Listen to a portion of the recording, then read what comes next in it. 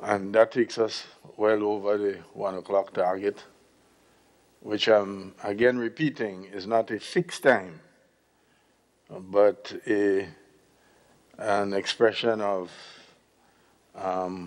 what I hope most senators would wish for.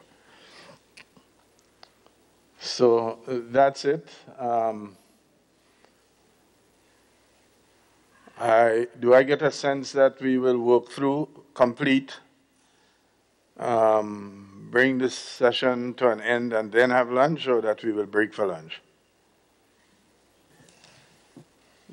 The fingers indicate that we will walk through. Is that the sentiment? Okay, if that's the sentiment, well, then the Senate be so guided. I mean, I could make a decision, but I don't normally like to do that. I really like to play as, operate on the basis of a team spirit and what. So, Senator Sinclair, the floor is yours. I think it's the motion B? Yes. Motion B? Yes. Good morning, Mr. President, and good morning, fellow senators. This morning, Mr. President, I'm here to present a motion in my name, and I would read. It says, whereas it is necessary to provide for the services of the state of Grenada in any budget cycle by means of an appropriation act, and whereas the estimate of revenue and expenditure for the fiscal year 1st January to 31st December 2021 was approved at the sitting of the Senate in December 2021, and whereas the approved estimates of revenue and expenditure presented the activities and work program for the various government departments and ministries, and whereas the activities and work plan of the estimate of revenues and expenditure for fiscal year 1st January to 31st December 2021, so passed, did not provide a timeline of the activities and projects, and whereas the timeline of activities will contribute to improve delivery of work plan activities, projects, and cash flow management, and whereas monitoring and evaluation is a prudent management process to improve delivery and implementation rates. Now, therefore, be it resolved that activities and project items presented in the now approved estimate of revenue and expenditures for the fiscal year 1st January to 31st December 2021 be presented in a quarterly timeline to improve planning, implementation, and monitoring. This concludes the reading of the resolution.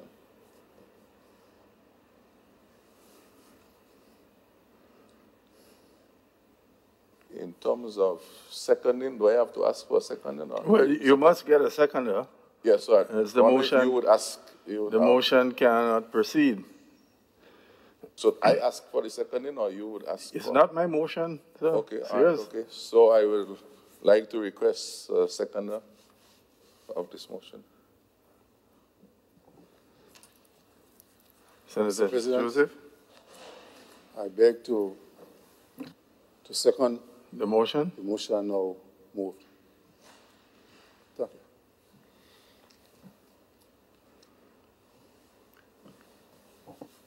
Senator Steele? Mr. President, I rise to propose that the mover of this motion withdraws the motion. I will lay out my reasons for this request, this motion request, based on the fact that all that is outlined within this motion, first of all, the premise that, that the annual budget process does not provide for the things outlined. So details of the activities, the projects, the programs, the monitoring and evaluation elements of that, the provision of timelines, cash flows, to assist in the implementation process. All of these things, Mr. President, are in fact part of government's annual budget process. So if you allow me, I will go into greater detail as to precisely what is provided for as part of government's budgeting process. But in addition to that, the additional work that takes place in terms of the development of corporate plans, work plans, which outline precisely what Senator Sinclair has outlined in his proposal. And on presenting my case, I, as said, will beg to move that the mover of this motion withdraws it. Mr.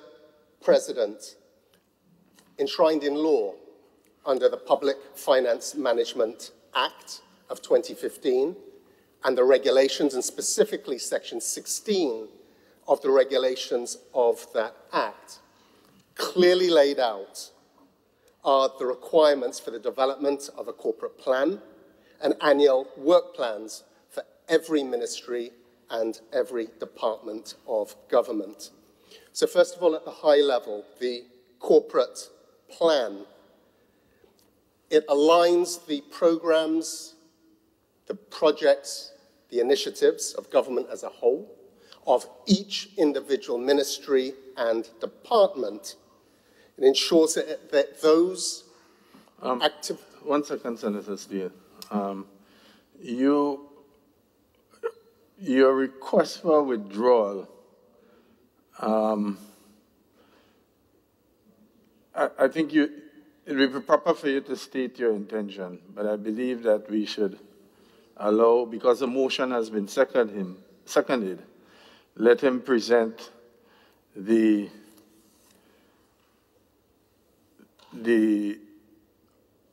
engagement of the motion, and you can rise again to ask that he withdraw it. And that's a matter for him. But the motion has been seconded, so it is now for him to give an outline of the contents of the reasons that he's advancing for why he's advancing what he's advancing. And then in response, you can ask for the motion to be withdrawn.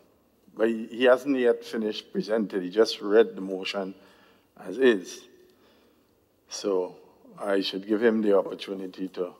And in response, you can ask for him to withdraw the motion and give your reasons why. And if he's so moved and he withdraws it, then the motion is withdrawn. Mr. President, we could do it either way. The approach I was seeking to take will outline precisely what is within the member's motion, but if you wish for us to extend the discussion, we can do so. But as I said, on my presentation, there will be a very clear alignment in terms of what the mover of the motion is proposing and what I will run through. So it's simply in the interest of time, but if you so suggest, I would be so guided. Yeah. Thank you so much, Mr. President. The good thing about life, Mr. President, is that there is God. And the good thing about God, they say God sees into the future. Man cannot see into the future. So I appreciate your permission to continue to present this case such that we can then decide down the road. We cannot decide, of course, before even seeing what is there. Mr. President, why this motion? This motion comes from 3 different angles.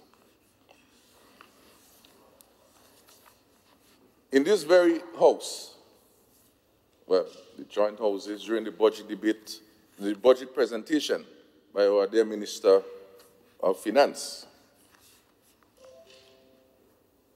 he alluded to a very important point in that, and that triggered a lot of things in my mind at that day, where he said that it was pertaining to issue of implementation. And he said some words to the effect that the Ministry of Finance... Just one correction. The presentation of the budget was not done at a joint sitting of the House. Huh?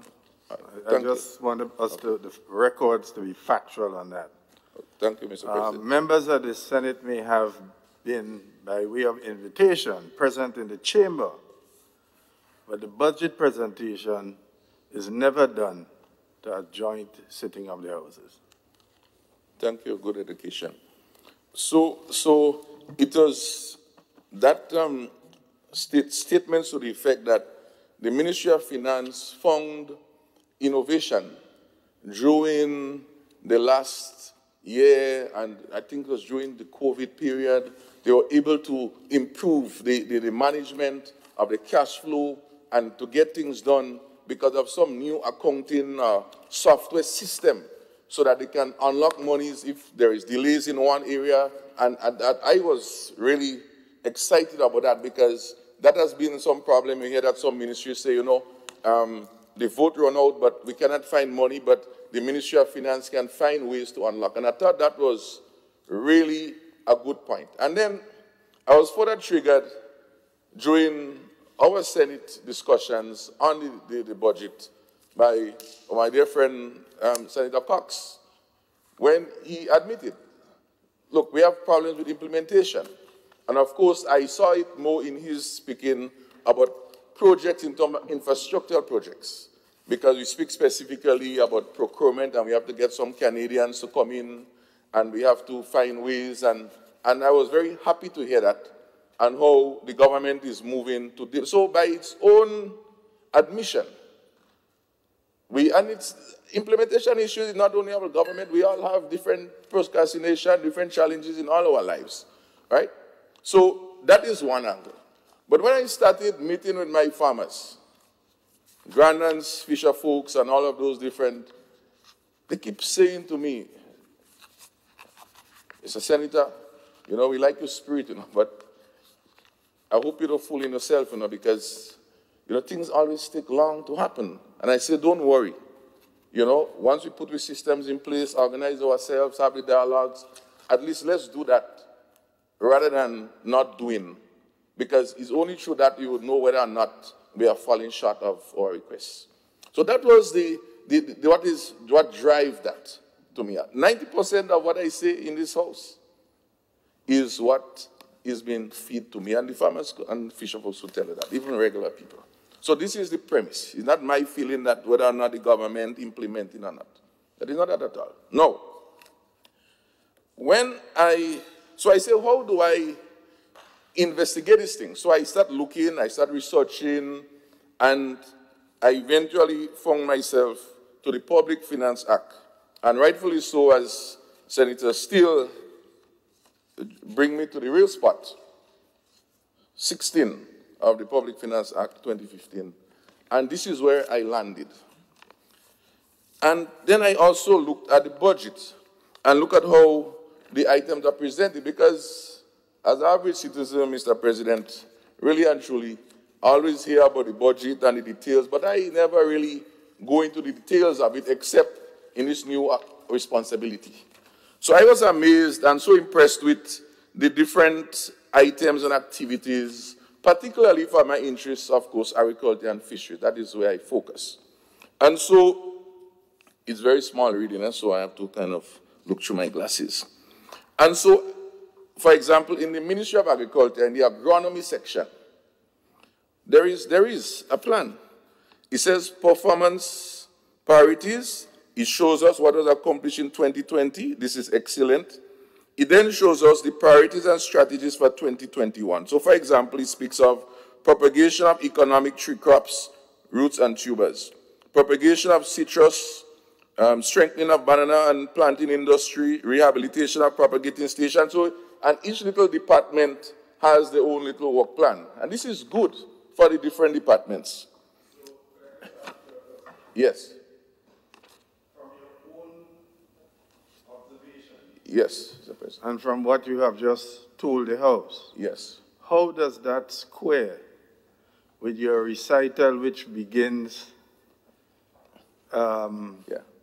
activities and work plans and estimates, did not provide a timeline of the activities and the projects? Right. I'm coming there, Mr. President. I'm laying the foundation. I'm coming there. I'm almost there.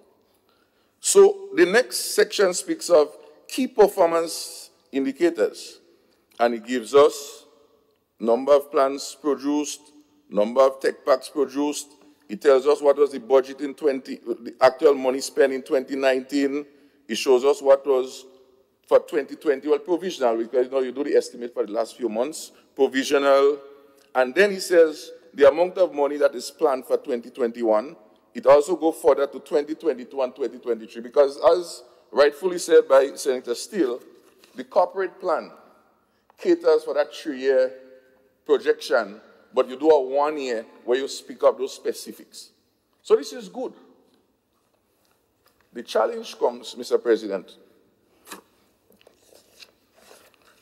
when you go to 16.3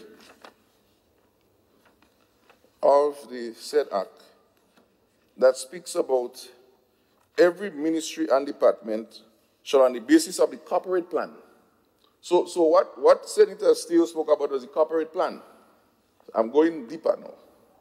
And I want to say, I spent about 2 hours last night Googling all on the government website looking for this corporate plan. And the only plan that keeps showing up when I search is I think it's the NAT, the National Adaptation something. So I'm yet to see, which is catered for in the act, the publication 1 week after this budget was passed for the publication of those plans. And because I take it, as Senator Steele is trying to allude, that there is another plan apart from this, what is contained in the budget, which for me, is okay with this contents here, as you rightfully also figuring out that the items as raised are here. The issue and the substantive issue is the issue of time. This is how we can measure whether something is happening or not. And so it says specifically under that section, it speaks about priorities and action for the budget year. I showed you that. Expected results, I showed you that. Time frame, and that is the one I'm looking for up to now. The officers, we see that. Even the budget, the amount of money is there. All of those things are there. And it also speaks about update the annual work plan to reflect the national budget approved by Parliament. And it speaks about no longer than 1 week after the approval of the budget that there is a publication. The real issue is item C, which is time. They tell us, I learned that, when you're setting objectives, they have to be smart. And smart meaning there is a series of things, but one of the major parts of smart is you have to be time-bound. And this budget and expenditure and revenues and so on that we have for the year is time. January 1st to December 31st. And we have a series of activities to take place inside of there. Now, for example, if we have a program to do planting and bananas, fine. Okay. All I'm asking, very simply, Mr. President, and this is a very simple request. You type PLANTIN and banana in a typewriter, you put in a bracket, open bracket, Q1, close bracket. So I know, when we sit here, I pull this up. I go to my farmers. We can see we expected to do this in Q1. But as it is now, it's open, so it could happen any time in the year, and no one can be held accountable. And this even further aggravates the matter, which I don't want to go into, in terms of the performance of our officers and the meeting of schedule and deadlines, etc., for the whole purpose. I don't want to go there. That is not the purpose of this. It's a matter of how do we look at that. And if you start knowing when those things would happen, it then ties back into that very important point that the Minister of Finance made in terms of the software, which could coordinate among ministries to allocate resources and finances based on maybe there might be projects that might be lagging, and those things happen for different purposes. You know? So for example, we look at the budget for this current year, and we have the allocation for the hiring of the Chief Agriculture Officer. This is the equivalent of almost like the Chief Medical Officer, that level in the ministry. And to date, we had the answers last week. July 7th, 2020, this individual retired. And we know 60 years was coming many years before. I don't even go into that. But at the same time, now we are on June the 7th, and the responses that we got from the ministry is that things are put in place. And we almost getting ready to prepare for the next budget cycle, Mr. President. And then when I read the transformative recovery, transformation, and resilience as our theme in our budget, and I look at the statement that was presented again by our Jew Minister of Finance, that we will redouble our efforts to make agriculture great again. So the request, Mr. President, is not it's a very simple request of open bracket, Q, 1, 2, or 3, or 4, which quarter, close bracket. So we could able to help and monitor, and also the different managers and so on within the government could work on that. Even at the Ministry of Finance and coordinating, they could see whether persons are going back and forth. This is all the requests. It's nothing complicated. So whether there is a plan or not, we're not saying no. What is so difficult to put 3 more characters? It's not printing off paper. It's it's digital. It doesn't interfere with anything. And I believe that we should not be running away, because this would help us for monitoring and able for delivery. It provides confidence for everybody and transparency for interaction. That's all I'm asking, Mr. President, to this honorable House. And I finish my presentation on this matter. Thank you. Honorable members, the question proposed is that the motion be read a second time. Senator Steele.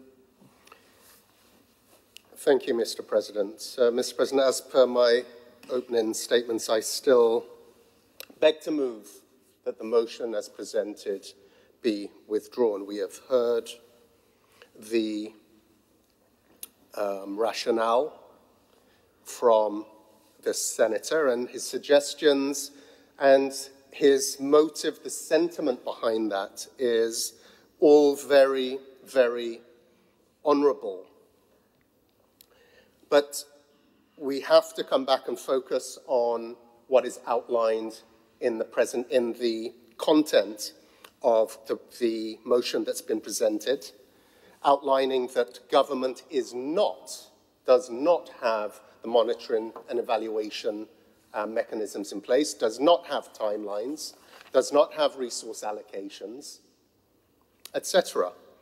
And just focusing on the motion before us, I once again put forward the argument that those precise things are covered, and covered comprehensively, within the legislation of the Public Finance Management Act and the regulations, and specifically to these items, what is covered under Section 16. I also hear from the member that the request, and what he's requesting is, again, it's different to what is outlined in his motion. That motion seems to distill down into simply the need to put open bracket, close bracket, and what's inside is a timeline against every program initiative deliverable of the estimates for revenues and expenditure. That document, Mr. President, is probably over 1,000 pages thick. Thousands and thousands and thousands of line items within that. So the practicality, as simple as the member on the other side presented, I think from an administrative perspective, it is not a simple thing. And to do that accurately, to do that consistently, and to use that as the tool to measure government's progress. Which is why government, in coming into office in 2013, recognizing the implementation challenges, diabolical implementation and performance of the previous administration, the historical challenges all administrations have had in implementing its programs, put in a number of measures, starting with legislation. You cannot have a more powerful mechanism to ensure that government is held to account and that there is transparency in the delivery of its programs, which are intended to develop the nation and provide benefits and services to the people. So recognizing the importance of that, encased in a legislative framework with regulations, a process is put in place for that very monitoring and evaluation in a very practical way, in a very efficient, thorough, well-thought-through way. And this isn't something we just came up on the back of an envelope. This was done with support from the World Bank, from the Caribbean Development Bank, the European Union, all of our development partners that we're working with at that time, through the structural adjustment program, seeing how we can reform our practices, how we can build capacity and the capacity that we need to be able to deliver on the program set out by government. And that starts with the corporate plan. And that corporate plan is over a 3-year period. That corporate plan links into our National Sustainable Development Plan, which is our 15-year vision. And then that corporate plan is then broken down into work plans for every single ministry and every division within those ministries. And those work plans speak to precisely what Senator Sinclair is asking for, which is a breakdown of the high-level programs through to projects, through to initiatives. That level of granularity with timelines for delivery on a quarterly basis. And there is quarterly reporting on those work plans. The resources to be assigned, both financial and human. Who is responsible, by when, and by whom, and what. And that is tied specifically into the annual budget and is part of the annual budgeting process. And those work plans are reviewed and revised on a quarterly basis as the Senator is requesting. Adjustments made where we're falling behind. How to ensure the efficient execution of those programs. Is it perfect? Absolutely not. But the mechanism in terms of doing the monitoring and evaluation that is requested for is what is done. And what the Senator is asking for, this open bracket, closed bracket, is not required, Mr. President. But I understand the simplicity. I understand how that could be viewed as useful. But the tools that are already developed and have been put in place since 2015 give us the visibility that we need to make the decisions that we need to ensure that we are operating as efficiently as possible. But, Mr. President, I will go further, and I would share our observations, being in government, being tasked, being charged, mandated, together with our colleagues in the public service, as government, in delivering these targets. And that isn't actually where the problem lies. The problem lies in having the tools to actually, not to monitor, we can monitor, it's the tools to actually implement. And that is why we haven't just focused on the legislation, we haven't just focused on developing a framework of written tools to guide us. We actually established a dedicated ministry for implementation, recognizing the challenges of past administrations, our own challenges and the challenges of others. A dedicated ministry. But it's one thing creating a ministry that doesn't have the people and the skills needed. We've gone beyond that.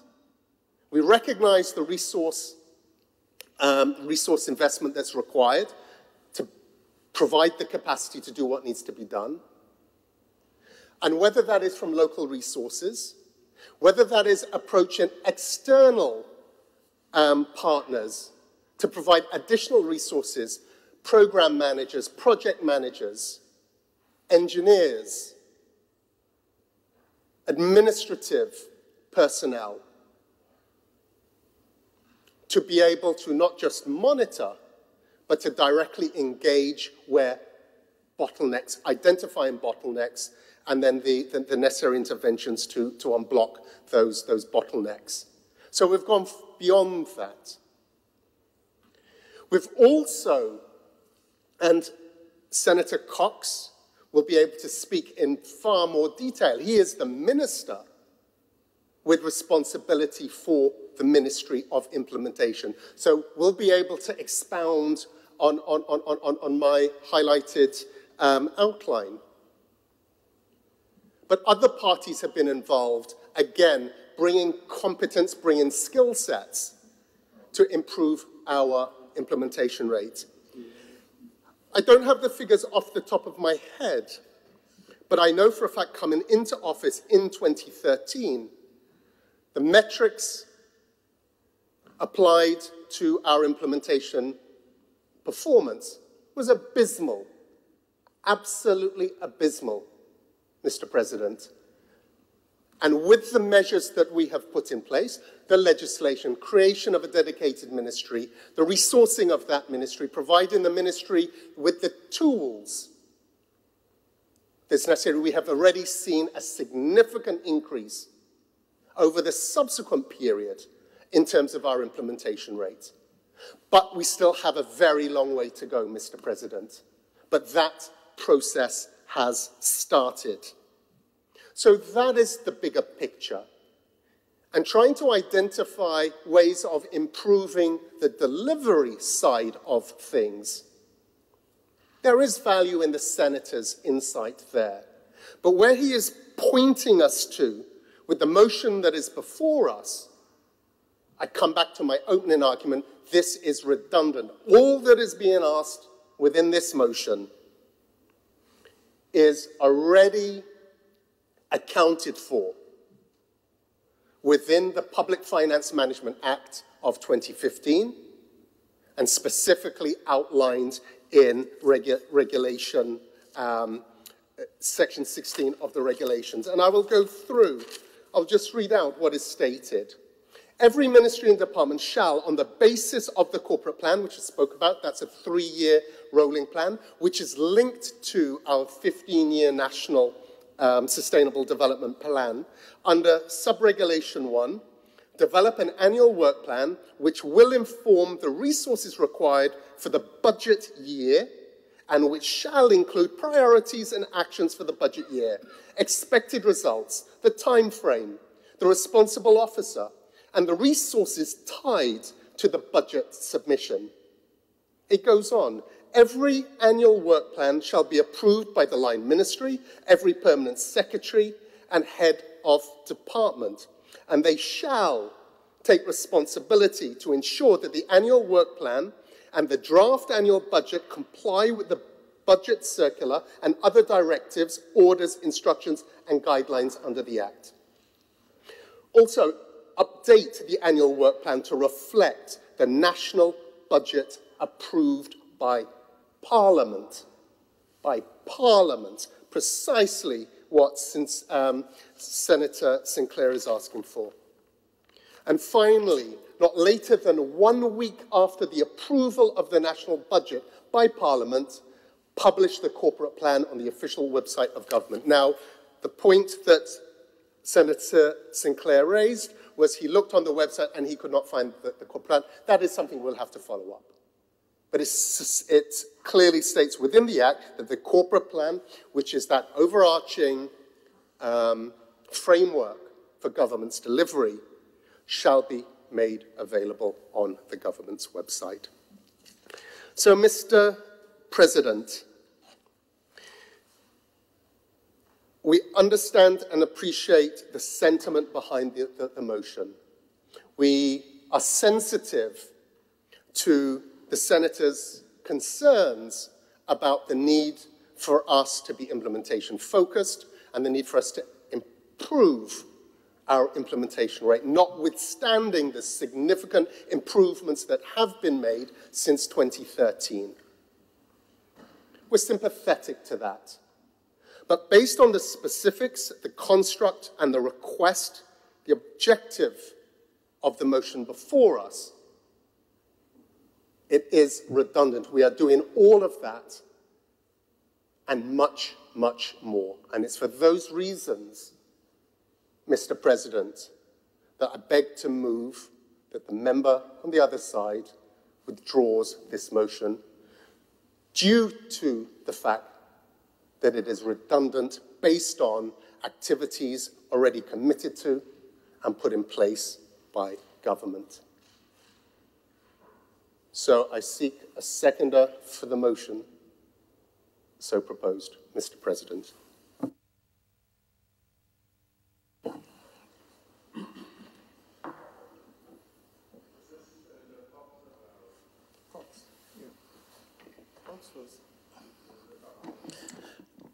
Mr. President, thank you very much. Mr. President, I stand to second the amendment suggested by the leader of government business to withdraw, a withdrawal of this motion and to offer some supporting contributions to the recommendation to withdraw this motion. And I just want to start first by saying, Mr. President, we on this side, in any way, our recommendation is not to in any way diminish the concerns of the representative for agriculture, and we'll explain further as I go on, Mr. President. Mr. President, before I go on, I just want to register, probably this is not the right time, just my apologies for being late this morning. And coincidentally, my lateness had to do with a meeting with senior management to stay on par and stay focused on the implementation of our key projects within the ministry. So, Mr. President, it's quite a coincidence that we're having this discussion now. Mr. President, I think the most important thing is that we need to look at the motion before us and also equate that with what my fellow colleague, Senator Sinclair, had presented.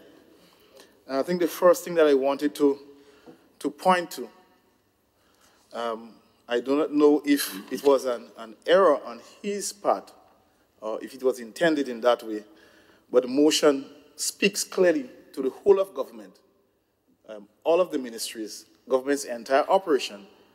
But his presentation, while he mentioned presentation from the Minister of Finance, was most centered around his stakeholder base, which was agriculture.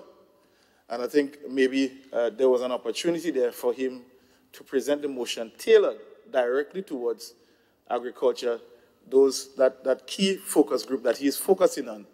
And I think that is one of the first things I want to point out. that there is a disparity in what the motion is requesting and the main tenet behind the senator's presentation. So that is the second thing that I wanted to look at. Mr. President, the issue of implementation, and I think it's important to help bear some clarity as to understand in the context when we speak of implementation government and what does that entail and what are some of the intricacies of the implementation process. And implementation in government seeks to cover a number of issues. And there are a number of factors that influence that implementation rate and how it is measured. And I'll speak to the Senator's presentation in terms of agriculture and use agriculture as an example on why we historically have the challenges with implementation and why we continue to look at ways of improving that implementation and to erase some of the bottlenecks that we have before us. One of the first thing, Mr. President, is that a significant number of our funding for projects in agriculture is tailored through foreign agencies, international agencies. And as a result of that, we as government have limited control as to the disbursement. If they have challenges on their end, then we have delays on our end. And that is one of the things that affect implementation in agriculture, some of the agricultural projects. Two, some of those projects are loans. And there are certain stipulation, terms and conditions attached to those loans for when it's to be disbursed, and what conditions are to be met. And sometimes some of the same reasons, some of the same delays for those disbursements are as a result of some of the stakeholders probably not meeting the requirements, not meeting the parameters. So sometimes we have to go back and ask for those terms and conditions to be lessened, to be lowered, so that our persons, our farmers, can benefit from it. And you have to understand, when those support come, they come on a broad base. And we are treated as Latin America and the Caribbean, and not just OECS. So there are a number of countries in the Latin American area. Their level of agriculture is way beyond ours. And so it forces us at times to shift those parameters to be able to get us involved and to get us encapsulated in those funding support for agriculture in particular. Mr. President, another critical thing, and I heard him mention the issue of hiring of the Chief Agriculture Officer. Mr. President, what I can tell you and this Honorable House, agriculture is a specialized area. I know it because I have a specialty in that area, an area in which I was trained in. And I can tell you, I left that position, and I'm certain up to this day, that position has not been filled as yet. And the reason for it is that it's a specialized position. You cannot just go out there and pick up a manager or somebody to teach or somebody to work in agriculture. Is specialized. And so one of the challenges is that we have been moving together with the Ministry of Education in terms of offering scholarships for persons in the agriculture sector. And the uptake is very, very slow. So those are some of the key tenets that are affecting implementation, getting persons to come and work in the sector. And we understand. We understand the challenges.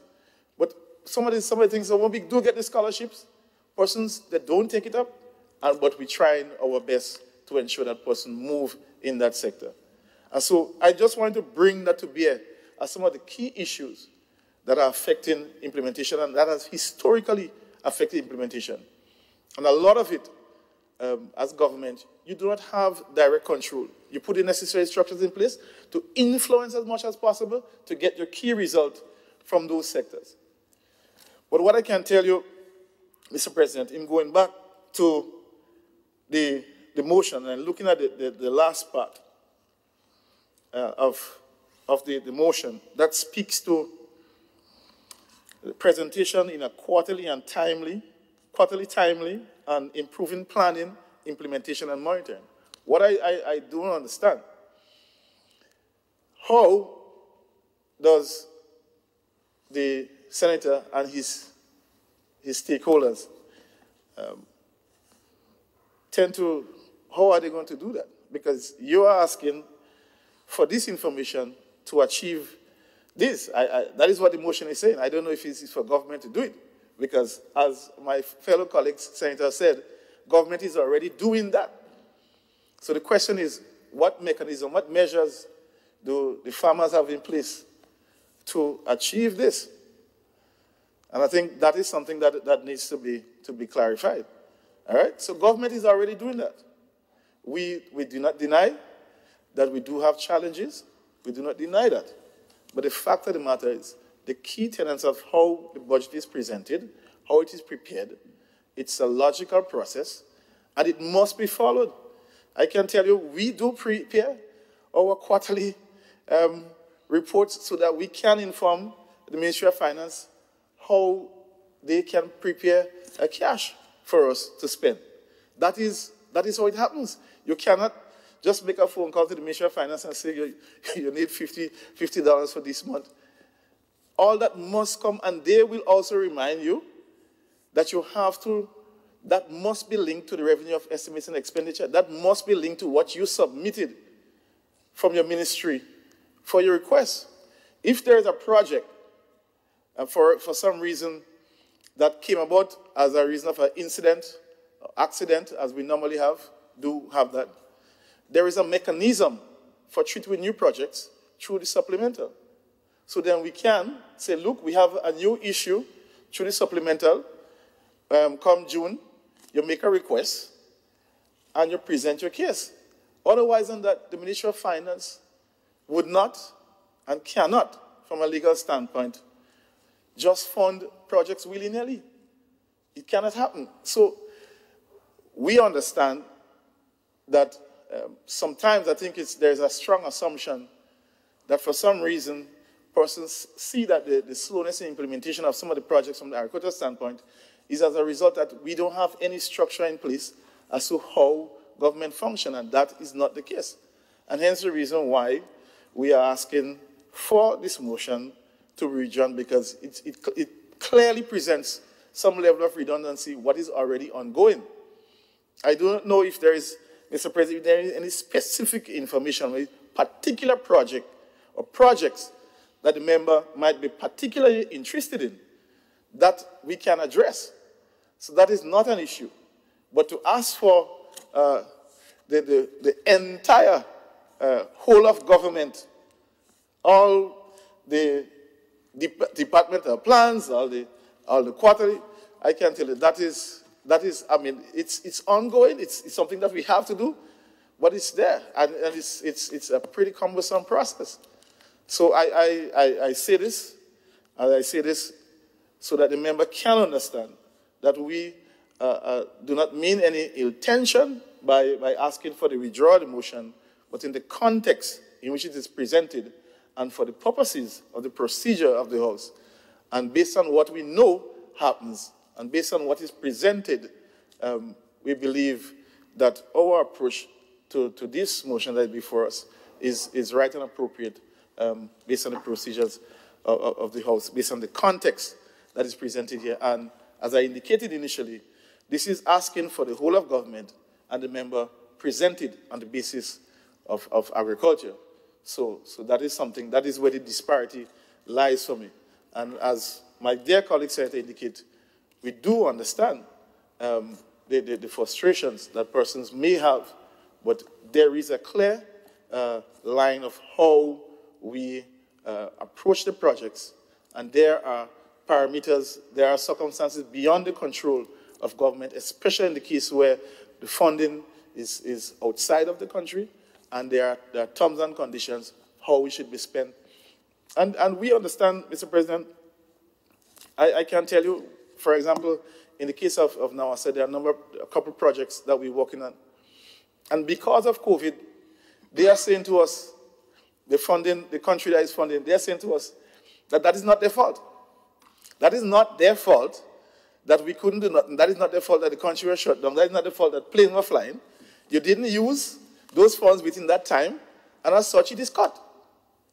I don't want to go into the specificness because those countries, they are friends and we want to continue to work with them. But that is the nature of how these engagements work. Now, when I met with NASA, we have to find funds. The project is important. Persons need the water. The upgrade is required. So we have to find funds. What do you do? Other projects are going to suffer. So that is the dynamics that we deal with on a daily, quarterly, monthly basis. So, Mr. President, I make this contribution in support to bring some clarity. I think the whole issue from our end is to bring some clarity as to why we're making this recommendation on our end, the motion before us. Thank you very much. I do hope this would have helped my fellow colleague, Senator, who knows, of course, he can, at any point in time, engage, be inside or outside this chamber for support, because it's an area that is very close to my heart. Thank you.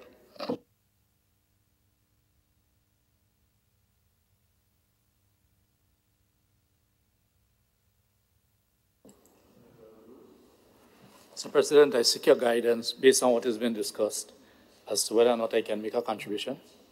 Thank you very much. Right, okay, thank you very much. Thank you very much, Mr. President. Right. Thank you very much. Let me just say off the bat that after listening to all of the discussions so far, especially those advanced by the leader of government business, I am more convinced that we shouldn't even be debating the matter should be passed. Based on everything that the Senator has said, he said that everything that has been asked for is already being done. This is the Senate. This is the nation's business. As we speak, I am confident that a large portion of the population is glued, listening to our discussion. And this is the best place to have these matters addressed. Not only this, all of the reasons even advanced by Senator Cox as to the challenges, as to why timelines cannot be met or things implemented, could be advanced for the reasons why these things cannot be done. The motion is not designed to chastise anyone. The motion is designed to say, let us give a plan as to when we want to achieve X or Y, the very set plan that the leader of government business has advanced. And to indicate that Senator Sinclair can approach our good colleague, Senator Cox, either officially or unofficially, to get report.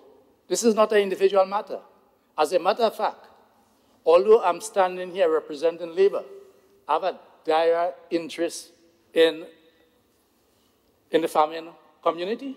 So I don't want to hear discussions that took place on the side of national importance. Labour is not representing, Labour represents everyone. And we are all here collectively representing all the different interests in Grenada. And so everything that I've heard, and that is why I raised to speak now, because I know we're on the managed time, but we must not sacrifice the debate on the interest of time. We must not sacrifice to advance that if we debate the matter, we're looking at time, because these are redundant. And there's nothing wrong in being redundant sometimes. Sometimes redundancy emphasizes that which you want to emphasize. And there's absolutely nothing wrong in this. We can make a conscious decision to fall within the realms of what people say is redundancy, and we can explain this. What is being asked for is a report to the Senate.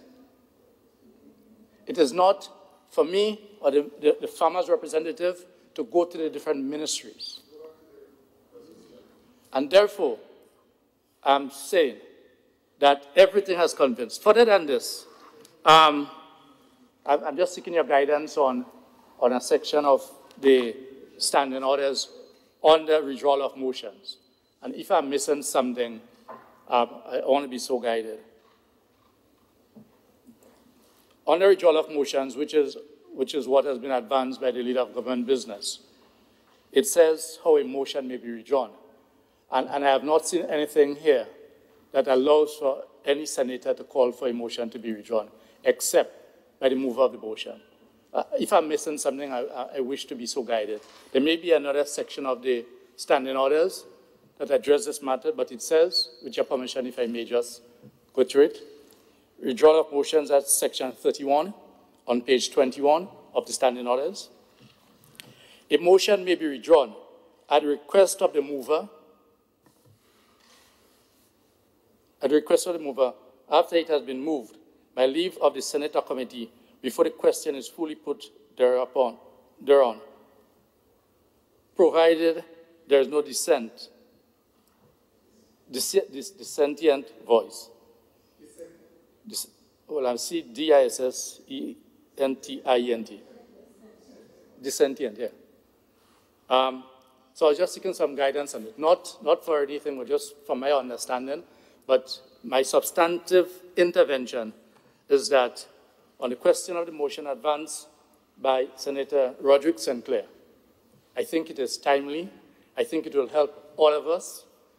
We have all identified, not just in the Senate, but throughout Grenada, that one of the major challenges that we face is that of implementation, and reporting with timelines can assist. As a matter of fact, in my view, a mechanism like this and the reasons as advanced by Senator Cox can help us to identify issues that we on this side here be able to make suggestions as to how to get things done.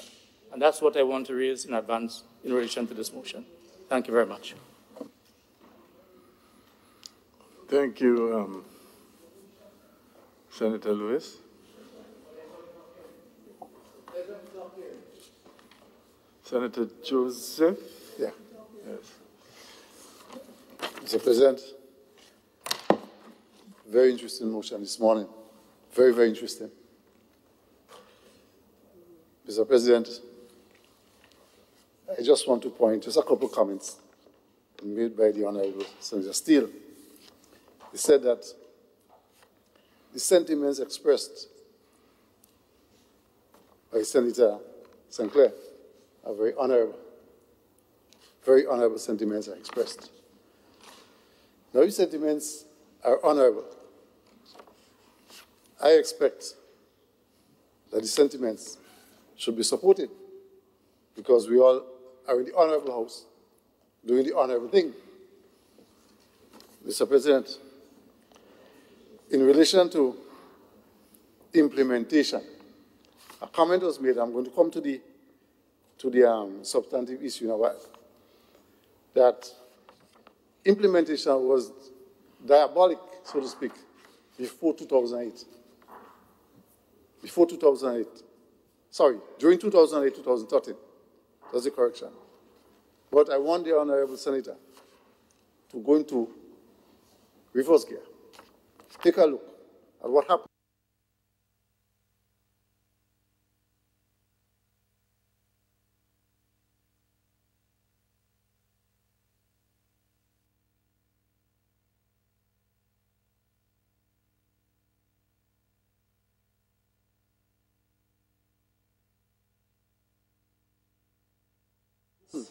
We're speaking about the... In terms of management of this country and this economy. Mr. President, we cannot run this country in a manner Mr. President, I stand on a point of order 37. Mr. President, I stand on a point of order 37.1. Relevance. We're speaking about the motion before us. We're not here. This is not a platform, Mr. President, to debate on what the member on the other side believes did or did not happen historically and the direction the member is about to take. I believe in terms of the relevance point, I would prefer that he sticks to the motion before us and not use this as a platform for some other agenda. Mr. President, when 2008 and 2013 is referred to, that's a historical context. Mr. President, the management of this country is too important to all of us inside here and the nation for us to appear to be running this country by air, quote-unquote air. We cannot do it that way. Now, the motion before us asks for certain things to be done, Mr. President. And my question to this Honorable House is this. If the motion is passed, what harm would it bring to this nation? What harm would it bring to this nation? Would it hurt this nation or would it help this nation, Mr. President? This is the fundamental question we need to ask. Mr. President, implementation is so important to this country that the Prime Minister, the Honorable Prime Minister, took implementation under his wings. Because there was a problem with implementation. There was a problem. And he saw it as critical that implementation be done. And one of the key factors in measuring implementation is time. It's time. Look, I have a teaching background, Mr. President. I have a teaching background. And when we set objectives, as Senator St. Clair said, we use the SMART principle. It must be realistic. It must be timely. And it must make sense. So we are saying, the Honorable Mr. St. Clair is saying in that motion here, that let us set timelines. Let us set timelines. Before the budget is developed, there are consultations. There are consultations. All the different ministries come together, they consult. When the cabinet and the department heads and so on, when they are satisfied, then the budget is read, and these are things that are supposed to be done. What is wrong in setting timelines? No, Mr. President. No, Mr. President. Let me just say this. The government said that they were able to access around $60 million to pay for Grenada. That money was accessed because certain projects were not done. Certain projects were not done. So that the monies were available at the end because these projects were not done. Now, which are the projects? Now, if you have this thing structured in such a way where it is timely, then you could go back and say, hey, this, that. And not only that, if we divide it into quarters, I'm just using quarters, it could be a 6-month period. If we look at it in quarters, at the end of the first quarter, we assess and we reassess. And we plan and prod our way forward. No, because we see the weaknesses, and then we move forward and strengthen those that are weak. So, Mr. President, I have no problem in supporting this motion. I think that this motion can only help the administration of this country. And the administration of this country is not just about this government. It is not just about this government. So, Mr. President, I stand here very humbly to put my full support behind this resolution. And I just want to, before I sit read, it says that the activities and projects presented in the now approved estimate of revenue and expenditure for the fiscal year be presented, right, for the fiscal year, let me put on my glasses, Mr. President. January 1st to December be presented in a quarterly timeline to improve planning. And this is the point I'm making. To improve planning. We are not saying planning is not there. But I remember in the 4-H movement, we used to say to make the best better. You know, whatever is good, we could always improve on it. And there is no harm that will come to the nation, Mr. President, by passing this motion. So, Mr. President, I wish to take my seat. Thank you very much.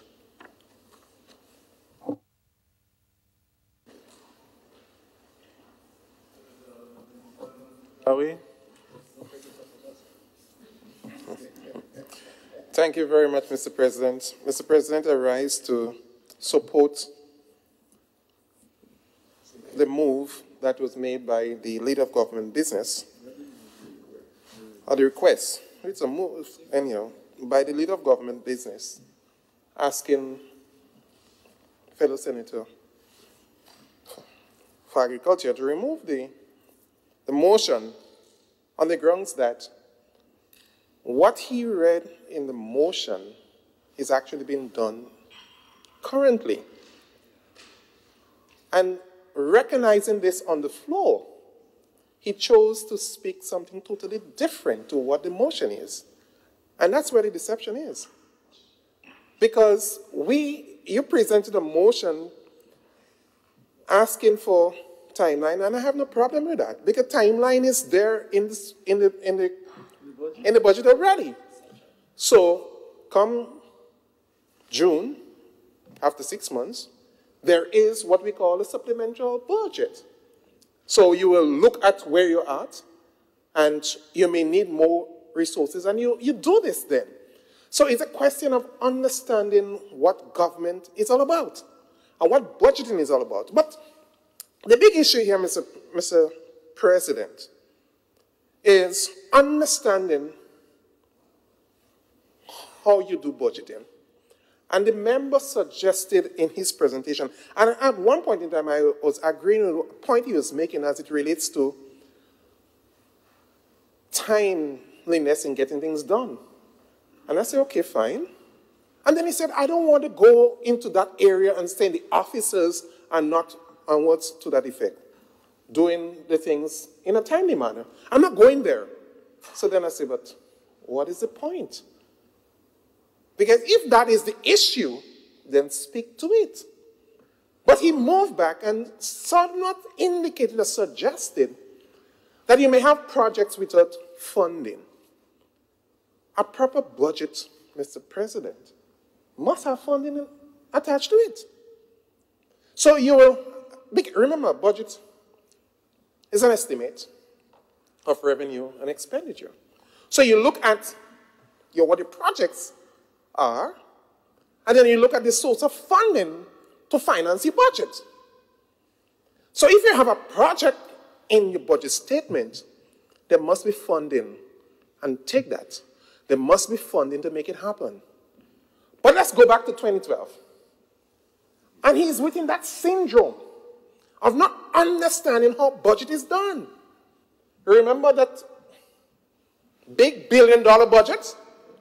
And I mean, everybody was, and I was sorry for these school children who, they were part of the billion-dollar budget being presented. And only to know it was a farce. Because a budget of $1 billion was presented, but there was no funding for it.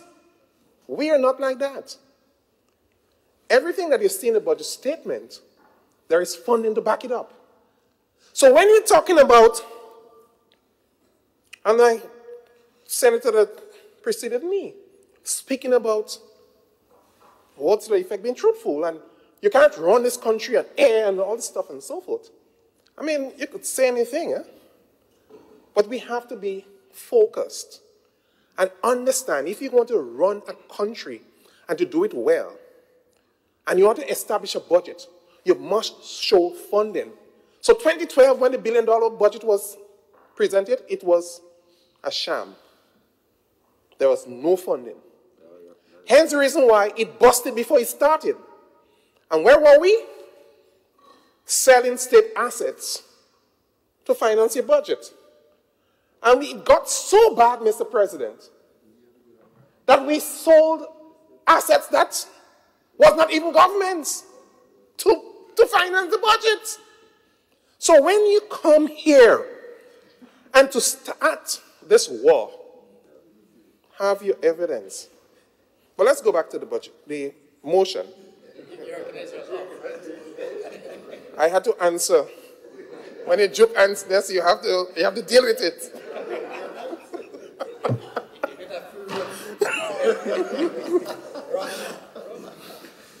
Allow me to continue? Can I continue? So let's go back to the motion. What is there? The motion that is presented on paper and the discourse given by this member senator here this morning was totally different. And I understand he had to, because he realized the motion on paper lacked substance. Because what he's asking is what has been done within the government.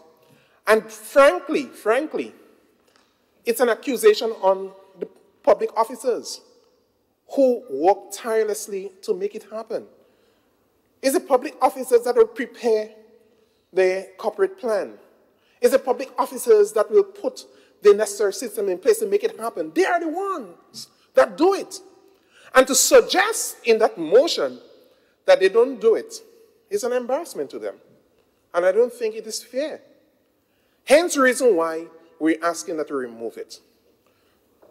But I understand where the mix-up came, to a total mix-up. Because yes, the constituents saying, sometimes talk about things going to happen, and it take a long time to happen. And that kind of throw you off guard. So you're going to probably wait and come again.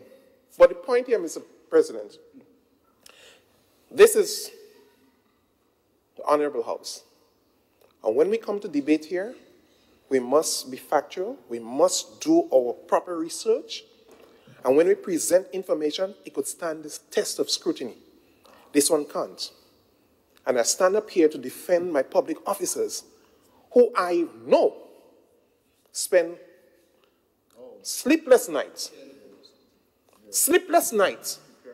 to prepare and to make sure that when that document is presented over 1,000 pages, it is populated for not just one, but for the 3 years that it covers, the cycle it covers. So to suggest that they don't do the work is unfair to them. And I heard you, Labour Senator, suggesting the 4%. If we take this as he's saying here, he's saying they don't deserve it enough because they're not working. It is unfair to do that to our public officers. I wouldn't say that like you. I am saying that they work hard and they deserve it, but as the government say, it's a matter of time. And I'm going to end by saying the last thing. It was brought up that we repurchased Grenada and we found $60 million from savings within the budget. The information is there, you know. The head of the Public Accounts Committee, who chairs that? The leader of Her Majesty's opposition. Well, he has it in name. Thank you. He could have presented all information, so he could have educated his members on this other side so that they won't come and make those sort of blunders. The information is there. You want to know where the savings were had?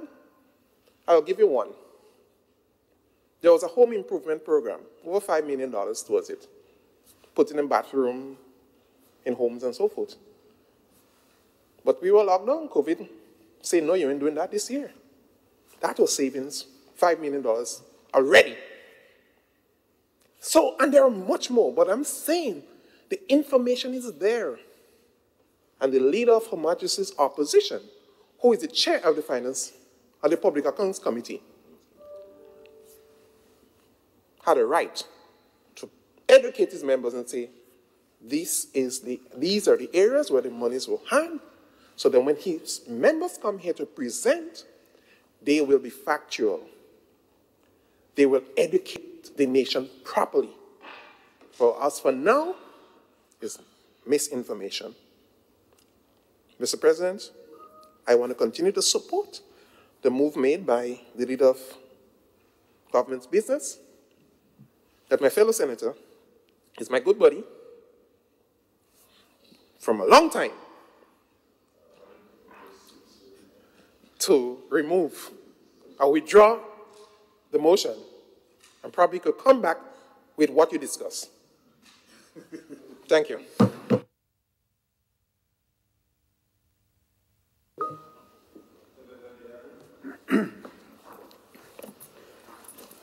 you, Mr. President. Very good morning to our colleagues.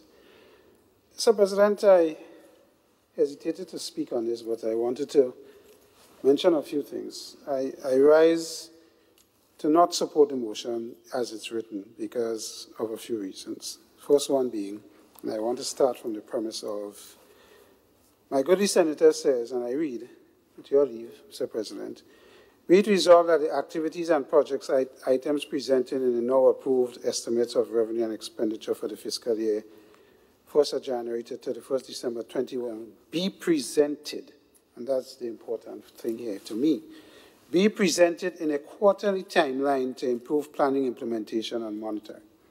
I have no doubt that putting timelines and monitoring these timelines, the achievement of or not, is important, and then to reevaluate why we have not is a prudent thing to do. It happens across all sectors and all businesses. Unfortunately, I think the government budgeting process is quite different and requires a legal construct that is quite different to what we know in a private sector setting as a contrast. So, for example, in my business, we present our budget maybe on a 3-year strategic timeline. We will evaluate every year and put a short-term 1 year and evaluate accordingly and to see why it's not being achieved in particular areas or not. There's nothing wrong with that. And in terms of how you do it and in terms of getting a matrix done with timelines, actions, people responsible, there's nothing wrong with that. That is a prudent thing to do. In a government setting, the mover of this motion is asking that this be done in the estimates of revenue and expenditure that is presented to the relevant houses in a format of a quarterly timeline. I am not sure that can be done or facilitated in that construct. The public service budget, in my view and my understanding, the members on the other side could correct me, when we present a budget in Parliament, is to achieve a few things. Is to state what the government plans to do over a 1-year period. In recent times, my brother, you probably were not in this, you have not been in the Senate when these things used to happen. Normally, a budget will just come with 1-year projection, and that's it. And you have the votes presented, and they tell you what vote for what ministry, and that is a legal construct because the ministries cannot approve any monies that come to the consolidated fund unless these votes are approved. Correct? Correct, my colleagues on the other side. In recent time, because of the PFMA, we have had come into this honorable house risk analysis. We have had come into this honorable house medium-term strategy paper, which gives us a 3-year, and I am alluding to the corporate plan. We have come into this house understanding how the risks associated with the budget being achieved or not achieved, upside risks, downside risks, and mitigation efforts to look at these things. I'm quite certain you got the papers and you have seen them accordingly. This was never done in prior years. I say this to say that we have seen significant improvement in how government presents its budget and how they plan to achieve it, and say to us the possibility of not achieving it and which risks are more important to look at and to mitigate. For example, the PFMA includes in it a release clause based on the KPIs that have been set, linked to the GDP, for whether it's wages and salaries, debt, and so on, and how we could come out of that if there is a serious issue that affects us, like a pandemic. That is progressive thinking, absolutely. When you read, the FROC just presented a report recently, and through you, Mr. President, I may divert a little. When you read the speech put down by the current governor of the ECCB Bank, Brother Timothy, you see he says in that document how progressive the Grenada government has been to introduce, first of all, the PFMA and what it represents and what it holds the government to in terms of how they execute what they execute. And it's not only from a financial point of view, but also from a timeline point of view. And I think you need to pay attention to that as well. It is not only how we do it, but what must be done. And Mr. President, I hear what my brother is putting forward, and I agree with that, but I don't think it's possible in the current construct in how the budget is presented.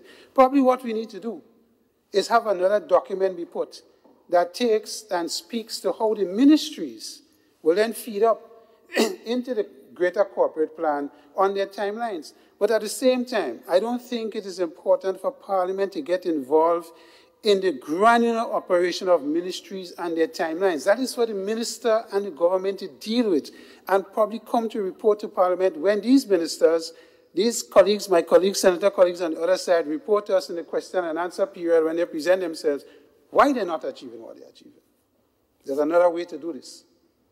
And I don't believe the paperwork that you're suggesting here, where you say be it resolved, is the way to go. I don't want to see more paperwork. I want to hear from the colleagues on the other side, on the ministries they represent, and the timelines they have set themselves for implementation and achievement, why it is not, or why it has achieved or have not, and the reasons and how, when they report to this August body, how we could assist in getting them back on track based on the plans they have put forward. We have overview. We have oversight. The president always says ministers must come and report to Parliament and give us reasons why they have not and why they have, if they have achieved or not. And we are to serve as oversight to the government and to the ministries through what we do here and get reasons, reasonable explanations.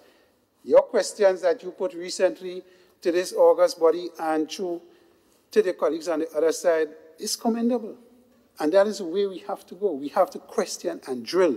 And I don't believe coming with another cadre of paperwork is going to help in that in terms of the quarter. I think it's done to some degree.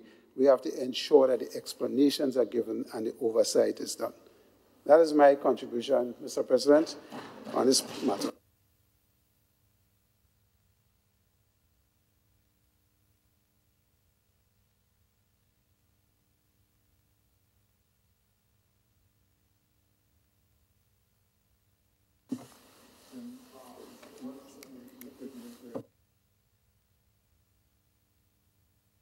One second.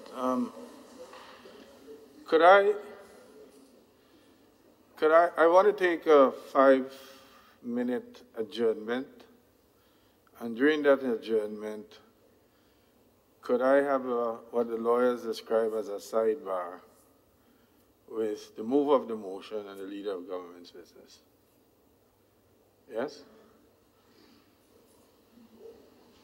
Because we are now entering, unless there is another contributor to the debate on the motion,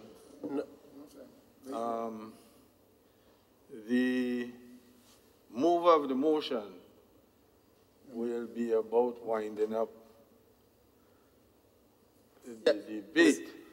The motion that has been moved is that the motion as presented be withdrawn, and I would simply wrap that up and we will put that to the House. No. That's why I want to have, it's precisely for that reason.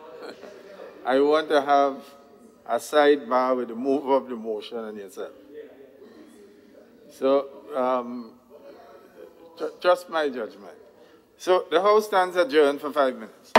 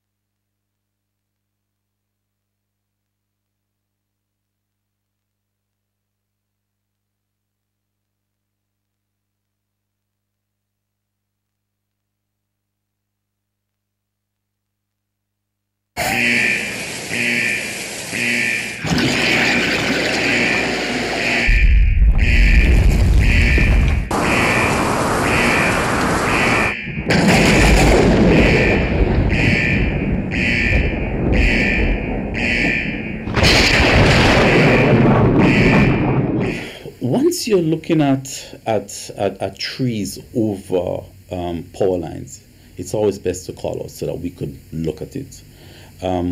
Cutting trees, pruning trees over power lines, there's always a danger that the branches can fall on the lines, damage the lines, take off electricity, and basically create more problems for us and even the customer in terms of additional outage time. So it's always best to call us. If we think that it is safe for the customer to trim because it's within their property, okay, we will advise them accordingly. But definitely, if it's a case where our lines will be endangered, we will basically take on that responsibility and do the necessary cutting and trimming. In a lot of cases, we probably have to take out power in that area. We might have to drop the lines if we think it's necessary. But we will basically take on that task of trimming the tree. Another important tip is to take inventory and stock in the event that power is lost during the passage of a hurricane or storm. It's essentially, with a hurricane, there's a strong possibility that there will be a power outage. Once we see that we are approaching hurricane winds, Grenada will take off power, and that is a safeguard all our assets, poles and wires falling on the ground, and even to safeguard the general public, right? So there's a strong possibility that electricity would go. So you're looking at refrigerated food, okay, your refrigerator is going to be off. So with that, no electrical power, there's a need to look at non-perishable foods, tinned foods, things that could last a long period of time, because we're not sure how long the outage will last for. It could be a short time, but sometimes we have to prepare for the worst case, in which power could be out for a number of days.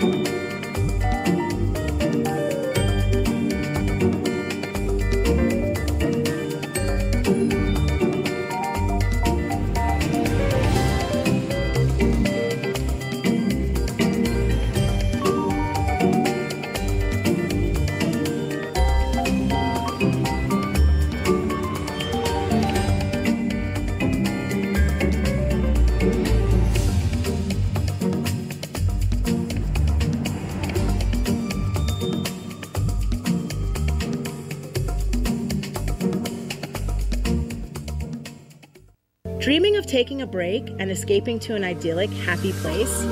Well, finding it does not require you to go too far. You already live in paradise. All it takes is for you to go out and discover it. Grenada, Carriacou, and Petite Martinique are blessed with a wide variety of accommodation that satisfy any taste and budget. Find the one that suits you and your family and treat yourself while having peace of mind that your health and safety is a priority. Knowing that we have gorgeous waterfalls, stunning beaches, and flavorful cuisine, let's be tourists in our own islands and enjoy paradise at home.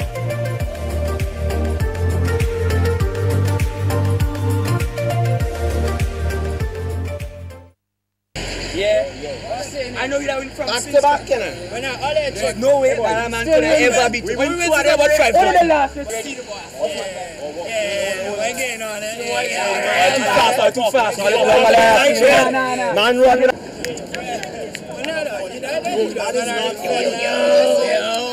Brother man. Hold on. Rennie, you're not the same girl. You have all the amount of boyfriend. In truth. Yeah.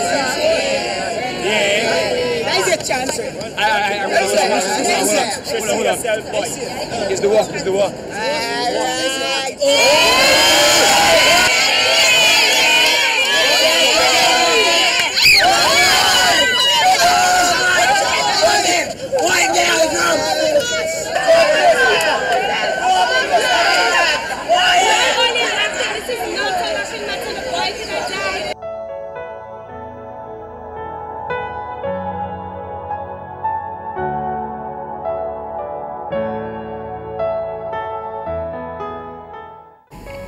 Whenever a pedestrian is attempting to cross a pedestrian crossing or any other road, he must first stop and make sure that there is no oncoming vehicle.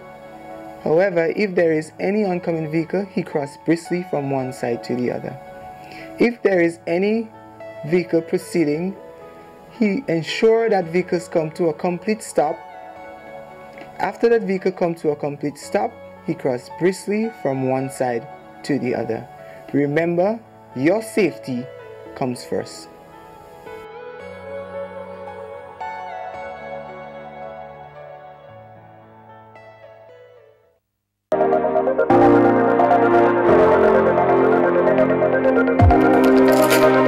Vaccination has a history across the world, right? It's a history that says also, though, that when you do go through with vaccination across a society, as with smallpox and polio and so on, it is quite likely that you're going to have a society that is relatively safe from the virus. The country and for the rest of the world to get back to normalcy, we need to be vaccinated. This is the importance of it. You understand? As we can see right now, how the country is going right now, there's a lot of people that are on the breadline and everything, and you know, tourism is one of our biggest contributor right now to the economy.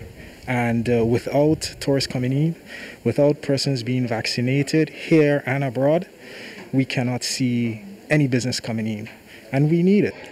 Spectacular. It's been a day that I've been waiting for a long while. It's over a year that we've been involved with COVID-19. And I think today signals the end of that long, dark passage that we've been through.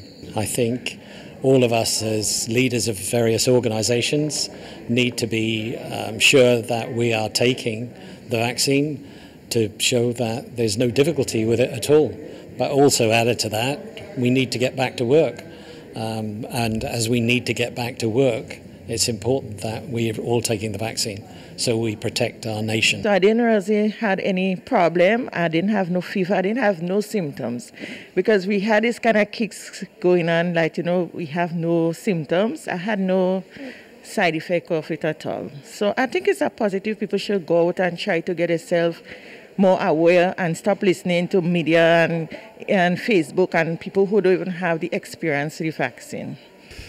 I will say they should listen to the science, they should listen to the experts, and they should pay less attention to the social media because that is not science and this is not expert opinion. So I think they should take the vaccine. It's the only way in which we will be able to revive the economy and get back to business as usual. I think when we don't look simply at me and my, because I find a lot of people here and all over the world are thinking about me. I don't want to take the vaccine. I'm afraid this. They haven't convinced me. They haven't convinced me of a lot of things. But it's not just about the individual. It's about the society in which we live. And the scientific evidence indicates that although there are problems, if as many people as possible are vaccinated, then we stand a better chance of holding out against whatever may come. Right? And that is particularly when it comes to older people, right, where we know that they are more susceptible. When it comes down to it, all of us as leaders of organisations have to say, yes, I'm taking it, because it's the sensible thing to do. If one considers this as an insurance policy against catching COVID-19, when we talk about, to my mind, insurance, anything that's valuable is worthwhile insuring. So therefore, my life and my health is valuable to me. So I need to take the vaccine to be insured against COVID-19. Everybody should do that. This is a choice that we have to make. It's evident that the global situation is not improving, and so I believe that we have to decide how we are going to ride this out. And I have chosen to vaccinate today because I would like to get back to some semblance of normalcy in the future, re-travel and otherwise. So I think generally, even though it's a personal choice, I would encourage many persons, especially young people, who want to live their life, to choose to vaccinate. Yes, it's good to take. It's very good to take. I'm 98 and I take it. So, because it may be something better for you. 10 or 20 literature I read, and I come to realize that I'm worse off not taking the vaccine. And if I do take the vaccine, it may not prevent me from having the virus, but if I do get the virus, I have antibodies will help me fight that virus. So I have decided the best thing for me to do is to take the vaccine. And I'm so happy that I took the vaccine. No side effect, no side effect. I even failed to find out where I had the vaccination. And I couldn't feel where I had it. There was no swelling, there was no fever, there was no headache, there was no vomiting. I was surprised. It's really surprised me. I have made up my mind, that, this may make me sick. I'm 84 years old, not as strong as I used to be before. But taking the vaccine, nothing happened. So I'm encouraging people. It may make you sick a little because everybody is different, but it's better to take the vaccine than have the virus and maybe die, or have the virus and become very ill. But if you take the vaccine, having the virus may save your lives. We have to be wise about this, wise in terms of understanding the whole range of problems, wise in terms of not being fooled by what the, all of these, what they call them again, conspiracy theories. There's so many conspiracy theories around. And from my perspective, when I listen to the people who are spouting the conspiracy theories, a lot of that is about ego, about people who bigging up themselves, I know, and I'm not doing this. And there's an instinct in all of us where we want to believe that we are standing up for this and standing up for that, when in fact all we're doing is laying the groundwork for greater dangers for other people. So I think Pope Francis is very right when he says, you take the vaccine not because you know everything about it, but you take the vaccine because at this point in time it seems to be the most charitable thing to do, not simply for yourself, but for the society in which you live. And that is why I stand on it.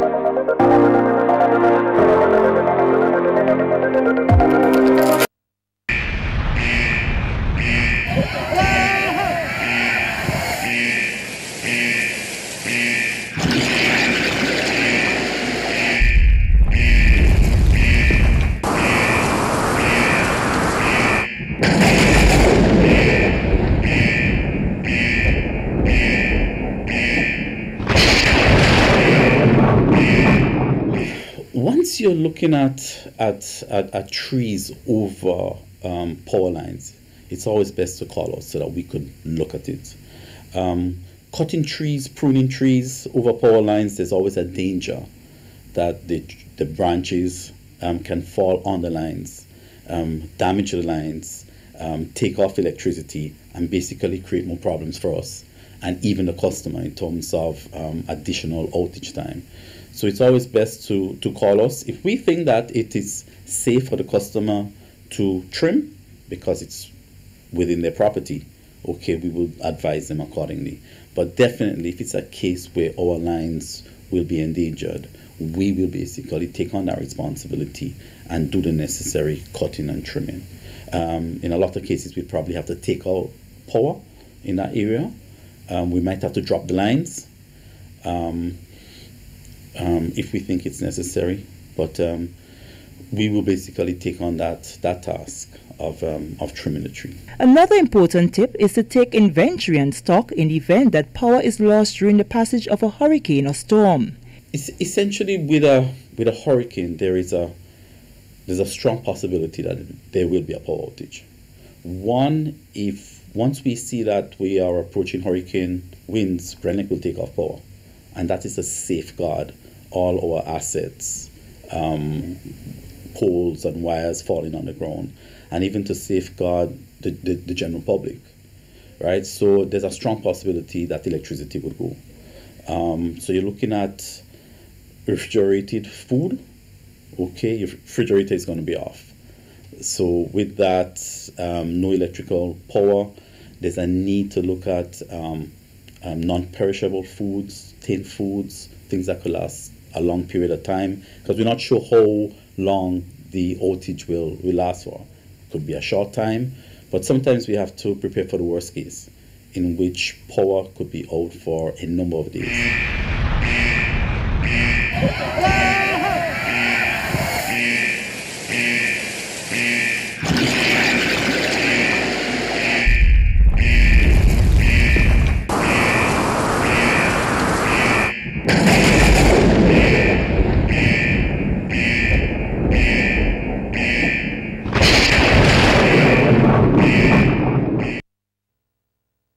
In December 2019, there was a cluster of pneumonia cases in China. Investigations found that it was caused by a previously unknown virus, now named the 2019 novel coronavirus. In this video, we'll take a quick look at what's currently known about the virus. Keep in mind that this is a new virus, and what's known about the virus now might change in the future. Coronaviruses are a large group of viruses. They consist of a core of genetic material surrounded by an envelope with protein spikes. This gives it the appearance of a crown. Crown in Latin is called corona, and that's how these viruses get their name. There are different types of coronaviruses that cause respiratory and sometimes gastrointestinal symptoms. Respiratory disease can range from the common cold to pneumonia, and in most people, the symptoms tend to be mild. However, there are some types of coronaviruses that can cause severe disease. These include the severe acute respiratory syndrome coronavirus, first identified in China in 2003, and the Middle East respiratory syndrome coronavirus that was first identified in Saudi Arabia in 2012. The 2019 novel coronavirus was first identified in China. It initially occurred in a group of people with pneumonia who'd been associated with a seafood and live animal market in the city of Wuhan. The disease has since spread from those who were sick to others, including family members and healthcare staff. There are many cases at present, and the disease has spread within China and also to a number of other countries. So, where did the virus come from? It's known that coronaviruses circulate in a range of animals. Sometimes these viruses can make the jump from animals to humans. This is called a spillover, and could be due to a range of factors, such as mutations in the virus or increased contact between humans and animals. For example, MERS-CoV is known to be transmitted from camels and SARS-CoV from civet cats. The animal reservoir of the 2019 novel coronavirus is not known yet. How is it transmitted? The exact dynamics of how the virus is transmitted is yet to be determined. In general, respiratory viruses are usually transmitted through droplets created when an infected person coughs or sneezes, or through something that has been contaminated with the virus. People most at risk of infection from the novel coronavirus are those in close contact with animals, such as live animal market workers, and those who are caring for people infected with the virus, such as family members or healthcare workers. So, how does the disease present? Well, from what is known so far, there can be a number of symptoms ranging from mild to severe. There can be fever and respiratory symptoms such as cough and shortness of breath. In more severe cases, there's been pneumonia, kidney failure, and death. The mortality rate is not known yet. How can we tell whether someone is infected? The infection can be diagnosed by a test called PCR, or polymerase chain reaction. This test identifies the virus based on its genetic fingerprint. There's currently no specific medication for the virus, and treatment is supportive care. There's currently no vaccine to protect against the virus. Treatment and vaccines are in development. How do we prevent transmission of the virus? This new virus currently has a limited geographic spread. However, There are a number of standard hygiene practices that have been recommended to protect against infection and further spread. These include covering your mouth and nose when coughing or sneezing with a medical mask, tissue, or flexed elbow, avoiding close contact with those who are unwell, the appropriate use of masks and personal protective equipment, especially in a healthcare setting, washing hands regularly with soap and water, or alcohol-based hand rub. Actions that can be taken to prevent infection from an animal source include avoiding unnecessary unprotected contact with animals, washing hands after contact with animals or animal products, and ensuring that animal products are cooked thoroughly before they're consumed. It's important to stay home if you're feeling unwell, but if you have a fever, cough, and difficulty breathing, seek medical care early and share your previous travel history with your healthcare provider. That's a quick look at this emerging infectious disease. Given that this outbreak is evolving rapidly, what's known about this virus can change. Please check the websites below for the most up-to-date information.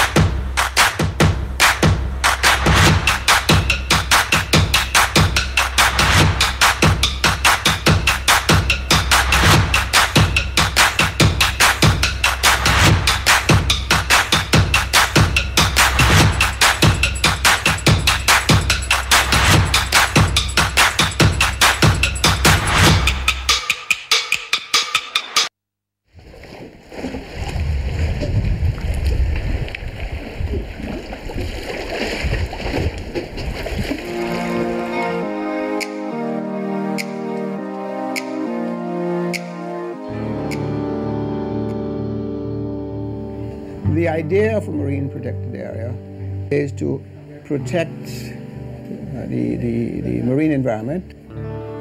To do this, we think it is absolutely necessary to involve local people.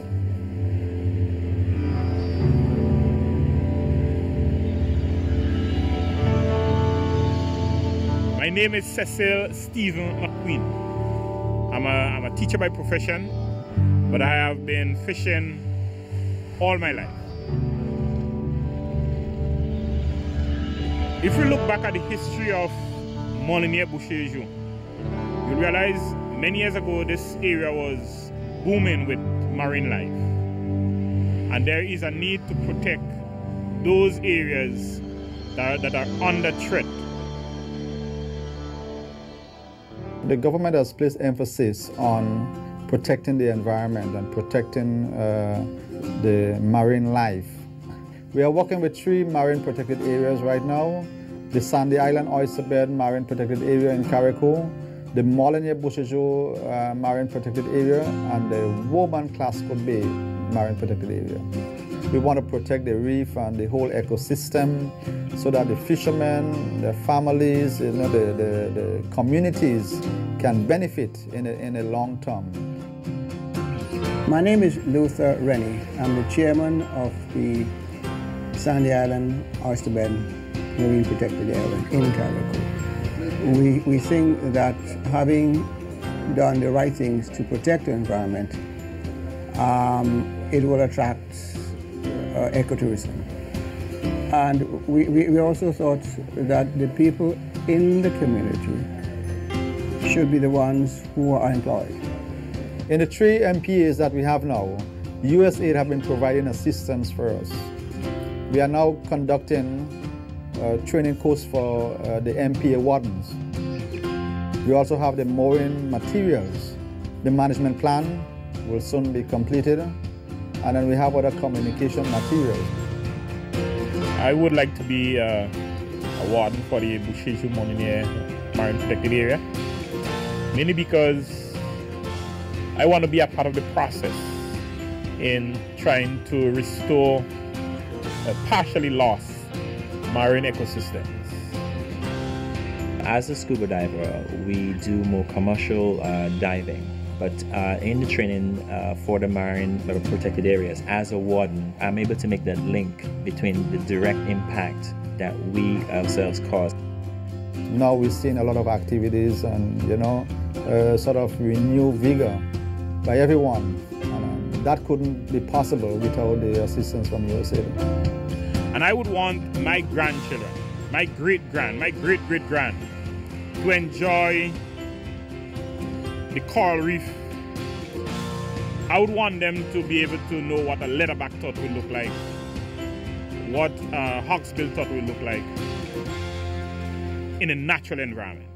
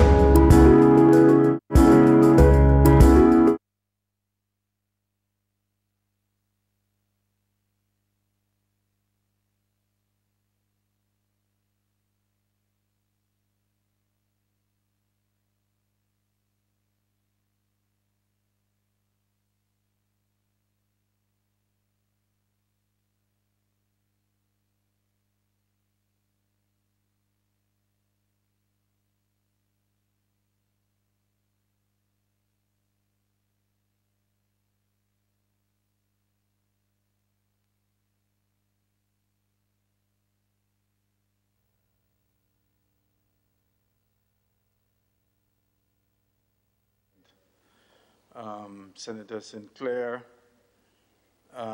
was about to wind up the debate. Yes? I got no other indication that anybody else was going to contribute, so Senator Sinclair, you have the floor.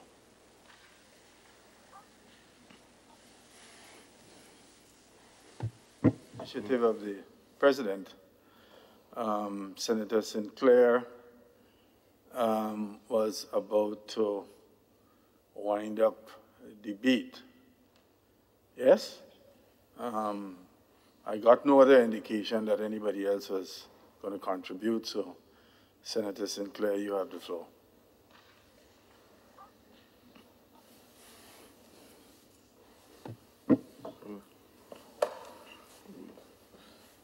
Thank you so much, Mr. President.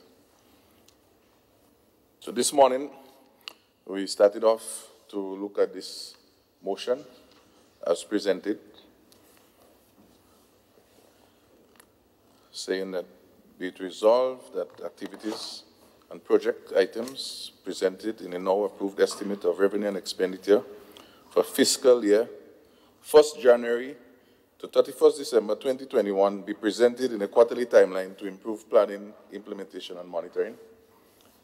We have debated on both sides this morning vigorously. I have listened and considered all the different factors. Of course, notwithstanding all the foregoing, at this time, Mr. President, I think it's wise, and to my fellow colleagues who would have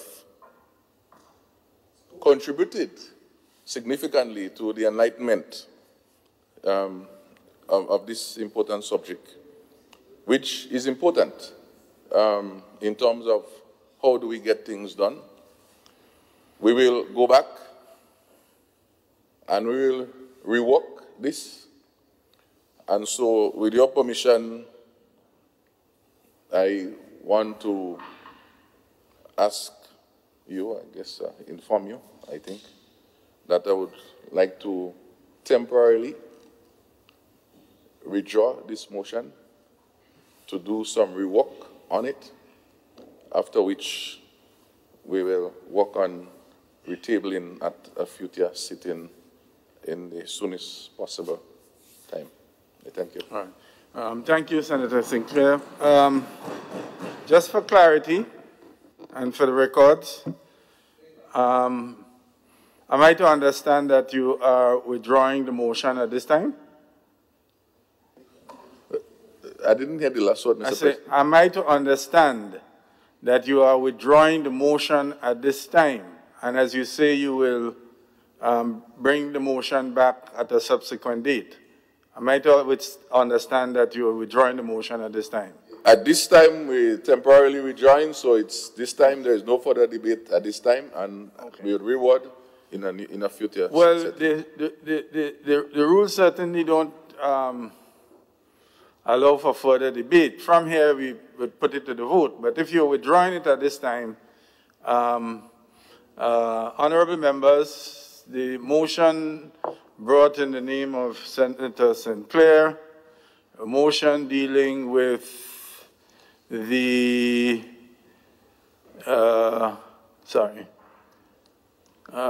dealing with a resolution, be it resolved that the activities and project items presented in the now approved estimates of revenue and expenditure year 1 January to 31st December 20 be presented. The quarterly timeline, improve planning, implementation, and monitoring is now withdrawn. Honorable members, the said motion is withdrawn to be submitted at a future date in this session. Motion withdrawn. Yes. Senator Lewis, I think you have. Thank you very much, Mr. President. And I rise to address this motion standing in my name. And it goes as follows. Motion on the ownership of the Grenada Electricity Services Limited, Grenlec. Whereas, accepting that the government of Grenada has repurchased from WRB the controlling shares in Grenlec, and whereas, accepting that Grenlec is now publicly owned, and whereas knowing that Grenlec is one of the nation's most important assets for economic, security, social, cultural, health, and other developmental activities. And whereas, believing that this prized asset must serve the general good for Grenadians, and whereas, recognizing the need for Grenada to have control over its electricity generation, and whereas, considering that the people of Grenada must be in a position to begin to reap the benefits from Grenlec, just an error with a word there. Now, therefore, be it resolved that 1, government of Grenada must continue to be the majority shareholder. 2, should any part of the government of Grenada shares be divested, then local companies, diaspora, and nationals must be given the preference to purchase the shares. Be it further resolved that, if affirmed, this resolution be forwarded by way of message to the House of Representatives. There ended the resolution. Mr. President, I rise to second the motion.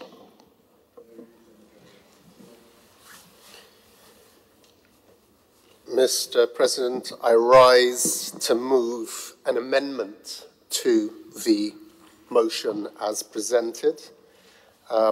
Sergeant of Arms, if I can, these could be circulated to members, please.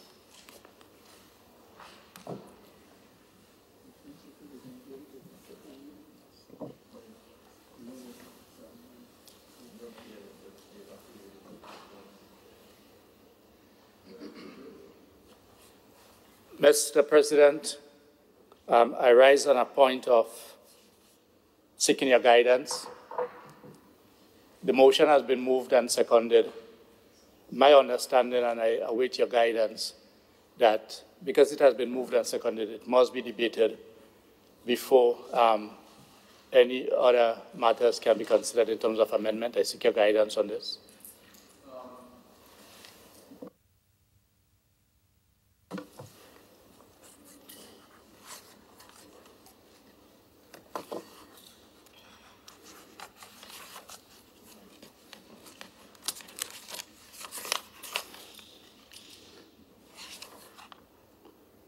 One second.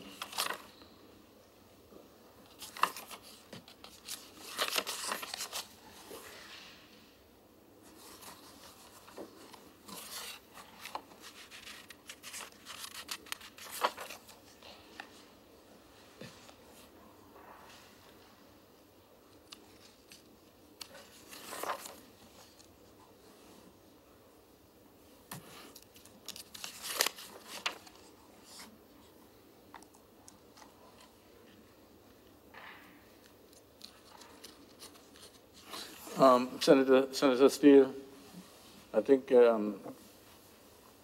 I think you moved a little prematurely. According to my interpretation, Standing Order 32(3), it says an amendment to a motion may be moved and seconded at any time after the question has been posed by the President. So after you pose your question, Mr. President,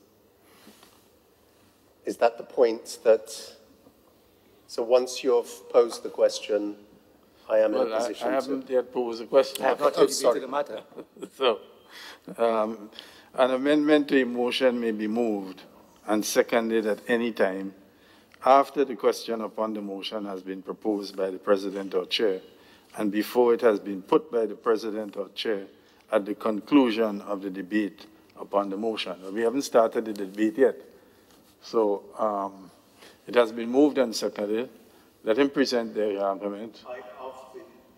Yes.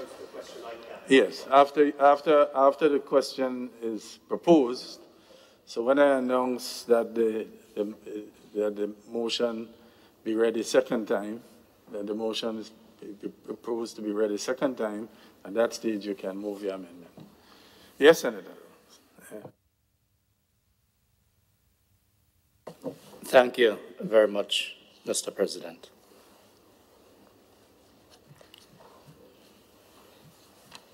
As Labour has indicated before, and in this, we have always welcomed the repurchase of Grenlec because we think it is something that must be in the control of the people of Grenada. But important for that, for us to be able to enjoy those benefits, and for us to not have a repeat of the challenges that we had, not in terms of performance under WRB, because no one can deny that the consistency, guaranteeing of service, quality of service was there. But we all would agree that the benefits of the company in terms of its financial performance, etc., went out, by and large, out of the country. And therefore, what we are seeking to do, now that it has been repurchased, we want to ensure that we do not end up with another WRB scenario whereby government may seek to divest its shares or the majority of its shares. So I do not see this matter here as, I do not see it as a contentious issue. As a matter of fact, we have supported the move by the government, but we are trying to ensure through this debate and this motion that that which has been advanced to us as the objective of repurchasing the company is maintained. Some of the key indicators to this certainly must be the management. And the government has indicated that at the time of the repurchase, it said that it is in the process, or was in the process, of seeking to get a professional unit to advise and even manage the company. We want to ensure that whatever has been done is driven professionally and not being influenced by what we call political considerations. On the issue of, because the board of directors sets policies or follow the policies of the annual general meetings, yes, it is important that the composition of the board be such that it is driven by competency, qualifications, and the ability to do the job. All of these must lend itself, Mr. President, for the proper functioning of so prized an asset. We need to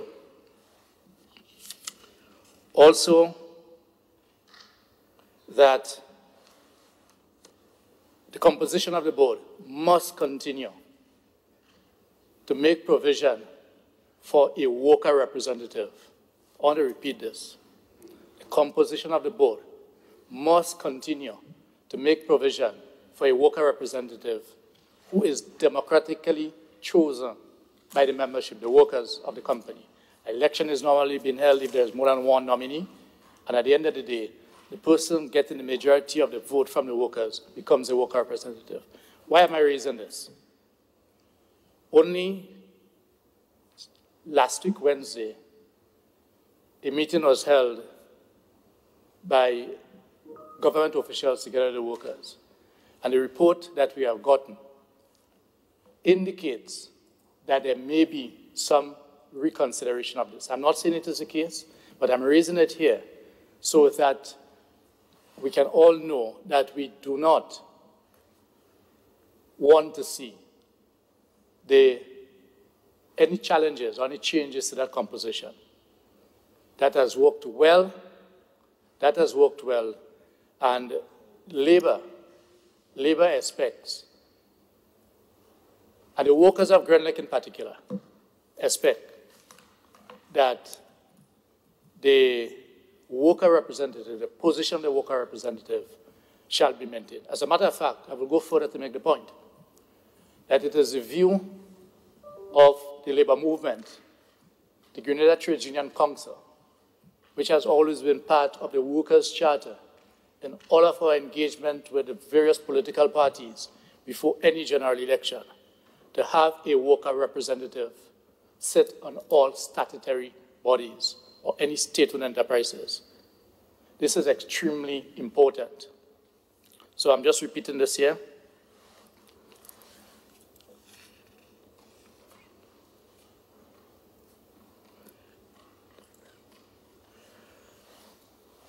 Within the same discussion that we're having in terms of time frame, it will be useful for us to know time frame that the question of the management, the professional management structure will be addressed. As I indicated, all of these was spoken about at the time of the repurchase in our engagement with the different ministers.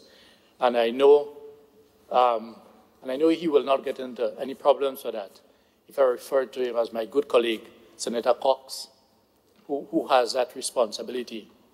So these are drawn to your attention.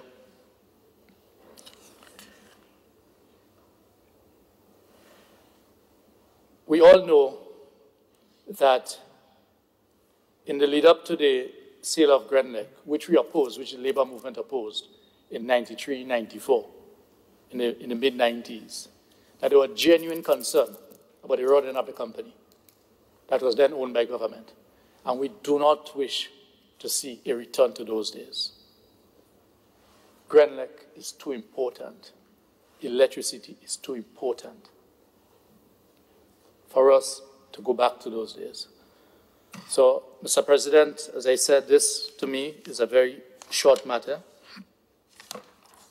that is designed to ensure that we continue to be the major shareholders, that's the government and people of Grenada.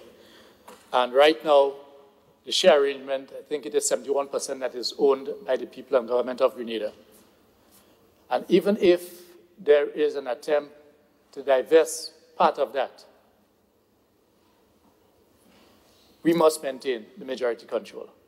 But even if any portion of that is being divested, it must be made as a priority. Preference must be given to local Grenadians and the diaspora and local companies. This will give us a sense of worth. This will give us a sense of purpose. And this will bring justification to the repurchasing of Grenlec. We have addressed the issue in the past as to what brought us here, but we are where we are. That will help us, especially in these trying times, to be able to retain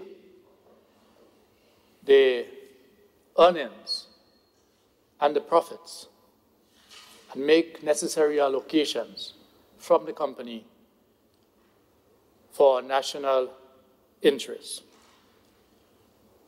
I'm also asking for consideration for the workers, and that came from the workers even after the meeting, and that was raised, I think, at that meeting, and I stand to be corrected.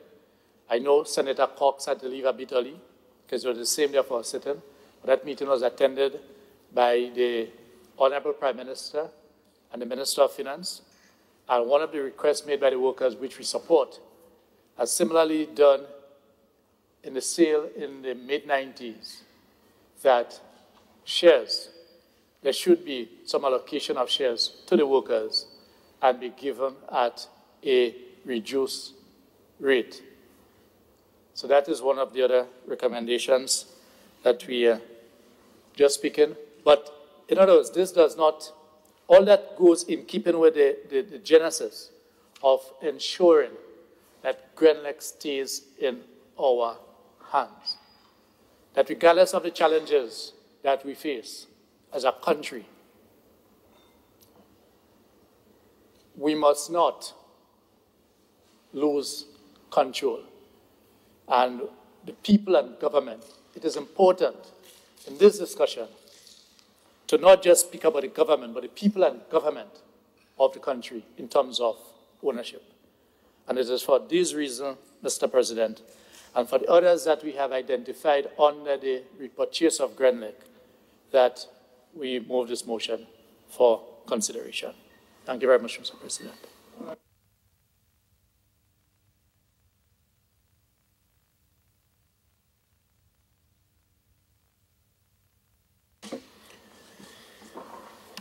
Mr. President, I beg to move amendments to the motion as presented by Senator Lewis.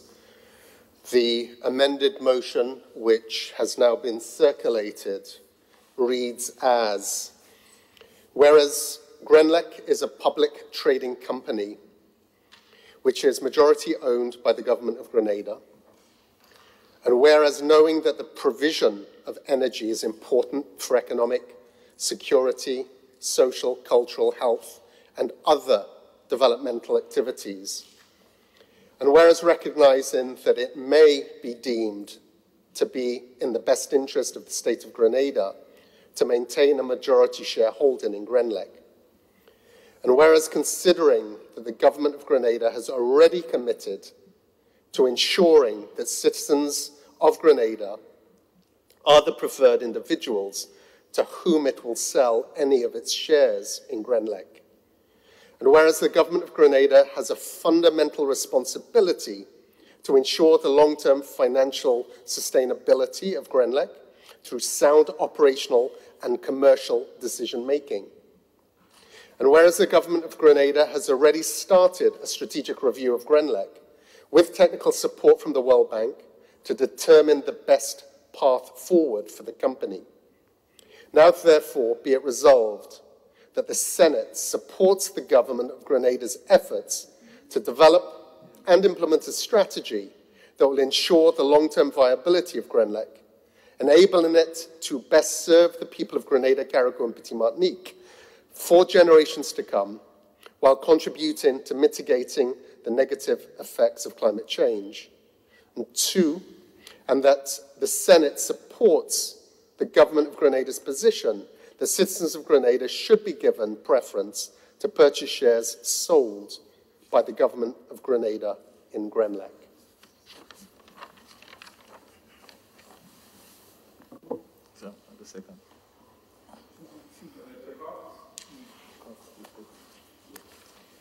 Mr. President, I rise to second the amendment offered by the Leader of Government Business to the motion before this House.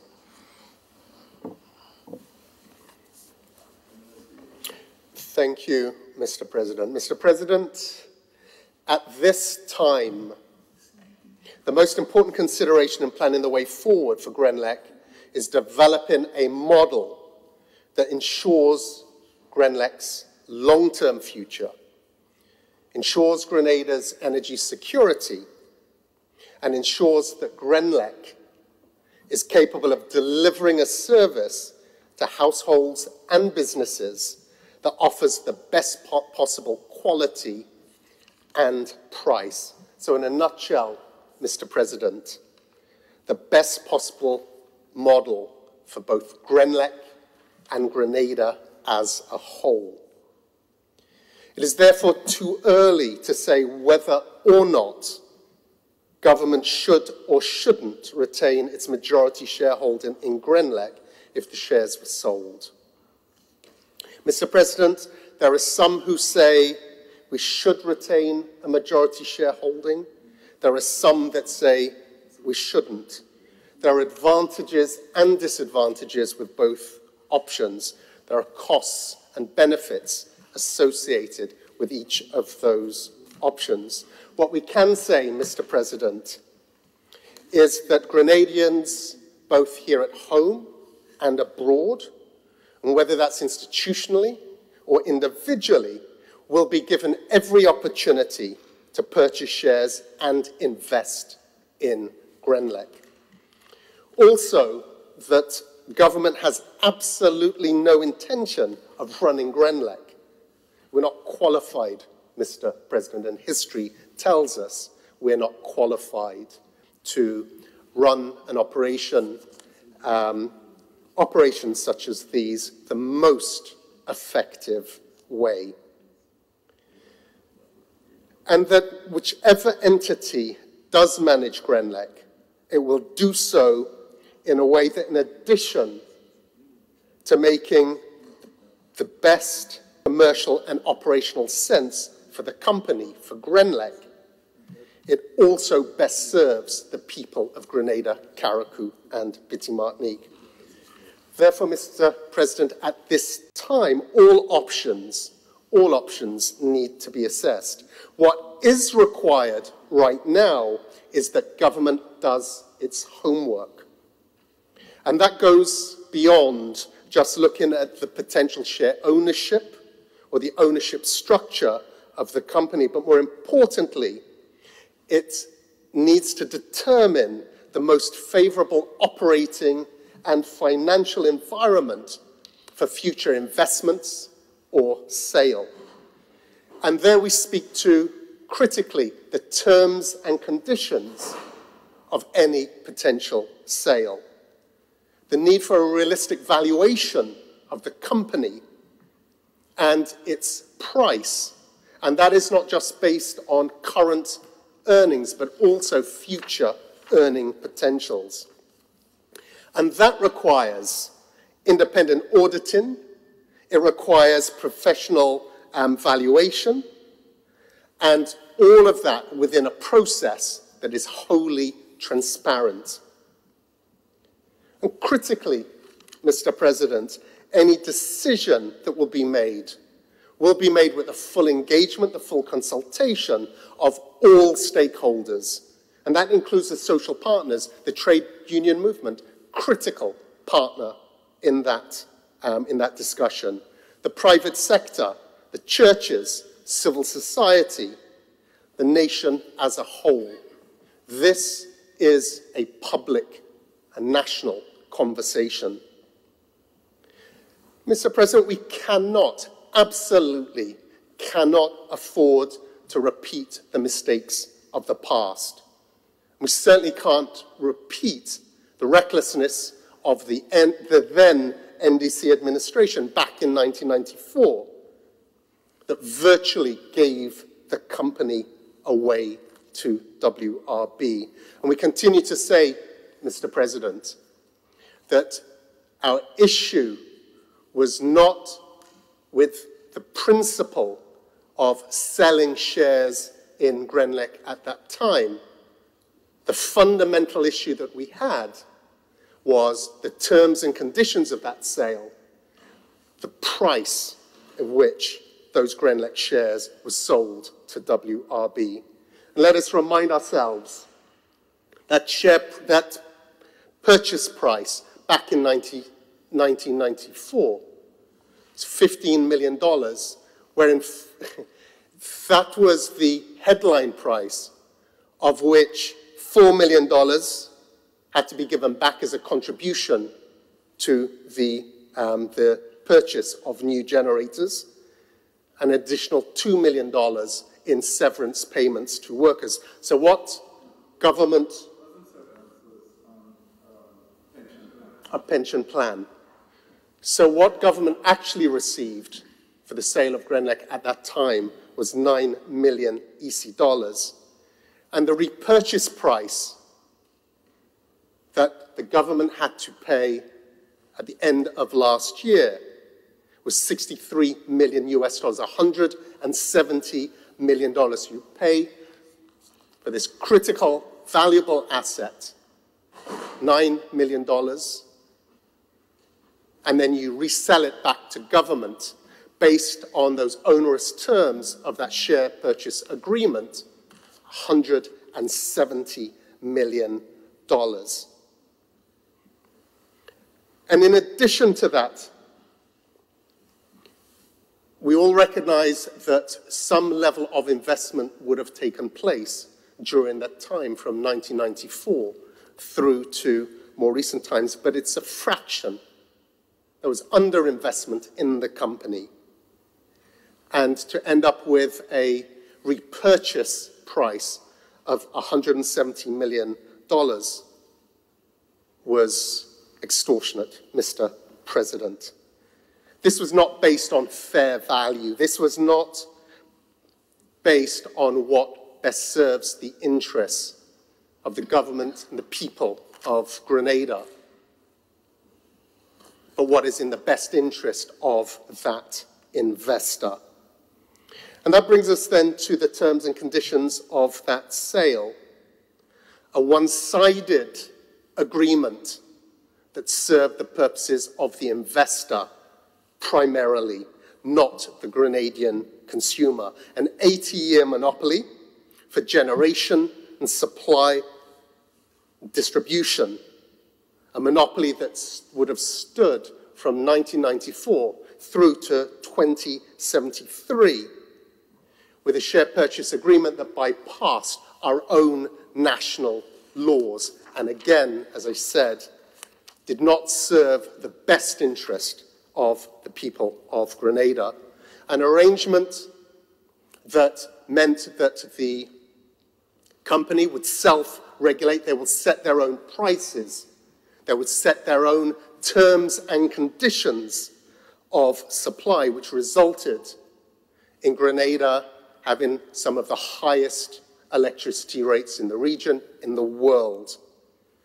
And that is a burden on our households, a disposable income of ordinary householders, an absolute burden on our business sector. And then with their vested interest, WRB's vested interest in diesel power generation, absolutely no incentive to transition to renewable energy, which will not only bring down the cost of energy for all of Grenada, but would also enable Grenada to play its part in terms of addressing the fight against climate change, where individuals and companies were prohibited from self-generation. So even if as an individual or a business you had the means to install solar panels, wind, whatever it may be, an arrangement that was prohibitive and prevented individuals and companies going down that route. Virtually impossible for persons to self-generate. And Mr. President, if government had not have taken that bold step and amended the Electricity Supply Act, liberalized the electricity sector here in Grenada, if it wasn't for that bold move, that had consequences. That yoke will have been tied around our necks for another 50-odd years, Mr. President. This government's commitment to addressing these ills cannot be questioned. And we will continue, and the process that we will follow in this coming period will always have the best interest of the company and the best interest of the country at heart as we move forward. Mr. President, the point I am making here is the importance of finding the right partners and entering the right agreements which are fair, transparent, and serve the best interests of the country. Identifying those right partners who have the financial capacity, the technical capacity to invest and run Grenlec, to transform our energy center, is absolutely, absolutely critical in the decisions that we take moving forward. And once again, to ensure the highest possible quality of service to consumers at competitive rates, their adherence to the regulations as part of that Electricity Supply Act, the establishment of the Public Utility Regulatory Commission, which provides a framework for fair operations of the energy providers, ensuring, once again, that the quality of service, the prices that are charged are as competitive and as fair as possible. Another consideration in terms of potential investors, partners, is also their adherence and their commitment in terms of corporate social responsibility to ensure that they are serving in addition to their commercial interests, but they are also making their contribution to our community development, national development, and other such services, other such support we would seek from a potential investor. Mr. President, work has started on all of these things. Government, with the support of the World Bank, are in the process of assessing the different models, different operating models, both from a financial perspective, from a management perspective, and operational perspective, and developing those future plans for Grenlec, in addition to the different options that are available for government's divestment. But once again, Mr. President, as we go through this process, assessing and understanding from a commercial, financial management perspective, the right model to serve Grenada. Any decisions made will be made with the full engagement and the full consultation of all stakeholders. So, Mr. President, at this time, that work is being carried out.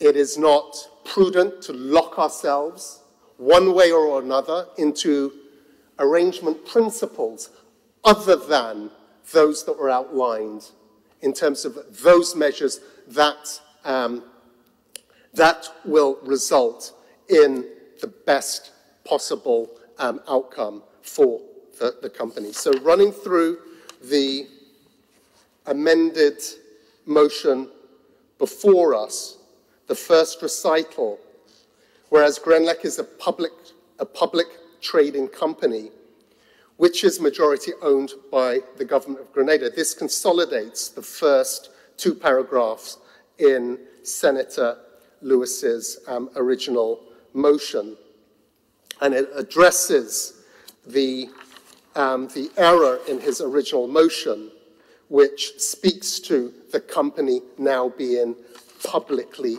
owned. Grenlec, under the old arrangements, had private and public ownership within that construct.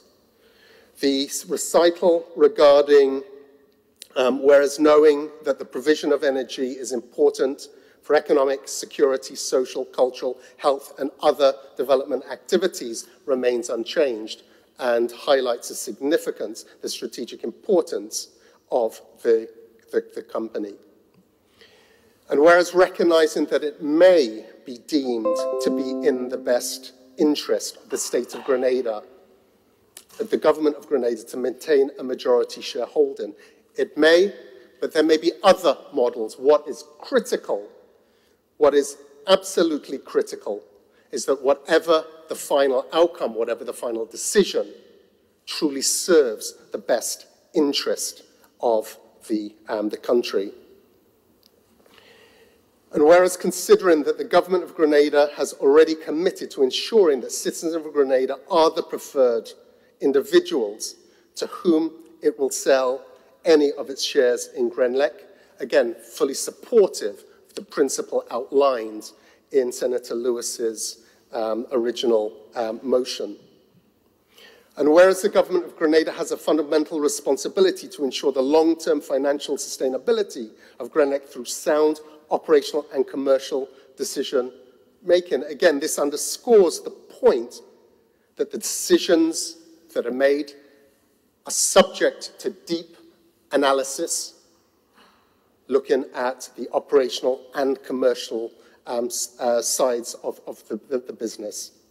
And whereas the government of Grenada has already started that strategic review, as I said, working with the World Bank, working with other technical experts to support us in terms of determining that path forward.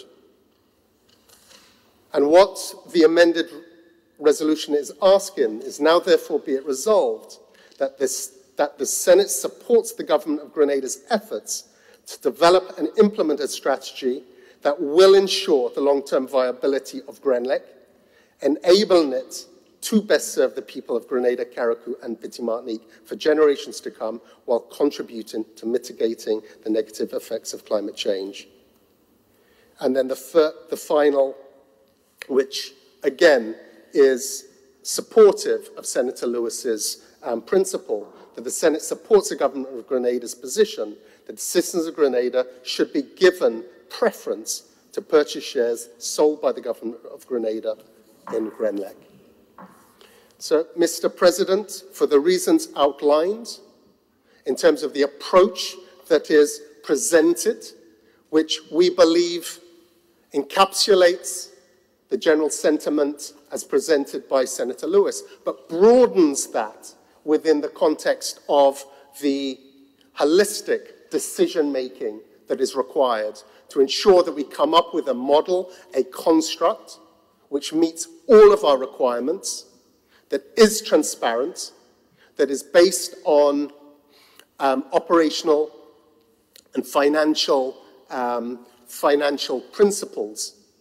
We'll end up with a model that best serves the company, best serves the people of Grenada, Carriacou, and Petit Martinique, and ensures we take a very different approach and we do not repeat the mistakes and the recklessness back in 1994. And it's for those reasons, Mr. President, that I present these amendments to the House.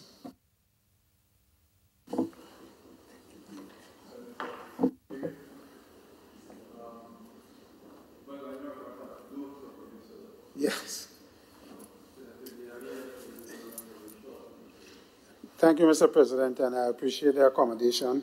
And but I wanted to say a few words on the resolution as moved by my brother from Labour, and to comment on it, and to say that in principle, we support what the motion is trying to do. However, I have difficulty with some of the wordings of the motion, and I will elaborate a little.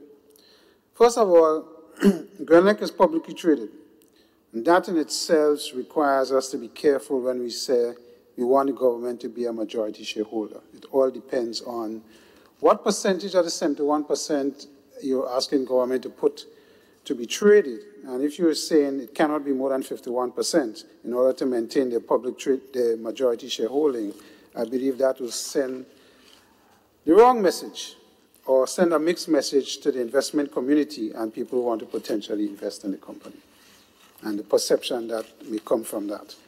So we need to be careful as we work the wordings around that. The other thing, I support the leader of government business in the fact that government of Grenada, if they were to maintain a majority shareholding, it means, from what I understand that to mean, is that the majority shareholder still maintains the overall running of the company in terms of who sits on the board. Let me finish. The directors that are on the board, and will have significant influence on management and policies as we go forward. That is a possibility that can exist if you maintain your majority shareholding. As a single one majority shareholder, and get me clearly, if I maintain 51% of the shares as a single majority shareholder, by virtue of that, I basically control the board and the appointees on the board. And there is no doubt about that. And if I do that, I basically control the company and a lot of its operations. And I don't think we want government to be the operator of this particular company based on its importance. And I say it quite plainly. And the leader of government business said it. Government doesn't want to run it. I don't want to see them run it either. I think this must be run in a suitable company, whether private sector or not, that has the necessary qualifications that could run this and develop this strategically for us over the next 40 years or 50 years, whatever it be. I don't ever believe we need to get back into an agreement that we had, as we had with the previous owners. That is not the way. And I think we have set up, through the last set of legislation we passed, with the PERC and all of these ancillary organizations, that ensures that we keep whoever becomes the person to run this company set within certain guidelines as to how they set rates, how they plan to develop the alternative sector, energy sector of the country, and what we allow the previous act, of course, under the previous owners, gave us no sort of flexibility to do that. And in this new dispensation, where alternative energy is such a major thing, and what we do, and how it can reduce costs, because remember, at the end of the day, a few things we want to achieve here. The costs to the average man in Grenada must drop, whether through alternative or a blend of alternative and diesel-powered as we have it now. That is a major cost. And it's not just to the average man, to business as well. We in business have been over the years told that we're not competitive. Certain businesses in Grenada couldn't be competitive with our sister brothers in the region because the cost of electricity was prohibitive.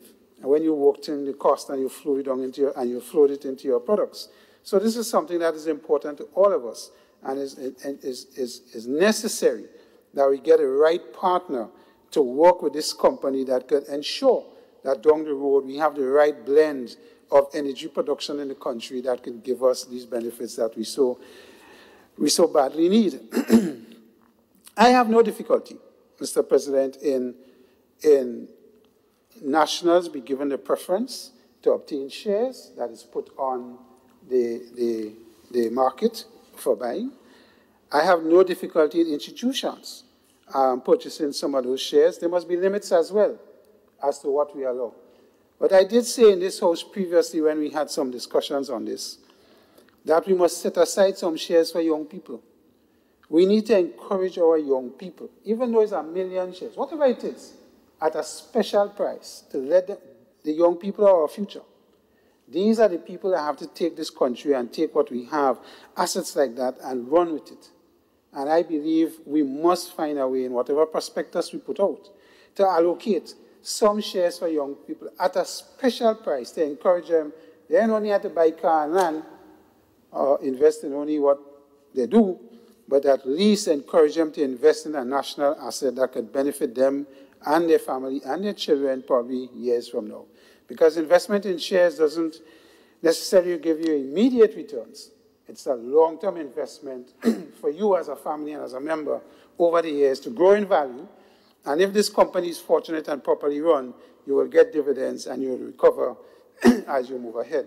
So it is important that we do that and we consider that in this as we go ahead and against the principle that the labor movement is proposing in this particular motion. I believe the role of government must continue to be one that sets the regulatory framework and environment for the energy sector as a whole, and government must not move from that role. That is the role. They must not get involved in private sector-run companies or potentially run statutory companies that could be profit-making and how we invest the profit. The CSR principle that the leader of government spoke about must be done and must be there so that we could continue to help with the community aspect that companies of this nature, all companies, must invest in to build our country on that side. So that is important, and we support that as well. Employees of the company, and I've said that before, we have excellent employees in Grenada in terms of their qualification and their commitment to this company and have done us well in the last years that they have been there. They must be protected and must be rewarded for whatever they put into the company and what they give to the company. I have no issues with that kind of principle and that being developed in whatever strategy that comes forward. So, Mr. President, I fully support the principle of the labor movement in this particular motion, but I am more inclined to accept what the government has put forward. Why? Because I think it encapsulates what you are saying in terms of the principle you'd like to be enshrined as we move forward, but it widens it as well.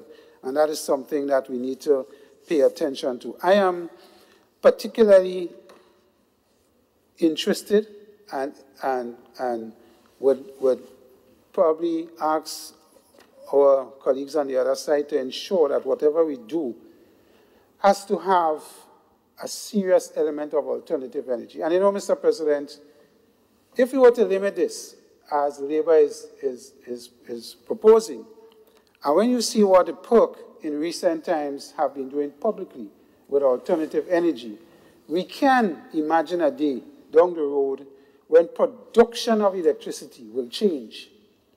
It will have, we're talking about setting up farms. I think my brother on the other side, I was listening to him yesterday, talking about 5 and 10 acre farms to set up solar farms, to put megawatts of energy through the grid. So, do we want to have one company controlling the grid and controlling production? These are questions we need to ask ourselves. And if we need to disassociate and have one company run the grid, one run the production, the advantages and disadvantages, we have models in the Caribbean we could look at. These are things that we have to seriously consider as we move it forward. And if we're going seriously into alternative energy, production of energy to the grid must be something that is carefully considered and how we manage that going forward. What blend, what mix, what percentage must be alternative versus generation through these or other forms. We may want to generate through natural gas. Again, further reducing. Do we want to continue on diesel? Diesel is expensive. Do we want to? These are all strategic questions that encourages the right partner. I think my brother on the other side indicated that the two greatest CO2 emitters in this country is transport and electricity generation. We have an opportunity now to change electricity generation and get it within the realms of where we want to be. Yes, we are a little dot in the world, and probably what we emit is of no great significance, but for our own people and for potential investors, we must show that we are compliant on the environment. So, Mr. President, I rise to say that from where I sit in the private sector and from our private sector, we fully support the principles exposed in the motion brought by Labour, and some of the things my senatorial colleague have spoken about for workers and so on, we fully support that. But I believe that the one as crafted by the government is more holistic and is more accurate in its wording, and I will put my support behind that as we go forward. So I end there quickly. And Mr. President, with your leave, I know I have to depart the House as I have asked for permission. And I want to say the next motion that's coming on crop compensation, I fully support it. I throw my support behind it. I would like to see you put timelines on revision. And I'm suggesting you consider 5 to 10 years. And I would like to see that you talk about what the proposed increase should be in the figures that you have listed.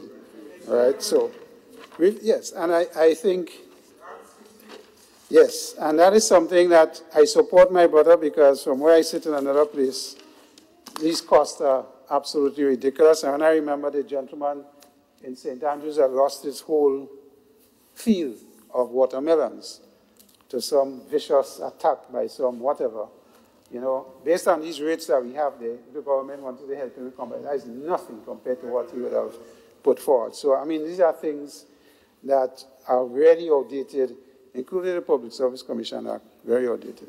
Thank you, Mr. President, and I thank you for the time and the permission for me to exit.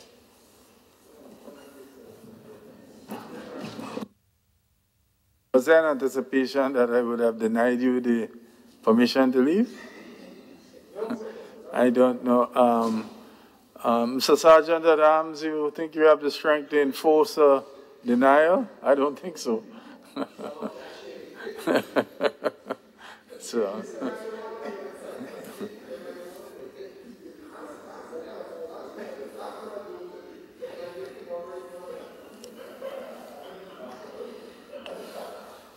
Are there any other contributors to the, what's on the floor now is the amendment, according to the rules? Yes. Senator St. Clair. Thank you, Mr. President. I stand to support the Senator Gawi. I stand to support the two motions.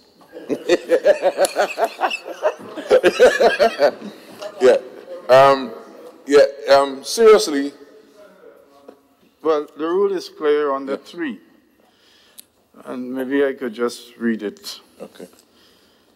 An amendment to a motion may be moved and seconded at any time after the question upon the motion has been proposed by the President or the Chair, and before it has been put by the President or Chair at the conclusion of the debate upon the motion. Okay. So, the motion was moved by Senator Lewis, was seconded by Senator Sincere. Senator Lewis, on the question that the motion be read a second time, delivered the broad outlines of his motion, the merits upon which his motion is based in argument and reason. And when he was completed with that, Senator Steele, Leader of Government's Business, moved an amendment which was seconded, I think, by Senator Cox, is it?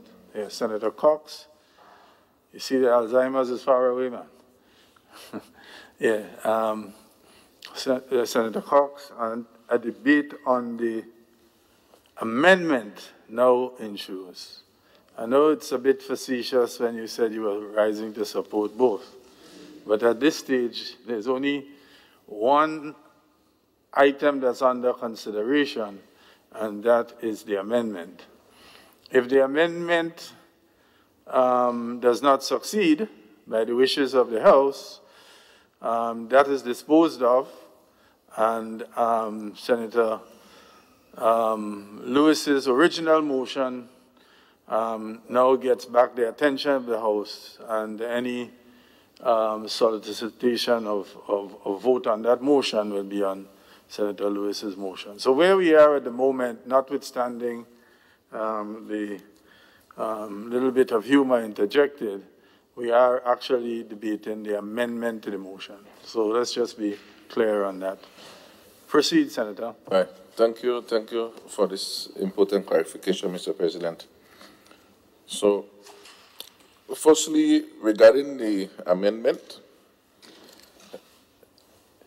the principle of item 2, in terms of the public or Grenadian nationals having the opportunity to own part of what belongs to us, it is a very important thing. I know the details as to how this should be done, as Senator Diali would have mentioned, in terms of what percentage is reserved, etc. Cannot be discussed here at this point. But at the same time, we would want it to be done in such manners that it has an impact. You know, it should be done in such a manner that it has an impact regarding the future. At the same time, the item number 2 on the motion regarding government's efforts as it relates to the climate change issue, I think this is a very critical factor, because particularly now, the whole issue of climate change, global warming, and things that we can do as a country is very critical. The issue surrounds, though, is, at the end of the day, and I think it was said by the government senators also, affordability is what we all want at the end of the day. It's not that just that we own this, but affordability. I hear very clearly the matter of, well, you know, government don't want to tie itself down to be the majority shareholder, quote unquote, at all times, because that could restrict innovation and growth and opportunities and so on. And that is understandable. That is understandable. The question still, though, is that I can have majority shares, but it can be 25%, depending on how you design the whole share structure. And you design that the other 75% that is sold among other persons, they cannot sell or combine in such a manner that will cause you as a government to lose that control. So we have to be smart and not sell out, and I know we have other smart persons in how we do this. And that is the recommendation. The point of Senator Diali is a very significant point of the youth. We need to cater for that, because that is in itself a resource. And how do we do that? Now, we must not just only speak of it, because as Senator Diali rightfully said, that the youth, young, growing up, you may want to buy a car, you may want to buy a house, buy some lands, but most time how it's done, you have to go and get financing. So the question is, we also have to look at within this whole construct, the enabling environment, so that the same youth can be able to go and access and get a loan to invest in this. I think this is something that we need to look at. My concern at the end of the day is, will the company be stronger by management-wise. And I say this to say that seeking partners, other investment partners, what would they want? What would be, there would be negotiations. And we have to understand what we're willing to give up. So, yes, I support the amendment. I support the amendment. I support the amendment. The climate change issues, getting us to have, but there is some little fine prints, again, that you may say, well, the Senate cannot go through these fine prints, but those fine prints are what is critical to ensure that what we're supporting here is really what is being supported. That is my statement, Mr. President. Any other senator? All right, Senator Judd. Thank you, Mr. President. Mr. President, I rise to support the amendment to the motion that has been put forward by the Leader of Government Business. Mr. President, I too agree with the government that it's probably too early to confirm to a position that whether or not you want to remain the majority shareholder or not. I think this must be properly studied, properly evaluated, and the best position must be taken as relates to the company being profitable, as well for our for the country, for our people. Also, Mr. President, point 1 of the motion, which speaks about mitigating the negative effects of climate change, is also very important moving forward, especially in the time that we are. Currently, Mr. President, we know that greenhouse gases continue to be on the increase. In fact, the last report that I've read, I think we are on the way towards 450 parts per million of carbon dioxide being emitted into the environment. Mr. President, one report also stated that we have already crossed the tipping point of carbon dioxide. And as a result of that, if we continue, what this means is that significant cascade effect will happen globally that will increase, that will result in increase and frequency of hurricanes, which we have already seen. Pandemics will continue to be a thing that we'll have to live with if we continue to see increase in carbon dioxide in the atmosphere. So therefore, Mr. President, the government commitment to mitigate the negative effects of climate change by ensuring that we find alternative source of energy is highly commendable and highly accepted. And as young people, Mr. President, as a youth myself, I wholly accept this because this is the planet that I have to live on. As they say, there is no plan B. And as small as we are, the thing is, Mr. President, it is affecting everyone. And we need to lead by example. We must lead by example. And I know we have led by example throughout how the management of the COVID crisis. We have led by example of how we manage our economy in the last 7 years. And we should lead by example as well as ensuring that we mitigate the negative effects of climate change. Mr. President, as relates to the divestment of the shares of Grenada, Mr. President, as well, we have heard a number of occasions of government commitment to ensure that Grenadians get the first preference. Again, Mr. President, this is highly welcome and highly appreciated because we don't want to go back to days where we would have had an agreement that was highly one-sided and was not in the best interest of this country. And many of us would have read the share purchase agreement and see how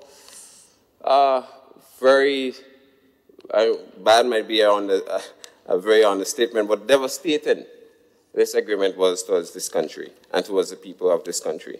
And so, therefore, Mr. President, what we want for government to do moving forward is to ensure that the agreements, to ensure that the contract that they will have with the managing company or the individuals that may become, whether it is a majority shareholder, that the agreement is in the best interest of Grenada and the company.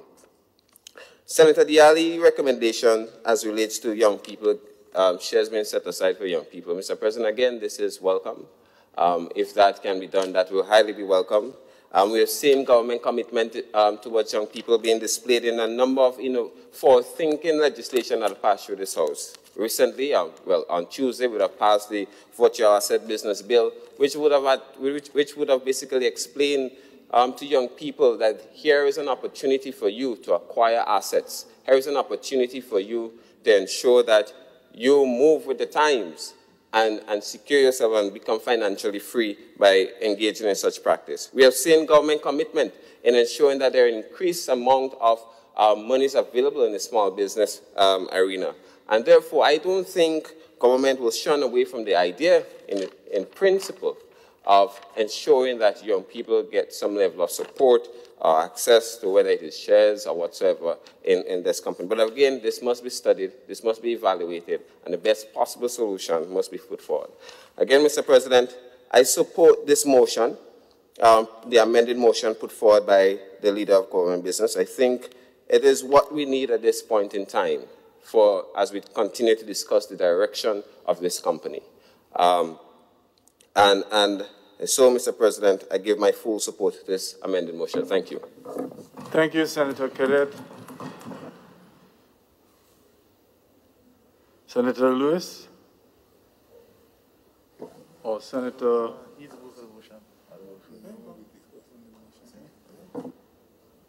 Senator Lewis. Thank you very much, Mr. President. I can set the tone, so that's okay. There's no strategic advantage or disadvantage for me. On the amended motion, Mr. President, through you, there's a fundamental difference. The principles, I understand and accept that. Ownership is important. There's a fundamental difference. It says here, the amended motion, and this is what we are speaking about. It says in recital number 3, and whereas recognizing that it may be deemed to be in the best interest, and as further elaborated by the Leader of Government Business, they do not want to commit themselves to a policy position upfront as to what ownership structure it shall take. And we in the labor movement is calling for a policy position that the majority of shares in Grenlec must be owned by the people and government of Grenada. When all the discussion was made about repurchasing the shares, that was one of the reasons advanced. As a matter of fact, I'll go further to put on record. We do not support Nawasa being owned by any private entity. I know it's not for discussion here. We're making a policy position, and the government must lead. Given the importance of Grenlec, given the importance of electricity to the development of the country, for all the recitals advanced here, if we as the people and the government do not maintain the majority shares, we do not control. And therefore, we can find ourselves in a similar position to the concerns that we express about WRB. And I'm not speaking about the agreement, because I do not expect to have a repeat of that agreement that was made in the 1990s. I do not expect that. You can maintain majority control, but you can have a professional firm, executive management contract to manage the affairs of the company, in which the government takes a position that it will have a hands-off approach in terms of the management decisions. Yes, there are policies. You do not get involved in the day-to-day running of the company. And even by extension, majority shareholding, if you make prudent decisions, the members of the board, as advanced by Senator Dialli, and he's not here, but it was his decision to leave, does not have to be people who are not the best competent. Public ownership throughout the world, and certainly in Grenada, and in a period that is not too far from here, in the 80s, have demonstrated that the right leadership and guided by the principles of the best interests of the country, the government will make the best decision in the interest of the people. And it is not to indicate that if we control the majority, we're not sure what we will do. No. You can make decisions that I own this business as a government and people, but my criteria. So one of the criteria could be to be able to serve on the board of directors. So let's say government can select, let us say, 9 or 10 members of the board. You can have a ranking system in which you identify a committee to vet people that you may consider to serve on the board. So it is similar, for instance. The question that would be asked of board members, the chairman or any board members, if this position had to be advertised, would that person that I am considering be a successful candidate? This is not magic. And to suggest that if government maintains the majority of shareholding, that a company had to be run poorly or badly, I think is a disservice to us. Yes, we have a history. We have a history of doing exactly that. But we are in a position, colleagues, to do better than that. And my colleagues on the other side, and I say this, colleagues, genuinely, this is about national development. This is not about where you sit or where I stand. This is about Grenada. When there is need for us to take sectorial interests, we'll do this. Because there are times we have to do that. But on a discussion like Grenada as a national asset, to be controlled and owned by we, the people, is enough for the government, or for us in the Senate, to call for a policy position to be taken, that we want to maintain the majority of shares in Grenada. And here I speak boldly of a minimum of 51%. I'm not speaking about a majority as a single block. I'm speaking of a simple majority. It is accepted that the shares is made up of 100%. Simple maths. It can be 50-50, chaos. A minimum of 51%.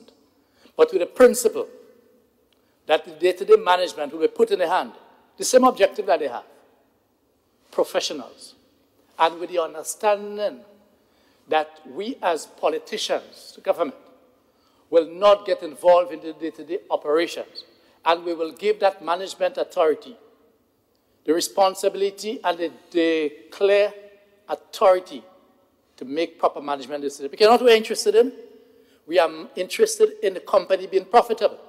If the company is profitable, we can use that profit for investment purposes. And the government will look good. It is not just the ownership that will make us profitable. That's not what I'm saying. That is not what Labour is saying. Labour is saying to be able to ensure that we reap the benefit, as WRB did, because WRB was the majority shareholder, as WRB did. Let us now perform that role. And let us, at the same time, perform the role that we have praised WRB for in terms of its professional management. But yes, they took it and run up because that's capitalism.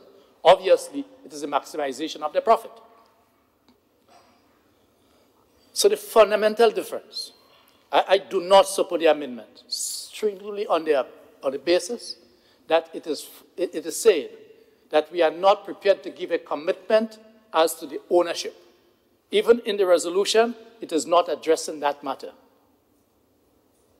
I agree with the majority of reasoning advanced by the government side on this matter.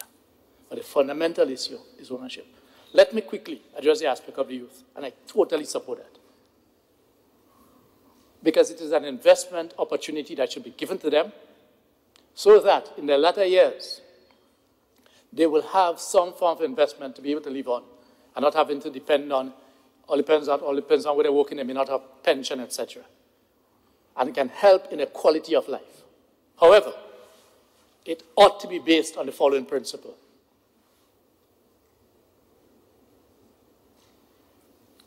That principle must ensure that the youth, all of the youth of Grenada, have some avenue to be able to attain that investment. Because I'll tell you why. At the end of the day, if we only allow for the children of the well-to-do, who may be able to have disposable income and have access to finance, that a majority of youth on the blocks, in the secondary schools, etc., do not have access to, then we'll be continuing to widen the poverty gap. So I support the principle, more than the principle. And I'm going further to ensure that whatever we do, some needs assessment must be done, just as how, for instance, we make certain benefits available to, all depends on the income bracket that you fall within. That can be a principle to ensure that we reduce the dependency syndrome, that when that youth now becomes someone in the advanced age, after 20 years of investment, there's a possibility that they will be in a better position to make use of those advantages. I am now more worried, after listening to the leader of government business, and after recognizing the word may here, I am more worried as to the future of the company. I'll be frank with you, Mr. President. I'll tell you why. I came here with a motion from Labour with a very open mind. Despite our interactions with government ministers during the discussion on the repurchase, the fact that we are not prepared to take a policy position on the ownership to ensure that the company remains in the hands of the people of Grenada. And the fact that it has been advanced, that we need to allow the discussion to determine where to go, leads me to be very concerned. And there's something that has come back to my mind. And as a duty and obligation, I'll repeat it. In our engagement with the Minister of Finance, that's Labour, when the TUC advanced this position, in the space of half an hour, what I'm about to say was repeated a minimum of 5 times. I counted it by the minister. That the ownership structure, and if shares have to be divested, even in terms of non-nationals, and the cost of the shares relative to what we paid for it. Use example, if someone, for instance, may have done something else for the government, for instance, like the building of a hospital. That stayed in my mind, not just my mind, but in the labor movement mind. And in an interesting manner, once the leader of government business started to speak, and I recognized where he was going in terms of the ownership structure, and leaving that road open for a private person to possibly own the majority of shares, this has come back to my mind, and I'm worried, and I'm concerned. And we will continue to advocate in the labor movement for this not to happen. Grenlec is too important. We have paid too much. By the amendment to the Electricity Act, which has caused us to pay so much, and this has been introduced by the leader of government business. I've advocated those things already, but it came back. We maintain in the labor movement that the approach to the repurchasing was handled bad. It has costed us more. But we are where we are. But we have paid too much. And our country have gone through too much. And the future of our people is tied up too much. So that we must ensure, colleagues, at the end of the day, that the ownership of Grenada remains in the people's hand. And just for that reason, fundamentally, I can't support the amendment because it opens the door and it gives our blessings and support to the government to change the current ownership structure, to put back Grenada in the hands of a private sector company. Albeit, the government may be convinced that it has gone into an arrangement with a reputable company. Because there is no doubt that WIB was a reputable company. That's not the argument. The deal that they got, plus apart from the deal, even if the deal was good, even if they paid what we believe was a fair market value for the shares, price for the shares, the fact that the majority of the company is owned by a foreign company, it means that our profit, the outcome of Grenada was taken away from our shores. Similar to coconut milk and bananas in terms of our colonial past. Let us continue to own the majority of shares in Grenada, in keeping with the decision to repurchase Grenada. And for this, that's my position on the matter, Mr. President. Thank you very much.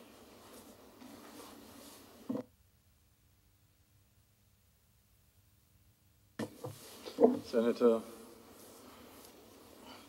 Cox. Nolan Cox.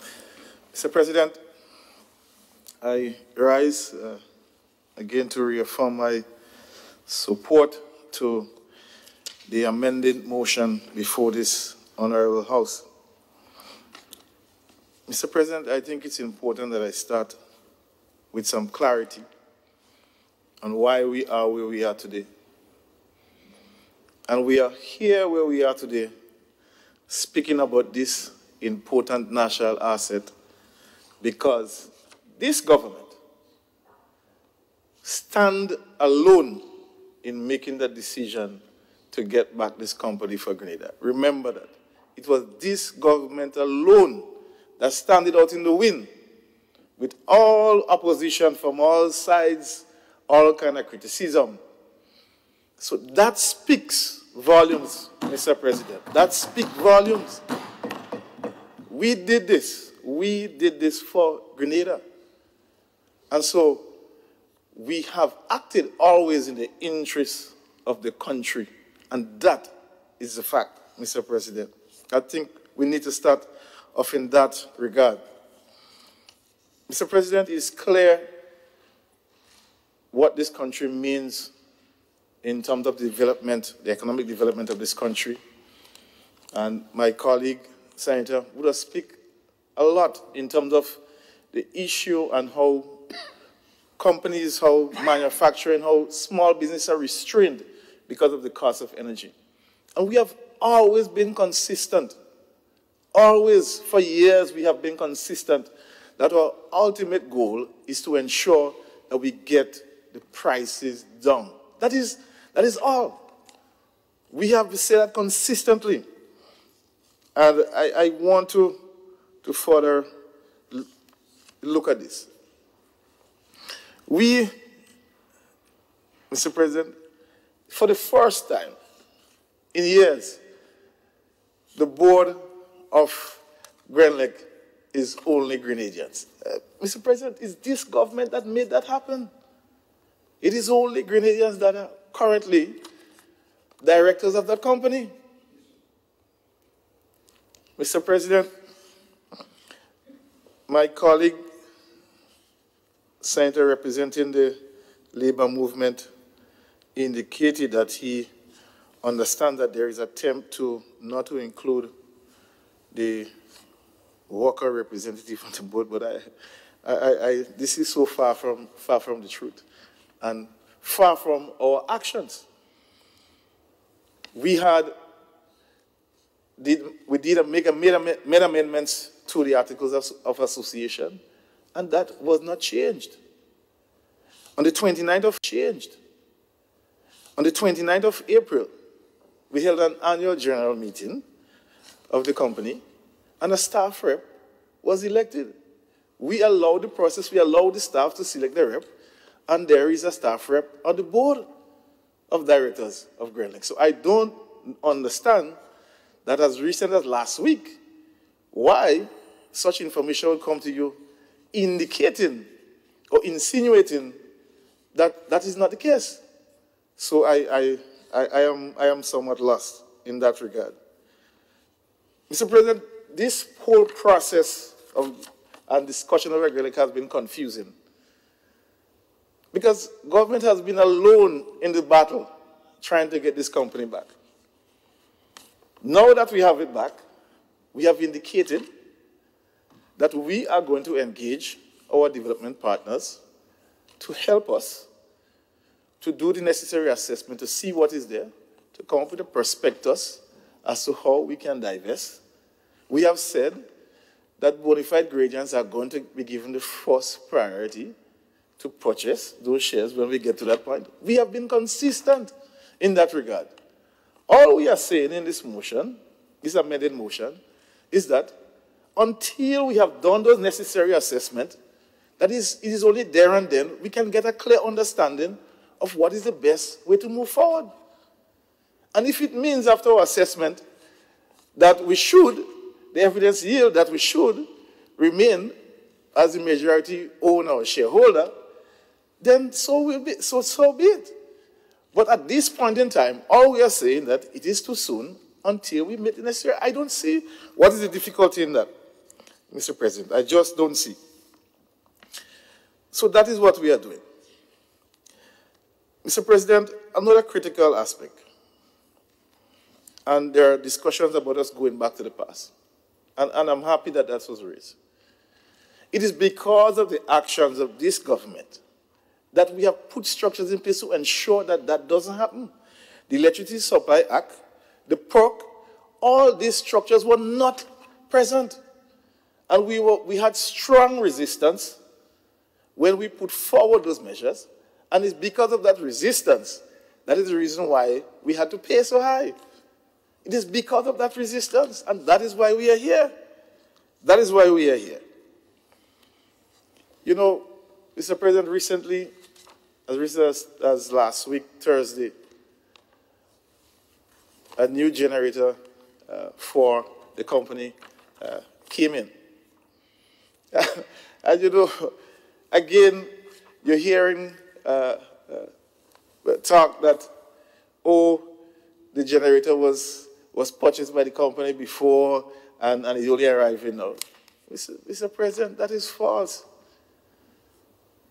The previous majority shareholders refused to invest in the company for years, knowing that they were leaving, left it to deteriorate. One of the engines went, and we were at a significant risk.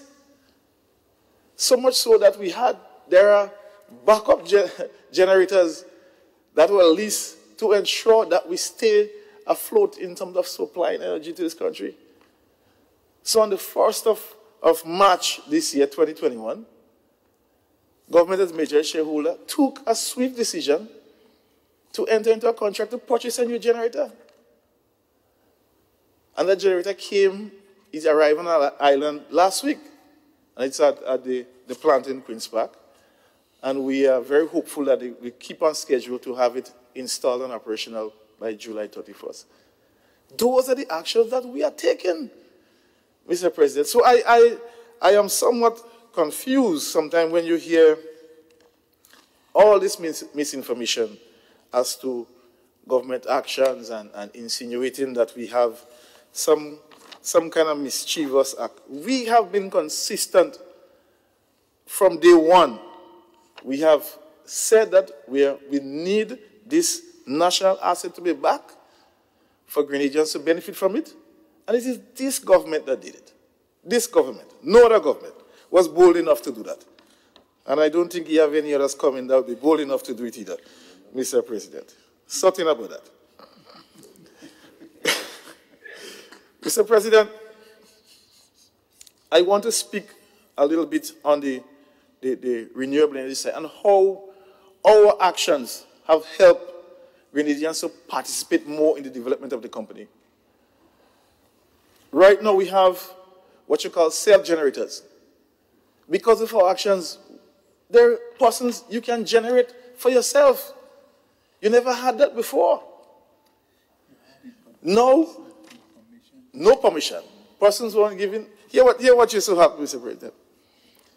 You go to Grand Lake, they give you a license, you sell to them for 36 cents per kilowatt, and they sell back to you for 75 cents. You make all the capital investment. No, we are saying you make your investment, you generate, you use what you want for yourself, and we buy the rest. What you can ask for? You can't ask for anything better than that. That is giving the local man an opportunity to be part of this process. And that is what we are doing. You can have solar fields, that was discussed earlier. That never happened before. So we have been consistent in what we say we will do and continue to do. There was a comparison made between NAWASA and Grand Lake. Mr. President, Grand Lake is a public traded company. Currently, the shares for Grand Lake is with the Ministry of Finance, while the Ministry of Infrastructure and Public Utilities, which I oversee, responsible falls within the ambit, the company falls under it. The shares is with the Ministry of Finance because it is on the Eastern Caribbean Securities Market. The shares are listed there. So there is a joint management approach in terms of the Ministry of Finance and the Ministry of Infrastructure and Public Utilities, where Grand Lake is concerned. Unlike NAWASA, NAWASA is a government agency. It's a statutory body. It's not a public traded company. So the structure is different. So I just wanted to clarify that. So that my dear colleague on the other side understands that it's two separate structures. Well, I'm just trying to help you to understand what is there, Mr. President. Mr. President, we have said that we are working with the World Bank to help us to assess what is there and to come up with a prospectus to dive into shares. This engagement is a very short-term engagement. It's a short-term engagement. We do not believe that should take more than 3 to 6 months to help provide us with that information and to give government the guidance to move the company forward.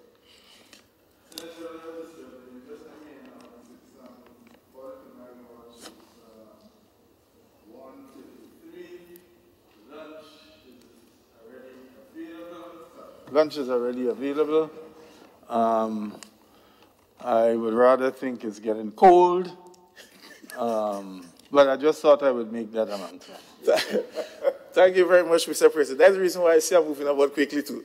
You see I'm walking like a little fidgety. Yes, it's a bit below sub par in here.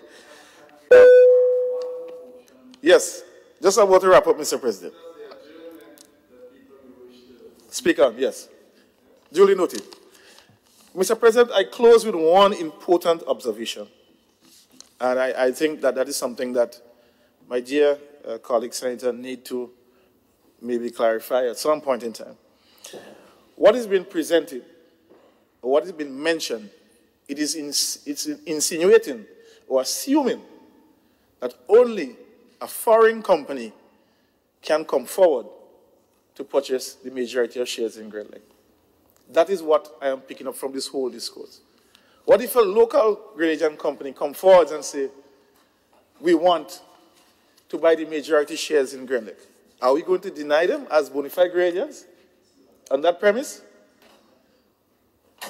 Mr. President, I said bona fide Grenadians. And so I say this just for us to understand the context in which we make certain assessments and certain policy pronouncements. Mr. President, I believe that the path that we're on in terms of how we plan to address this is one that is correct, and this amended motion helps shape and present government plans as to how we address this company go forward. With these contributions, Mr. President, I further indicate my support towards the amended motion. Thank you. Thank you, Senator Nolan Cox.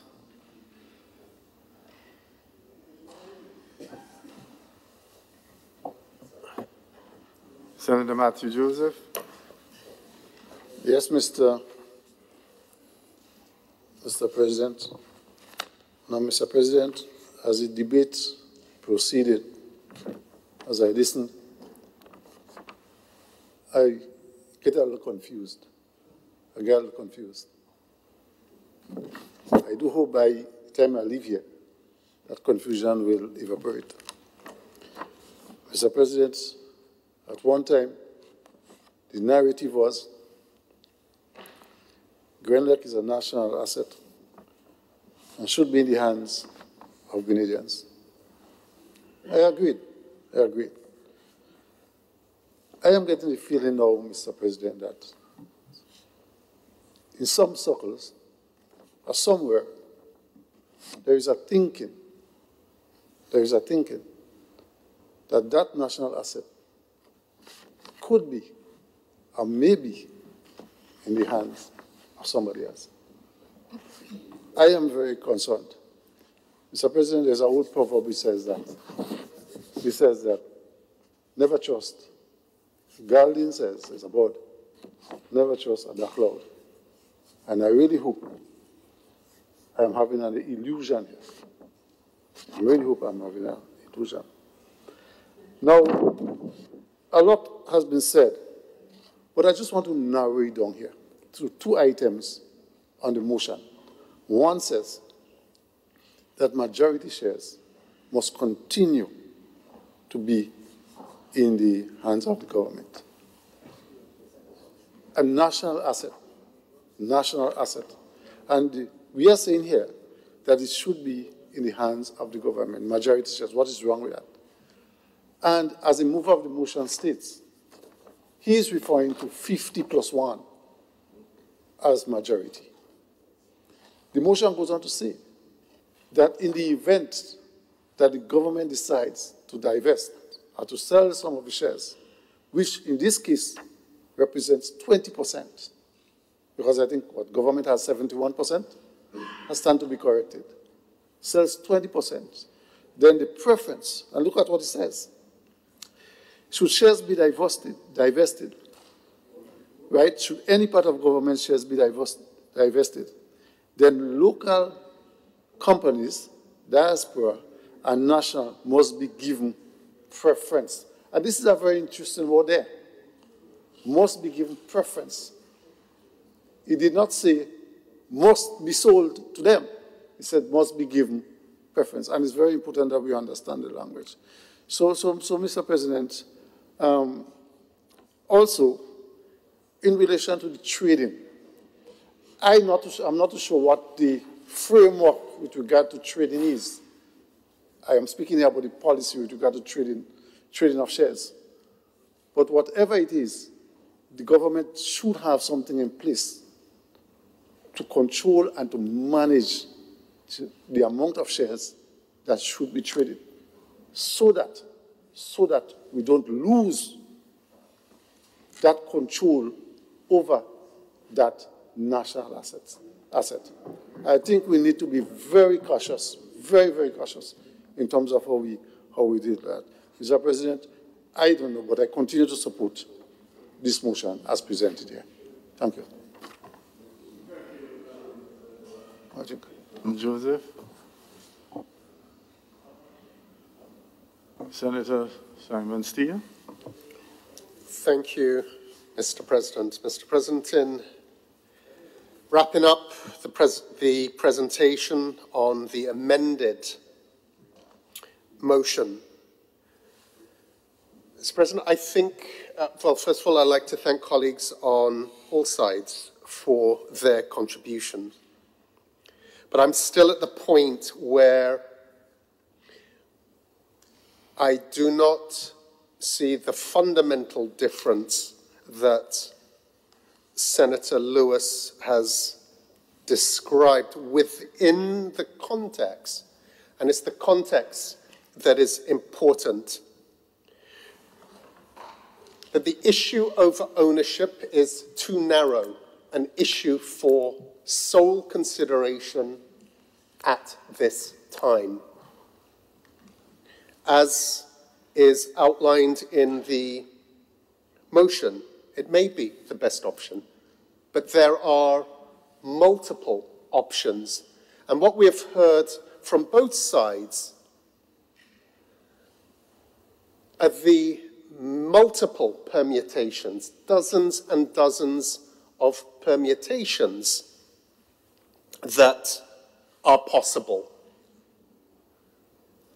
I don't think it is right for us here in the Senate to resolve this highly complex matter, especially when we broaden the context beyond just the ownership. It's about the terms and conditions, the valuation, the price, the operating environment, adherence to the extensive regulations that are in place. And it is those terms and conditions, it is the pricing, it is the valuation. It is all of those things that will determine whether an offer of purchase, an investment, is in the best interest of the company and the country. Just from our relatively short discussion, many different permutations were presented by the senator himself who was moving the motion. So how can we, at this time, narrow the discussion and set a policy directive? As outlined in the amended motion, government has started that process. We have engaged our development partners. The technical expertise that understand those permutations, that understand those complexities, to provide government with the different options, the advantages, the disadvantages, the costs, the benefits. It is not until that work is done. So to bind ourselves to a particular principle, when there are many principles involved, would be irresponsible, would not be the right thing at this time, which is why government side has put forward an alternative motion which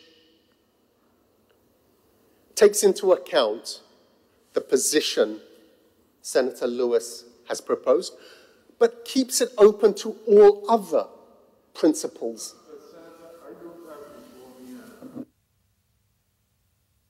What I have before me is an amendment to the motion, so make up your mind on what you're saying. The amended motion. The amended motion. There's no alternative motion. No, the amended motion. Okay. So what is before us, the amendments before us, factor in the wider complexities that Senator Lewis has excluded,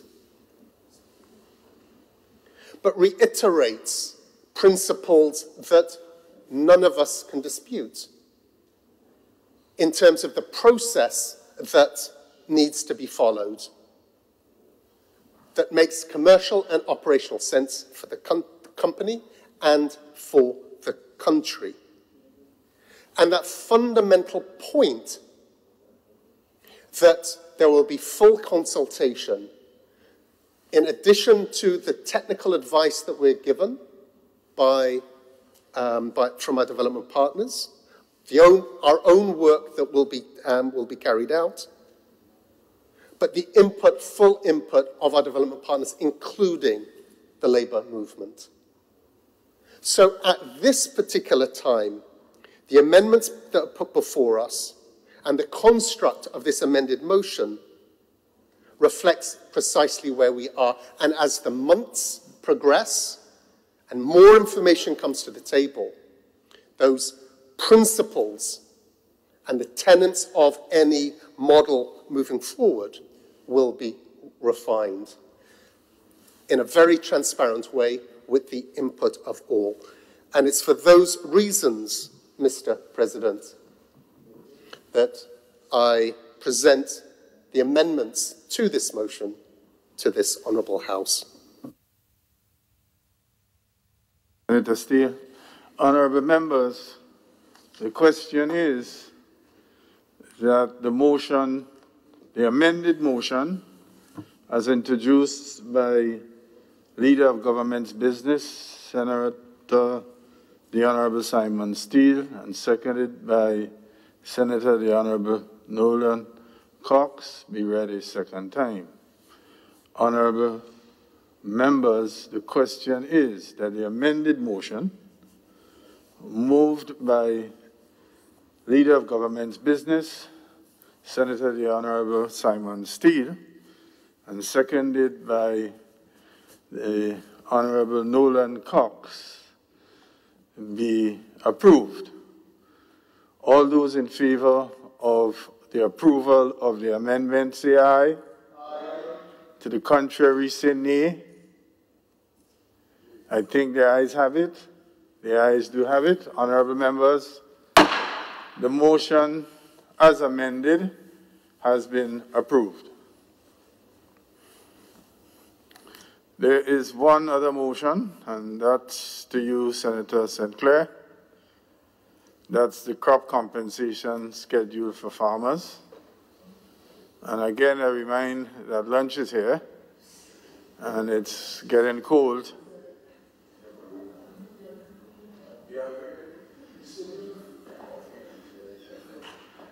The coldness won't affect me as I have access to a microwave in my office.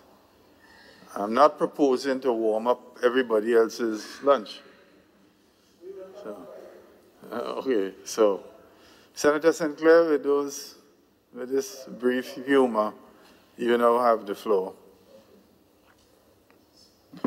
Thank you, Mr. President, and thank you, I would say, the rest of our members for agreeing to, I cannot say forego lunch, but to put lunch off for a little while. The motion...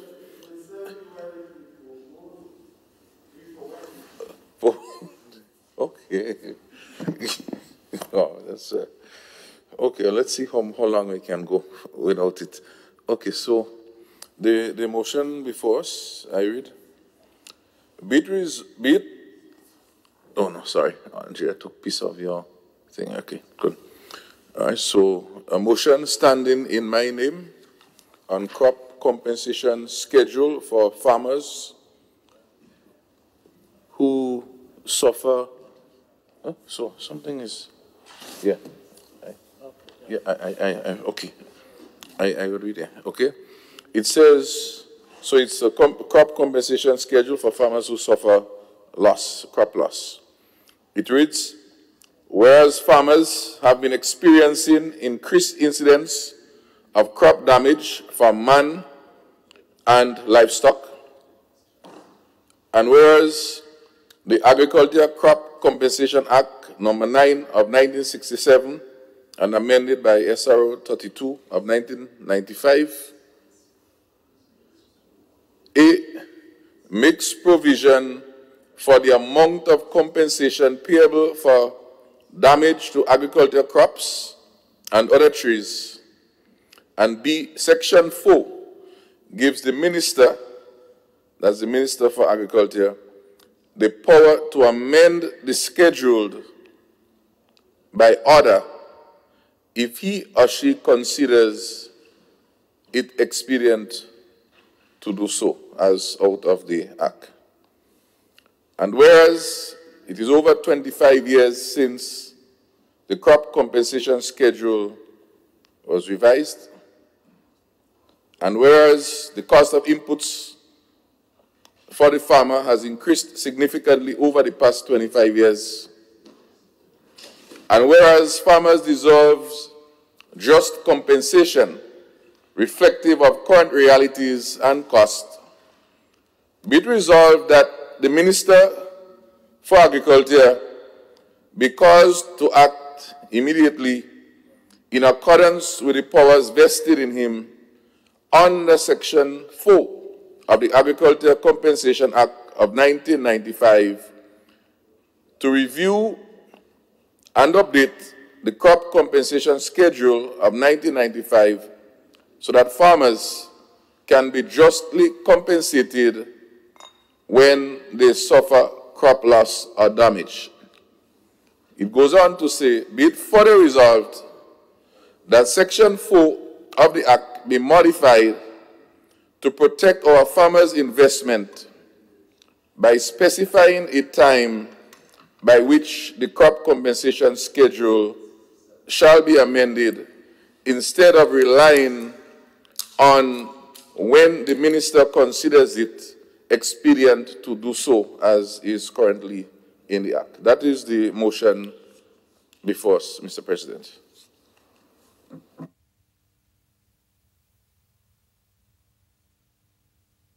Mr. President, I beg to second the motion. So moved.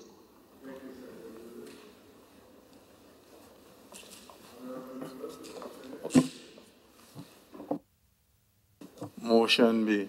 Well, Senator. Okay. Okay. Thank you, Mr. President.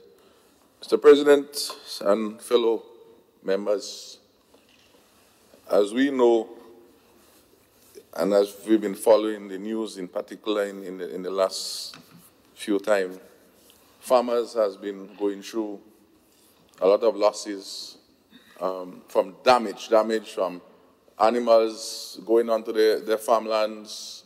And I think it even had one case where there's a gentleman in the north of the country who actually damaging people's crops, cutting down trees and so on.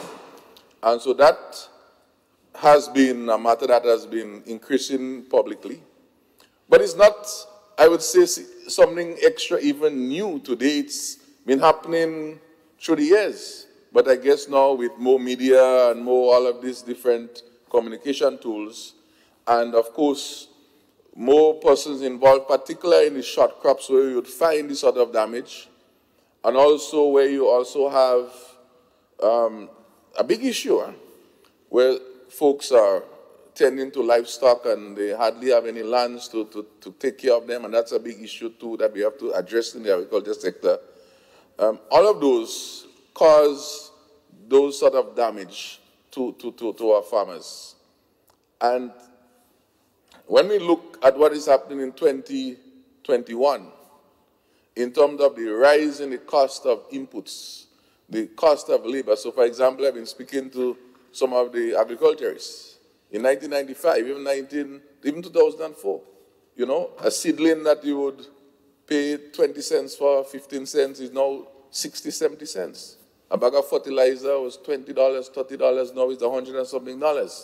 Labor, don't even speak about it. Sometimes farmers could hardly even get labor, much less.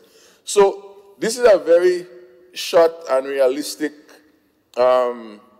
presentation, meaning that that difference in cost through the 25 years or so, if we continue to apply that which was used back in 1995, it really is not adding up to the efforts and the inputs that farmers are putting. So, for example, we know of that famous gentleman in Simmons, when he explained the amount of damage he had to his watermelons, and all he got was, I think it was about $600 or $700. And one melon, we know, can weigh easily 25 pounds, selling on the market for at least $1.50, $2 a pound. You know, having most of your plantation be damaged, $500 for his effort, a crop that would take 3 months plus, you know, irrigation and all of it, even those investments. So that is the context of this.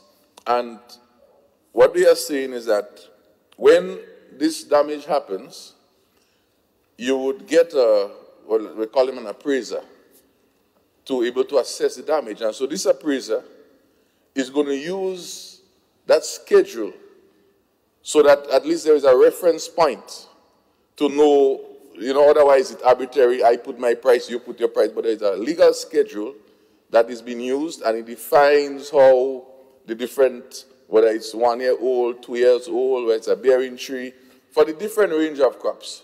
And in fact, interestingly, our green gold source up, which of course was not even featured on the list in 1995.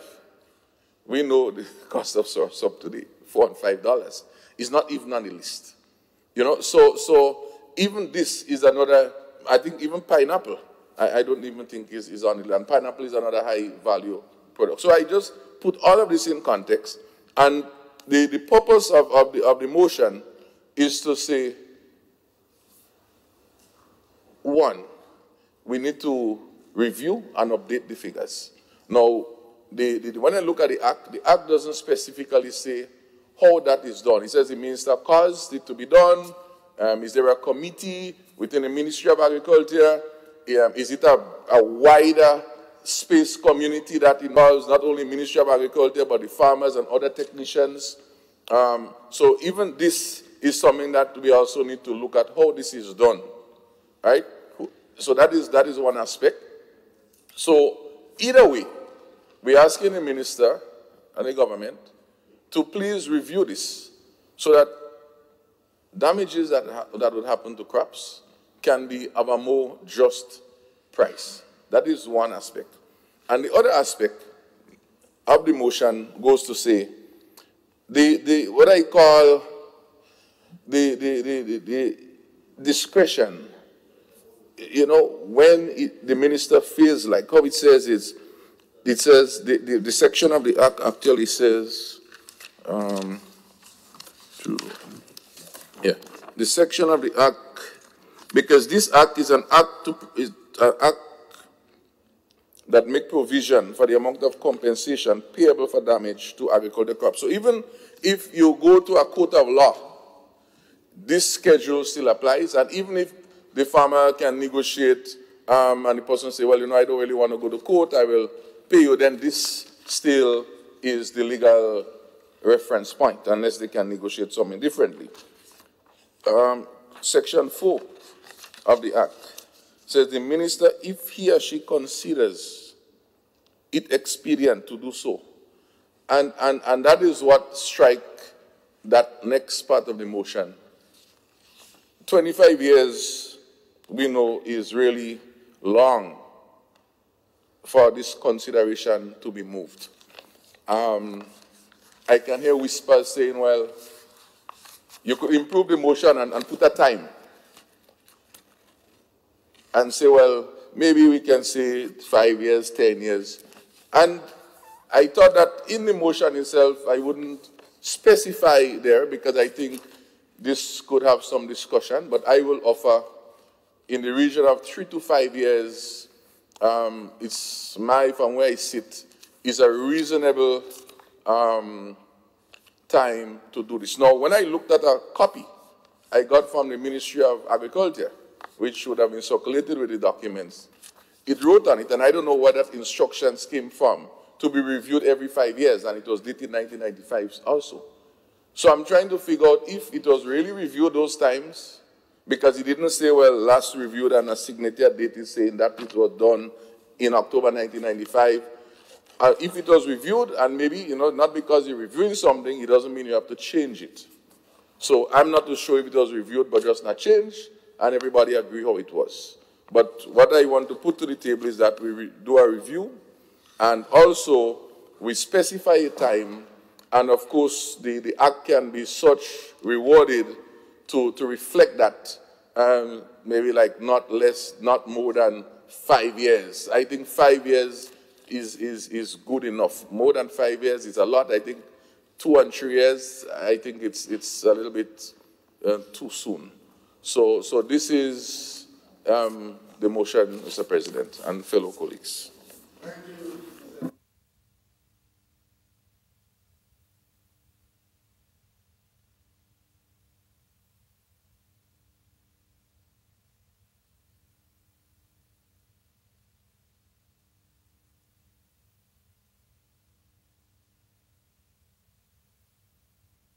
Honorable members, the question proposed is that the motion be read a second time.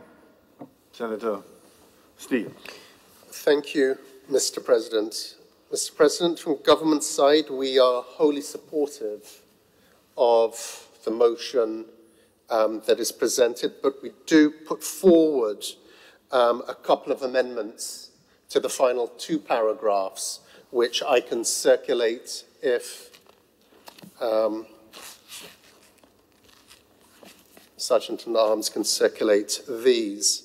And those changes, please.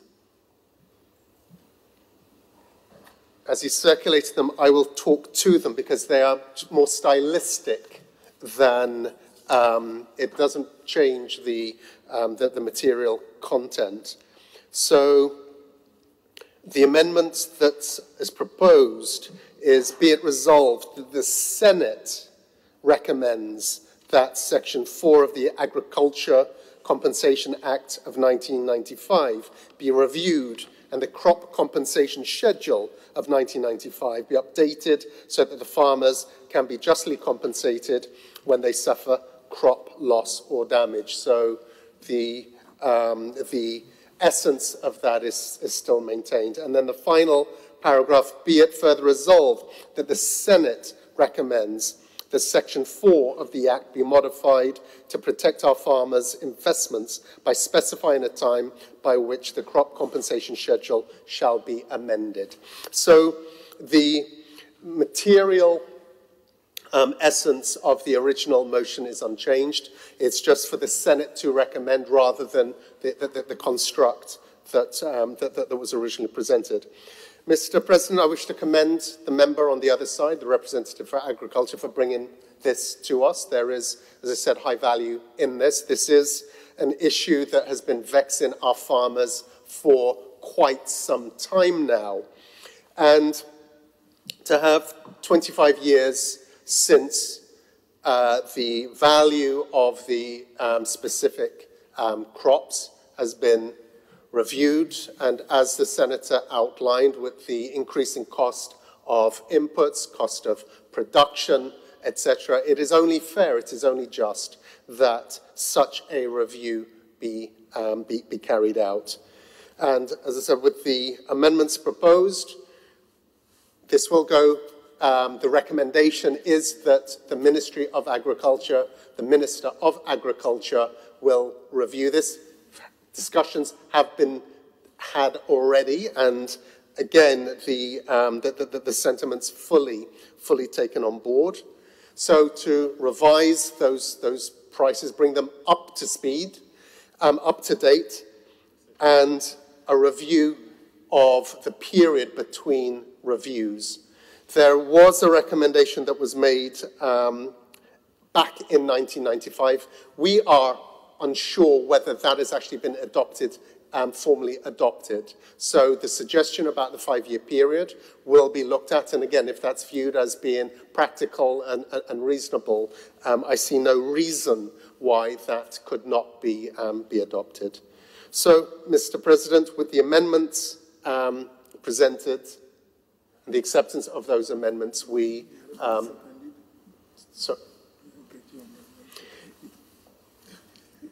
this side, as I said, puts forward those amendments. I will ask for a member on my side to second those amendments. Go ahead. The Honourable Roland Bowler. Thank you, Mr. President. Just by joking since this morning, Mr. President, I stand actually to second the motion put forward by the Leader of Government Business, but it was Senator Garvey who started this morning by telling people that they're coming too fast. And I recognize Senator Steele not waiting to get seconded. So I don't know what's happening today. Oh, you're hungry. I stand to second the motion. And just to advise, probably in review, that wasn't said in the amendment, that there are a few crops, and I think Senator Sinclair had mentioned them. So, for example, soursop, pineapple, and there are new crops that are coming on. I know there are some Grenadians getting now into the production of dragon fruit, and so we probably need to do some inclusion of additional new species and put the price in. Thank you.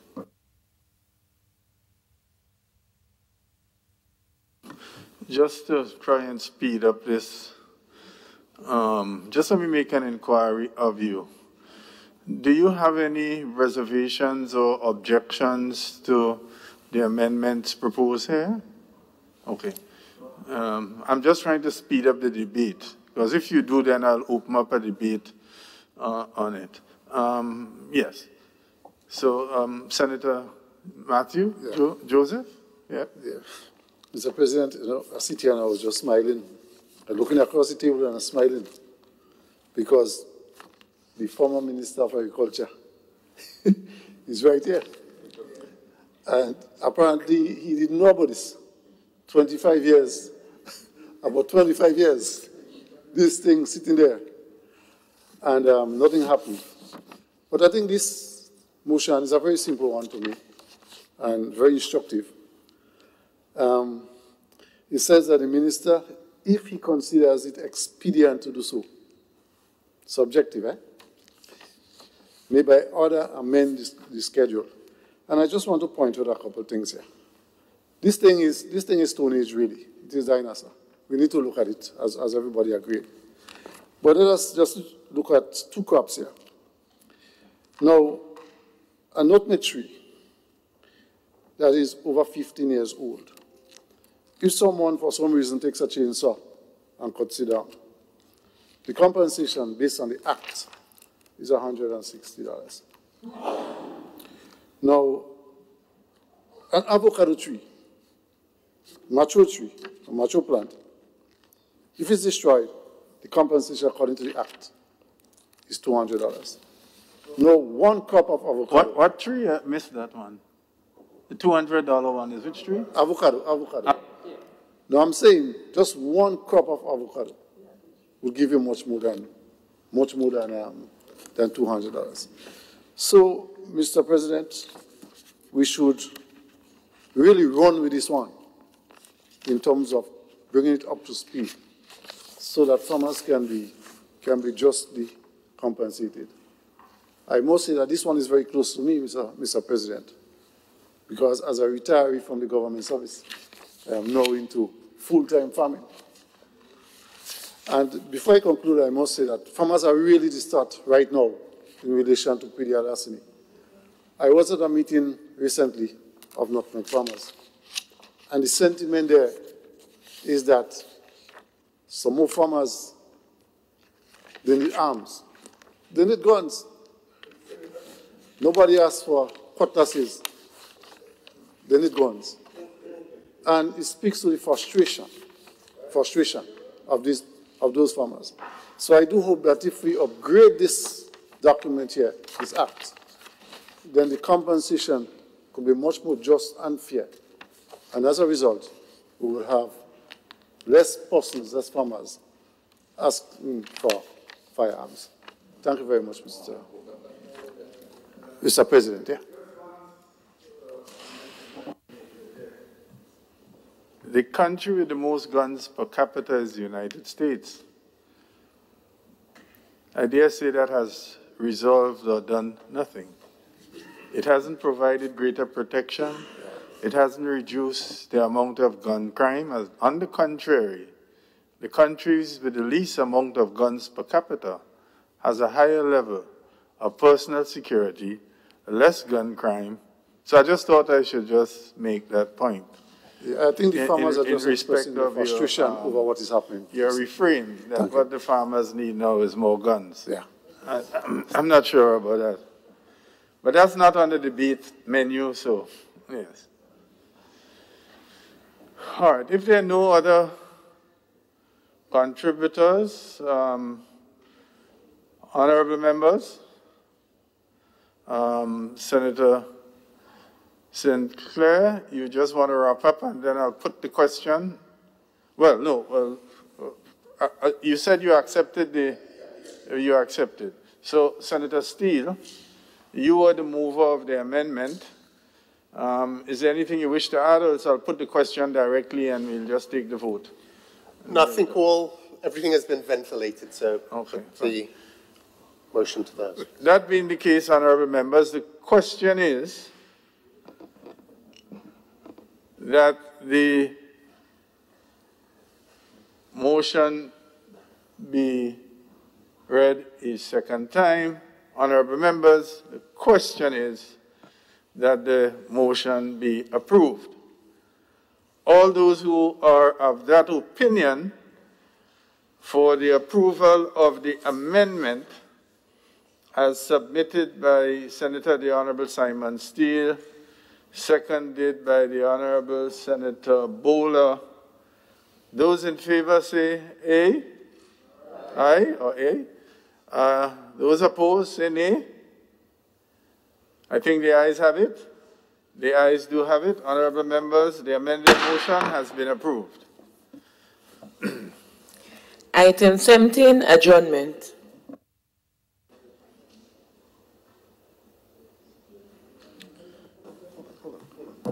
Are you rising to move the adjournment? No, I'm just wanting to speak something on the adjournment, Mr. President. Lunch is definitely cold. Yeah, Mr. President. Yesterday, the country would have recorded its first homicide for 2021. It's one too many. Hello? And I missed it. I said it's one too many.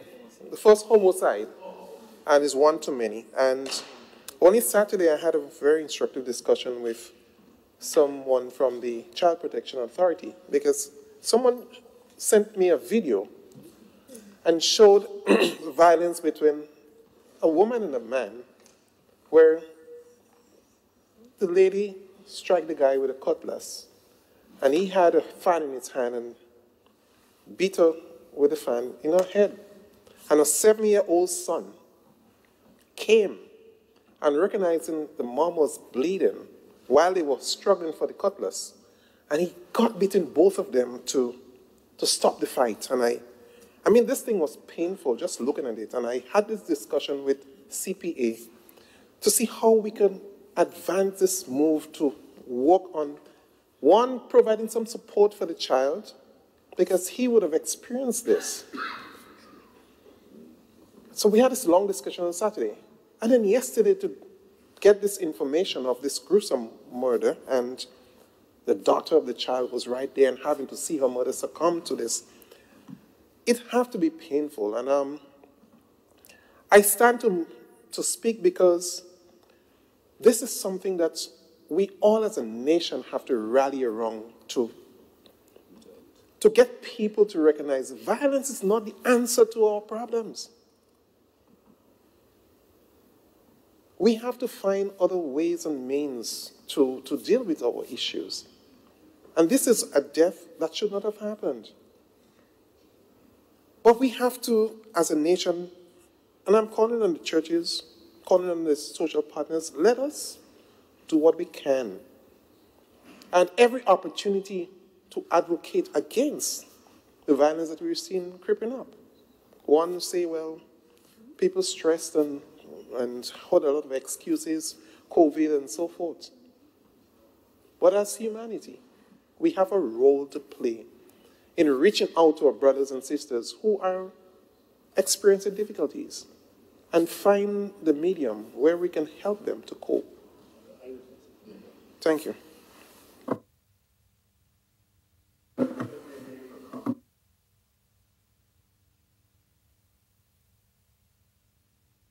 With you that there's a disturbing and worrying trend. But I would also say this.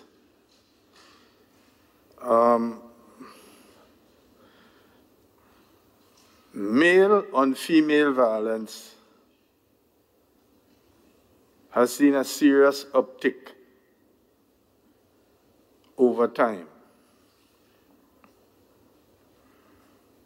Secondly, the society has been progressively becoming less outraged over acts of violence. Not only male on female violence, but male and male violence, as well as violence against children.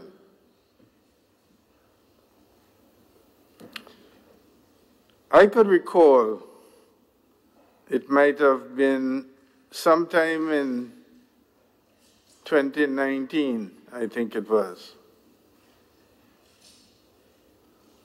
when a significant adult committed a sexual act against an infant.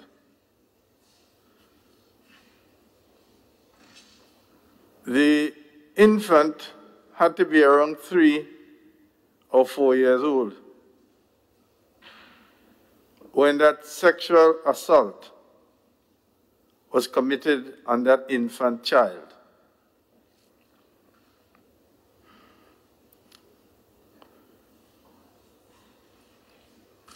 What shocked me and disturbed me more than the act was the fact that the entire society was silent. And attempts to get people to demonstrate outrage openly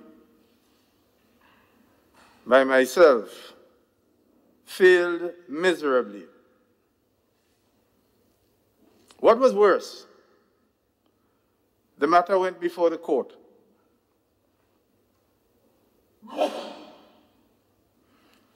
And what was heart-rendering and heart-wrenching and depressing is that the judicial system, when the matter went before the court,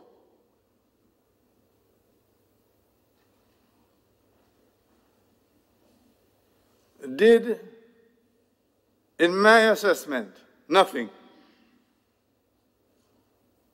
The judicial officer who heard the case, in which the significant adult, so it was not just somebody just out of adolescence, I'm talking about a significant adult, a man who was somewhere in the age of his early 40s or late 30s, committed this act on an infant. And rather than the courts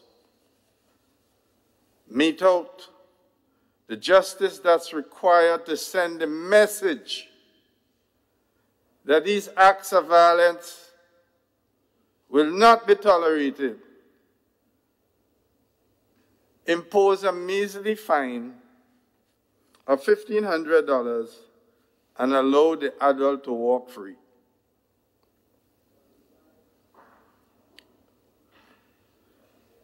Senators, I recall, even the act of the judicial officer did not provoke outrage. The society has accepted it, and the judicial officer continued to function. So, when you see or witness what has happened yesterday, we didn't arrive there overnight. We arrived there by a systemic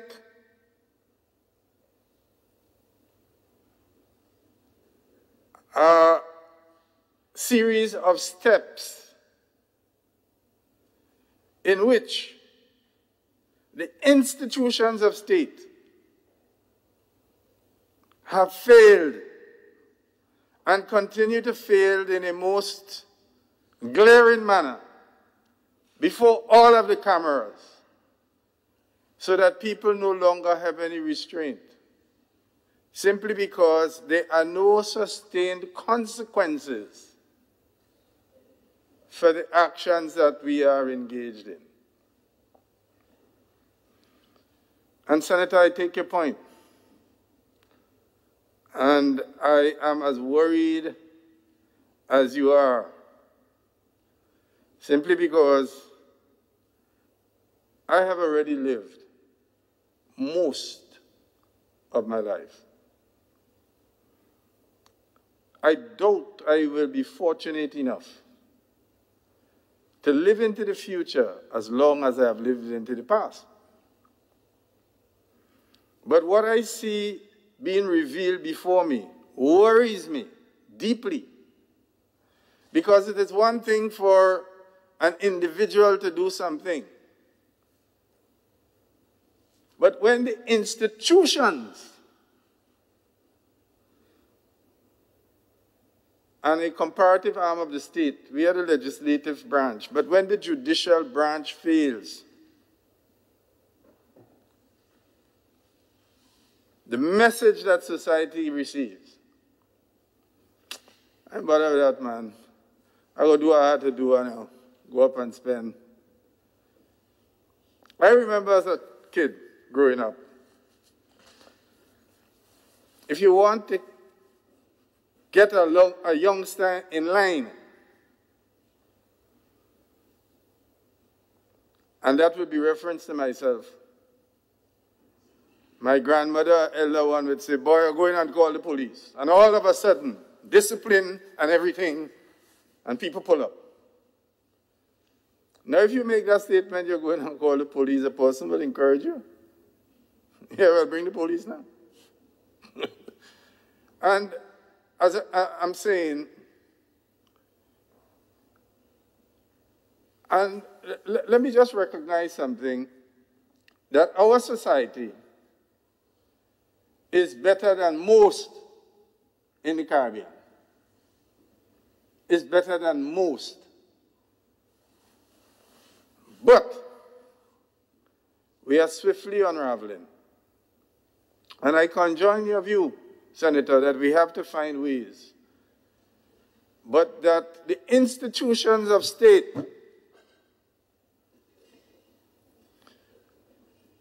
which seem to have adopted a philosophy that those who commit acts against the law are to be more protected than the victims.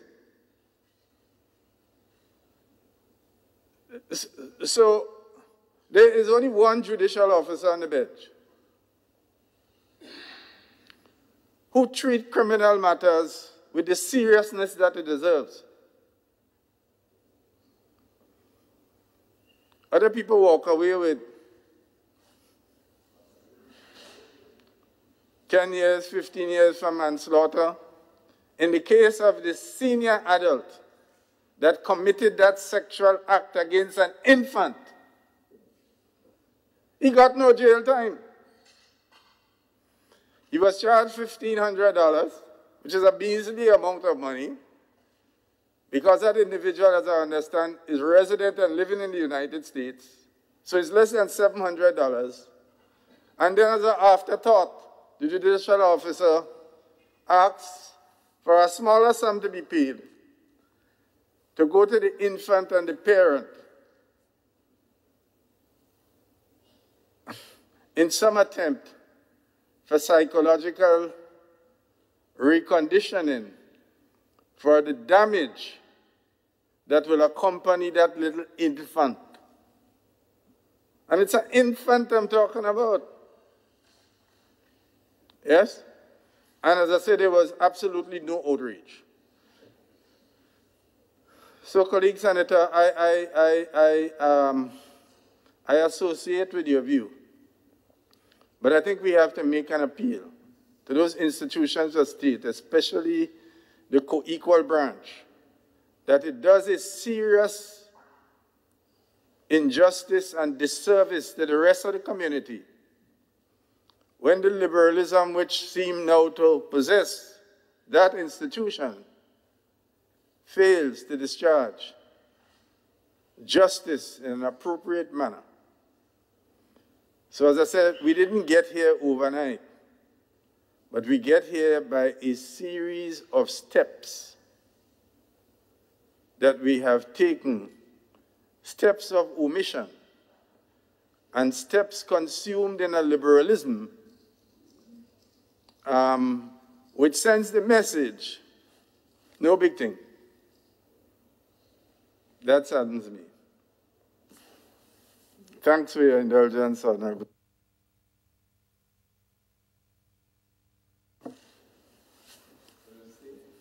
Mr. President, I beg to move the adjournment sine die. No. Could I?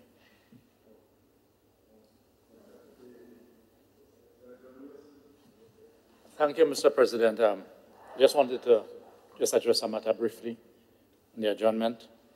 And I must raise our concern with a development that took place on the 24th of April, 2021, when the president of the Grenada Union of Teachers was called in by the police for questioning on matters that, in our opinion, certainly based on the questioning, was linked to his union and the public sector union struggle in relation to the 4%. This for us is a very worrying sign. It's a very, very dangerous development. And in our view, it was calculated to also send the principle of intimidation amongst the workers. We are very concerned about this development. It will not intimidate us. It will not intimidate us. As a matter of fact, the opposite has happened. It has deepened the resolve of workers.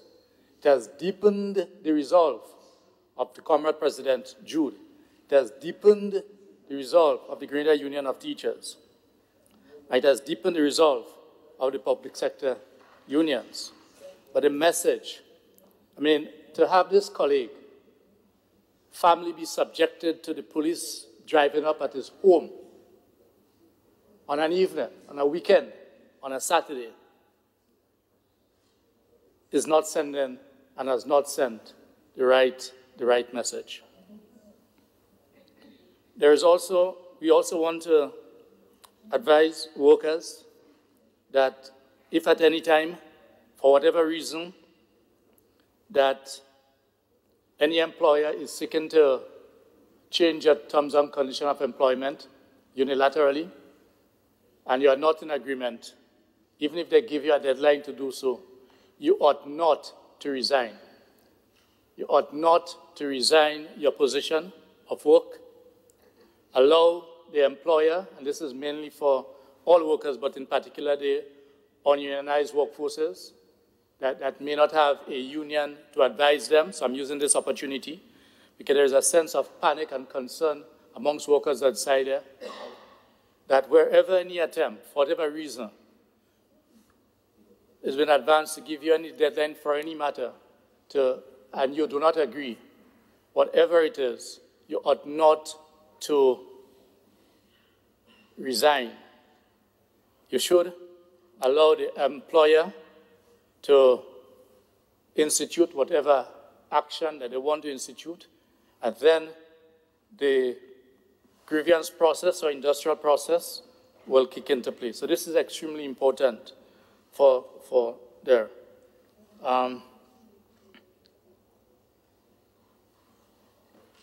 want to use this opportunity also to encourage all of us to, in the fight against COVID, to follow the protocols, to use all the available means that is out there to fight, and to commend the ministry and those that have even gone to the communities to vaccinate and to make the facilities available to people. So I'll use an example. So for instance, in Ladig, I saw them in Ladig, so that is highly commendable, and other villages. And to ask all of us to play our part. And that's just what I want to raise on this adjournment, and to wish our workers and members all the continued best.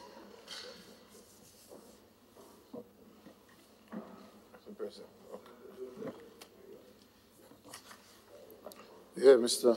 President. I just want to touch on one issue here before we wrap. That is the issue of Florida Government School. Florida Government School seems to be having some structural challenges right now. I visited the site, I visited the plant, and I was taken around, so I actually saw firsthand what the situation is. There's severe leakages coming through the concrete roof. Inside of that concrete roof, there are electrical conduits.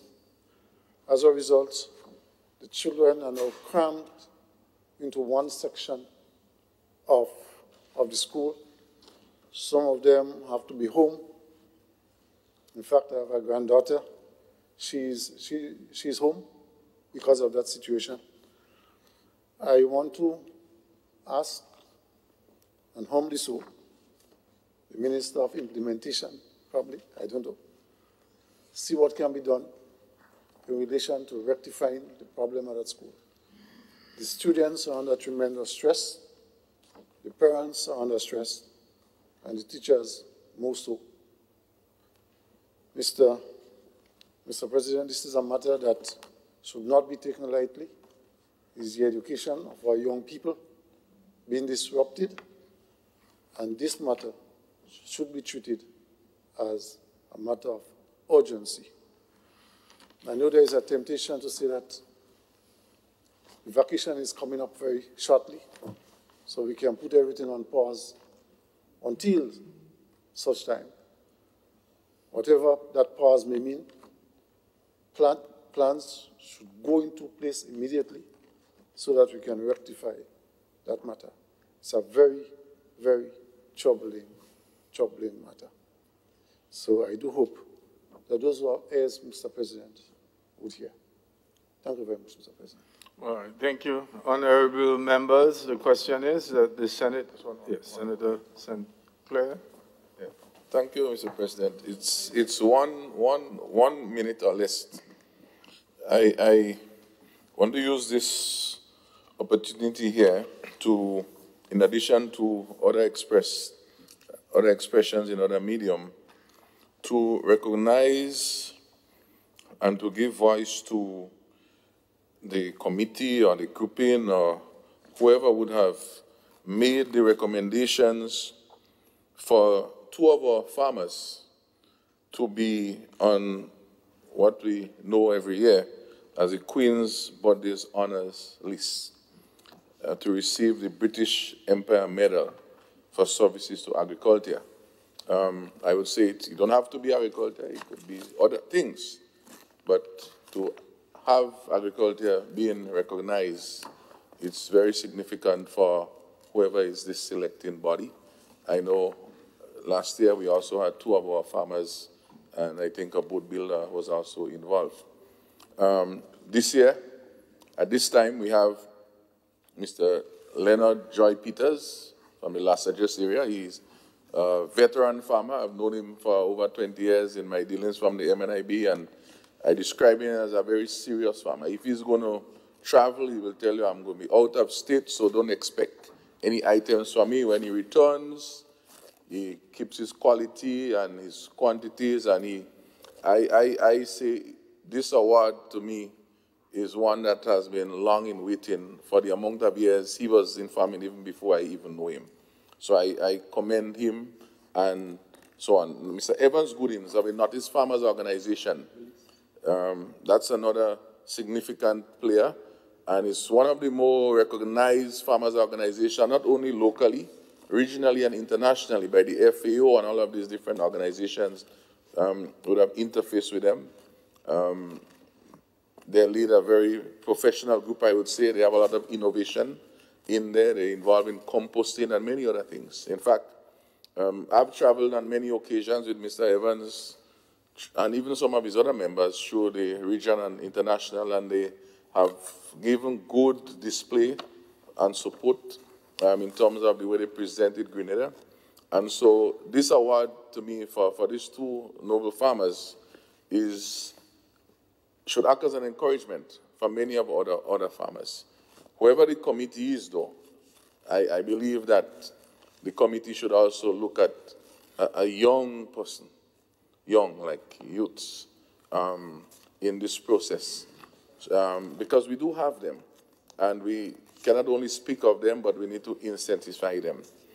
To end what I want to say here, and at some point I maybe would use the office of the Parliament to assist me, that sometime within the next month or so, I would want to, well, it just happened that the Goodings and that team had actually was speaking to him before, to have a visit to the farmers and the area, and prepared and ready if there are any other colleagues that would want to join me, could coordinate through the House, through the Parliament, and can announce what date and whoever want to join. You know, it's not a long trip in Willis area.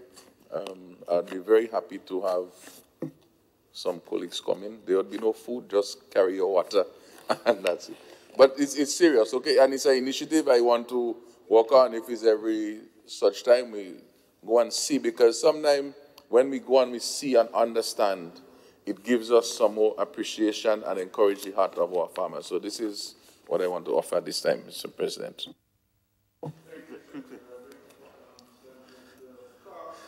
Mr. President, quickly, I just want to offer, it's important that I offer response to the concern raised by the member, Honorable Joseph, regarding the Florida Government School. Yes, the Florida Government School has some serious structural issues, and we have made a decision, the Ministry of Infrastructure, to build a new school.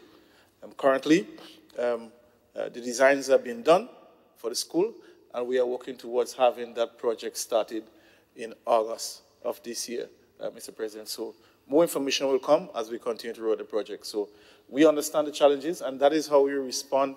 Those are some of the things that happen, that come up sometimes unexpectedly, and that we have not really planned for, but we prioritize, and the school is something that we're working on right now. So we are fully aware, and we empathize with the community for the inconvenience caused. Thank you very much. The Senate now stands adjourned sine die. Honorable members, the Senate now stands adjourned sine die.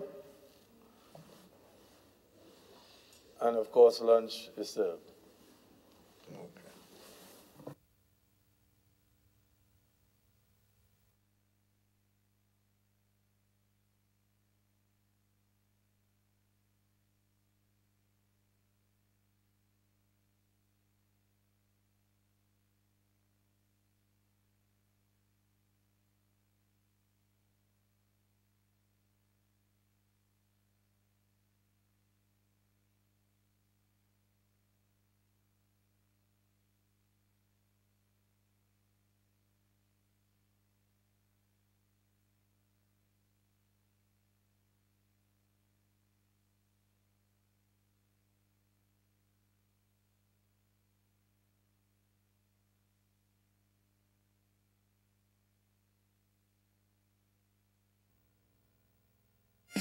In this time of great sorrows and pain, we gotta show compassion, we gotta show love.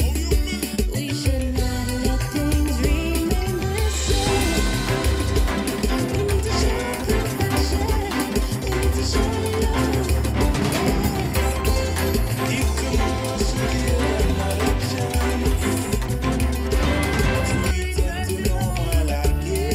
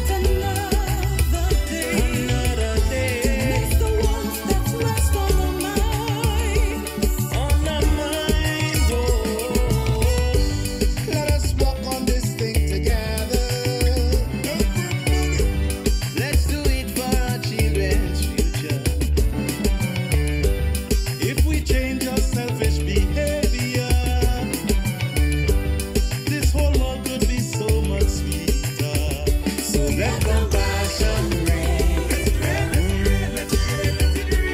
Let us mend that chain. Let us all embrace love and make this world a better place. Yo, yo, yo, yo. Mr. Lex, alright, yo. What the world needs now, what the world needs now, what the world needs now is love. What the world needs now, what the world needs now, what the world needs now is love. What the world needs now, what the world needs now, what the world needs now is love. What the world needs now, what the world needs now, what the people need now is love. Crying out in despair. So we got to show compassion. We got to show love. Pollutions fill the streets and the air. So we need to show compassion. We need to show love. It's imperative that we play a part to protect the environment. So now I'm challenging you to make the start. Don't sit aside and don't be complacent. Oh, you mean? What?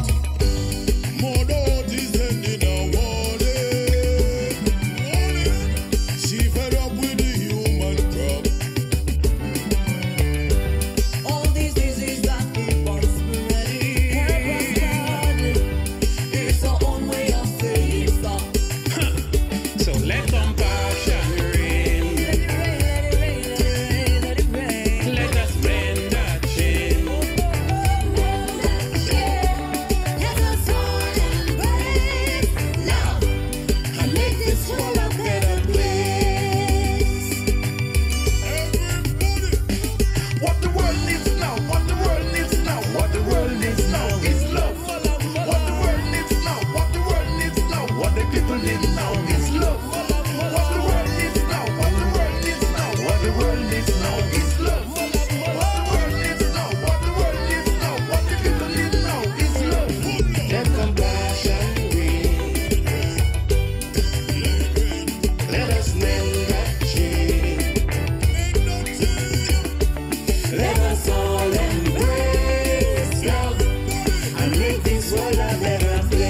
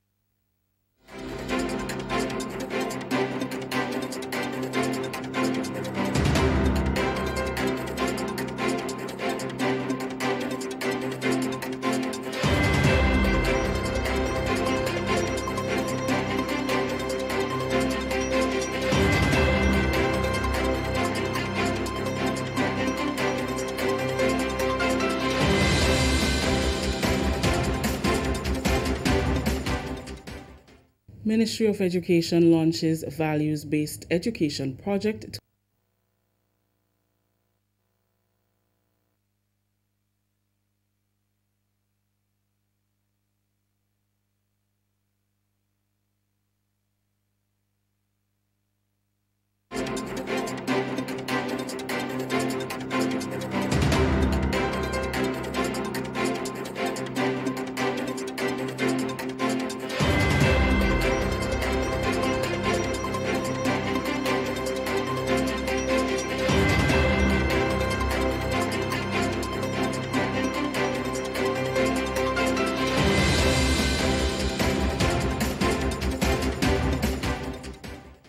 Ministry of Education launches values-based education project to enhance lifelong learning. We'll have details to this story and more in the National Report.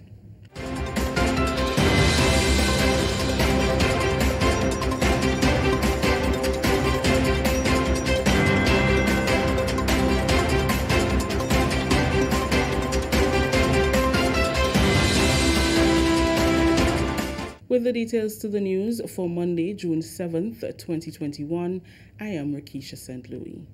In an effort to increase the quality of learning, but more importantly, the values that students need for employability and to function adequately in life, the Ministry of Education launched the Values-Based Education Project today, June 7th.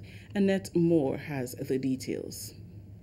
There has been a recognition by the Ministry of Education through its leadership in the Minister of Education that indeed there have been a breakdown in morals and values in our society, and something needs to be done. The Minister of Education very passionately had commissioned a meeting with a grouping of religious leaders and other stakeholders in society about a year and a half, I believe, ago. And out of that meeting with different stakeholders came the birthing of the idea that something of values need to happen within our school system. A committee was developed who came up with recommendations. Minister Pear thanked the committee for their work. I pause now to publicly express appreciation to the committee for the work that was done, and we commit to implementing all of the recommendations made. These recommendations relate to the integration of values-based education across curriculum, the training of teachers, support for parents, the creation of a values-based education culture in schools, and the establishing of recognition and reward system to promote values in schools, among other things. I also want to recognize Pastor Devon Roche and Dr. Cheryl Barnaby Bishop for the support provided to the Ministry of Education in developing the project document. The Values-Based Education Project aims to utilize a whole school approach where the teaching of values underpin everything within the school and is integrated in the culture of schools. In every society, there is a need for values. But especially in this time, it is important because our society is evolving so quickly because of the advent of ICT and other means, social media and other things. There is a need to focus our citizens to reintroduce or to enlighten our citizens on what it is that are the values as a nation we would like to adopt. Research has shown that there is a positive relationship between values-based education and moral conduct, which influences the holistic development of students. Values-based education is a deliberate initiative to restore moral and ethical conduct within the Grenadian school system and is expected to position teachers to better respond to deviant forms of behavior. The Values-Based Education Project is viewed as a sound platform for transformation. Students should develop a renewed sense of self-worth and be inspired to become more responsible citizens of Grenada. Education Minister Emmeline Pear therefore appealed to the private sector to work along with the Values-Based Education Project. I also take the opportunity, and I believe Mr. Richardson would have done an excellent job, and I join him now, in making a special appeal to the business community to invest in this initiative, not just to help make this project a success, but most importantly, to help secure a brighter future for our children, a better society, Grenada, Carriacou, and Petit Martinique. Overall, the Values-Based Education Project is expected to positively impact the quality of society. Minister Pear also made another announcement. I am happy to announce that a code of ethics for the teaching service has been developed with the support of the Grenada Union of Teachers and will become effective from September 2021. The best way to teach values is to model them. A new Health and Family Life Education Curriculum Officer will be engaged in September 2021 for the new school year to lead the values-based education implementation in schools. This pilot phase of the values-based education project will target non-denominational schools. For the National Report, I'm Annette Moore. Thank you, Annette. FIFA's Medical Response Coordinator, Dr. Francis Martin, says Grenada is ready to host football matches featuring St. Vincent and the Grenadines versus Cuba and Grenada versus Montserrat on Tuesday. Martin discussed the logistics of the games on Monday with Mr. Kevil Frederick, the Ministry of Health's Risk Communications Officer and host of the program, The Next Chapter. He said each member of the Grenada national team has been fully vaccinated and other team members are being continuously tested for COVID-19. According to Dr. Martin, Grenada has taken the approach to test repeatedly to avoid an increase in COVID-19 cases after a sporting event, as has been the case in other countries. I am quite satisfied thus far that the process has gone to my satisfaction. All of the teams and administrators, FIFA as well as CONCACAF administrators that were tested at the airport, so far as of this point, everyone has been or is negative. Testing is continuing. Today we tested again, and tonight two teams will be tested again, and tomorrow different persons will be tested. So there's a series of tests that are ongoing, because the science have seen, in fact, I've looked at one study that showed that showed the benefit of multiple testing. St. Vincent will play Cuba from 4 p.m. on Tuesday, June 8th, following a game between Grenada and Montserrat at 7 p.m. Dr. Martin reiterated that only fully vaccinated individuals will be allowed to attend the games at the National Stadium and highlighted the process of admittance. Fans who come will have to come with their vaccination credentials, the card, with a picture ID to ensure that your picture, that you are who you say you are. Officers will be there to assist or to verify that you are who you are.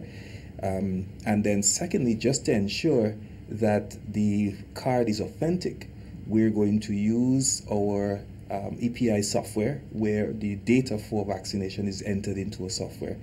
Our nurses or immunization nurses are going to be there to check on the system, make sure that you are indeed vaccinated. Because I mean, I know there are very talented people around who can show up with a card. I mean, you know, so we have to be prepared for that eventuality. So you're going to have multiple levels of security checks. Medical response teams will be present for both matches. Still in the news, the Ministry of Education, Human Resource Development, Religious Affairs and Information says stakeholder engagement on plans for the relocation, reconstruction and expansion of the Carriacou campus of the T.A. Marisho Community College are ongoing. In light of existing deficiencies at the campus, the ministry is in dialogue with all major stakeholders to assess the most suitable option for teachers and students. Discussions were held on Friday, June 4th, between the ministry and the Public Workers Union as part of efforts to secure a safe environment for staff and students. Both organizations have committed to collaborative engagements in this regard. The ministry anticipates reconstruction of the facility to begin in the not-too-distant future. This is the National Report. The news will continue after the break. The house was shaking, then suddenly saw me here, bang, crack, crack, crack, crack, and the roof had gone. Man, I was so scared, I nearly wet myself. Only those who have lived it can truly understand the devastating fury of a hurricane's wind. The house across the road just get up and roll over. Hurricane force wind. It's a hazard. Hazards. Take control. Reduce your loss. You can hurricane-proof your home. For example, Make your roof more wind resistant by using screws instead of nails in its construction. Find out more about hurricane force winds and other hazards at your local disaster office. A message from the National Disaster Management Agency and CIDERA. Welcome back. Shelter management teams in Carriacou and Petite Martinique are in full activation mode following training on shelter management during and after a disaster. The training was conducted by the National Disaster Management Agency, NADMA. Shelter committee members from Leicester and Lauriston participated in the training as Grenada puts measures in place to adequately prepare for the above-average hurricane season, which began on June 1st. 17 storms have been named, of which 8 are expected to become hurricanes and 4 major hurricanes. Sebastian Steele, manager of the Leicester Emergency Shelter, is satisfied with the outcome of the training. He is confident that with the information and knowledge, shelters in Carriacou will be effective during the hurricane season. The information shared will definitely enhance the operation of the shelter in the event of any disaster or in the event of that shelter being activated. So all in all, it was a very information sharing activity, and like everything else, we, the Leicester community, are ready to put all the necessary information and structures in place to ensure that the Leicester Lauriston Emergency Shelter will be properly activated in the event of a disaster. Member of the Management Committee, Beverly Bartholomew, says disaster preparedness must not be taken for granted. Everyone has a role to play. Disaster preparedness is everybody's business, because in a disaster, nobody is singled out. And I thought I should make the time and the effort to once again get involved as part of the disaster management team, where I can lend my support, where I can give all the assistance that I have. And being a member of the community, I think it is important for some of us to take leadership roles, you know, as guiding other people and helping and trying to encourage those persons who are not part, as well as using my resources to educate other members of the community as to the importance of disaster management and why each and every one of us should be prepared. Senator the Honorable Winston Garway on June 1st delivered a message to mark the official start of the 2021 Atlantic hurricane season. Finally, in the news, due to the success of the first virtual Spice Island Cultural Festival last year, the Spice Island Cultural Day Association of Quebec has decided to host another live event on July 20th. The 4th edition of the Montreal-based virtual event will be held capturing the theme, a celebration of life, food, fashion, music, culture. Prime Minister of Grenada, Dr. the Right Honorable Keith Mitchell, and Canadian Prime Minister Justin Trudeau will present their feature address at the festival, and Grenadians will showcase their talent in various cultural aspects. Vice President and Coordinator of the Spice Island Cultural Festival, Gemma Rayburn-Baines, was the guest on GIS Spice Morning program. She said it speaks of the many things we ought to be thankful for in the midst of the pandemic. For this event this year, we've got some marvelous chefs, some spectacular fashion shows with well-known designers, Grenadian designers in Grenada and also in Montreal and Toronto. And as you said before, our theme is a celebration of life, because, you know, with the COVID, we have lost so many wonderful friends and family, and now that we see the light at the end of the tunnel, we are going to celebrate. So our theme is a celebration of life. And for those who can stand the heat, we are serving up some really hot creations from 5 top Grenadian chefs. And they will be showcasing their classic recipes. The event will be streamed live on Spice Island Cultural Festival Facebook and YouTube pages from 3 p.m. to 7 p.m. Rayburn-Baines says Expectations are high for the successful staging of the festival. We've got a nice program for the children between 3 and 4. So we want everybody to gather the kids to listen and to enjoy. And then after from 4 to 5, we have, we've got some music, we've got the Calypsonian, one Calypsonian, fashion show, different events happening every hour. So you won't be bored. It's going to be, you got to stay for the 4 hours because it's going to be something fantastic. For more information about the virtual event, visit the website on www.spiceislandculturalday.com. That story just ended the national report for Monday, June 7th, recapping the top story. Ministry of Education launches a values-based education project to enhance lifelong learning. On behalf of the entire news and production team, I am Rakisha St. Louis saying thank you for joining us. Until next time.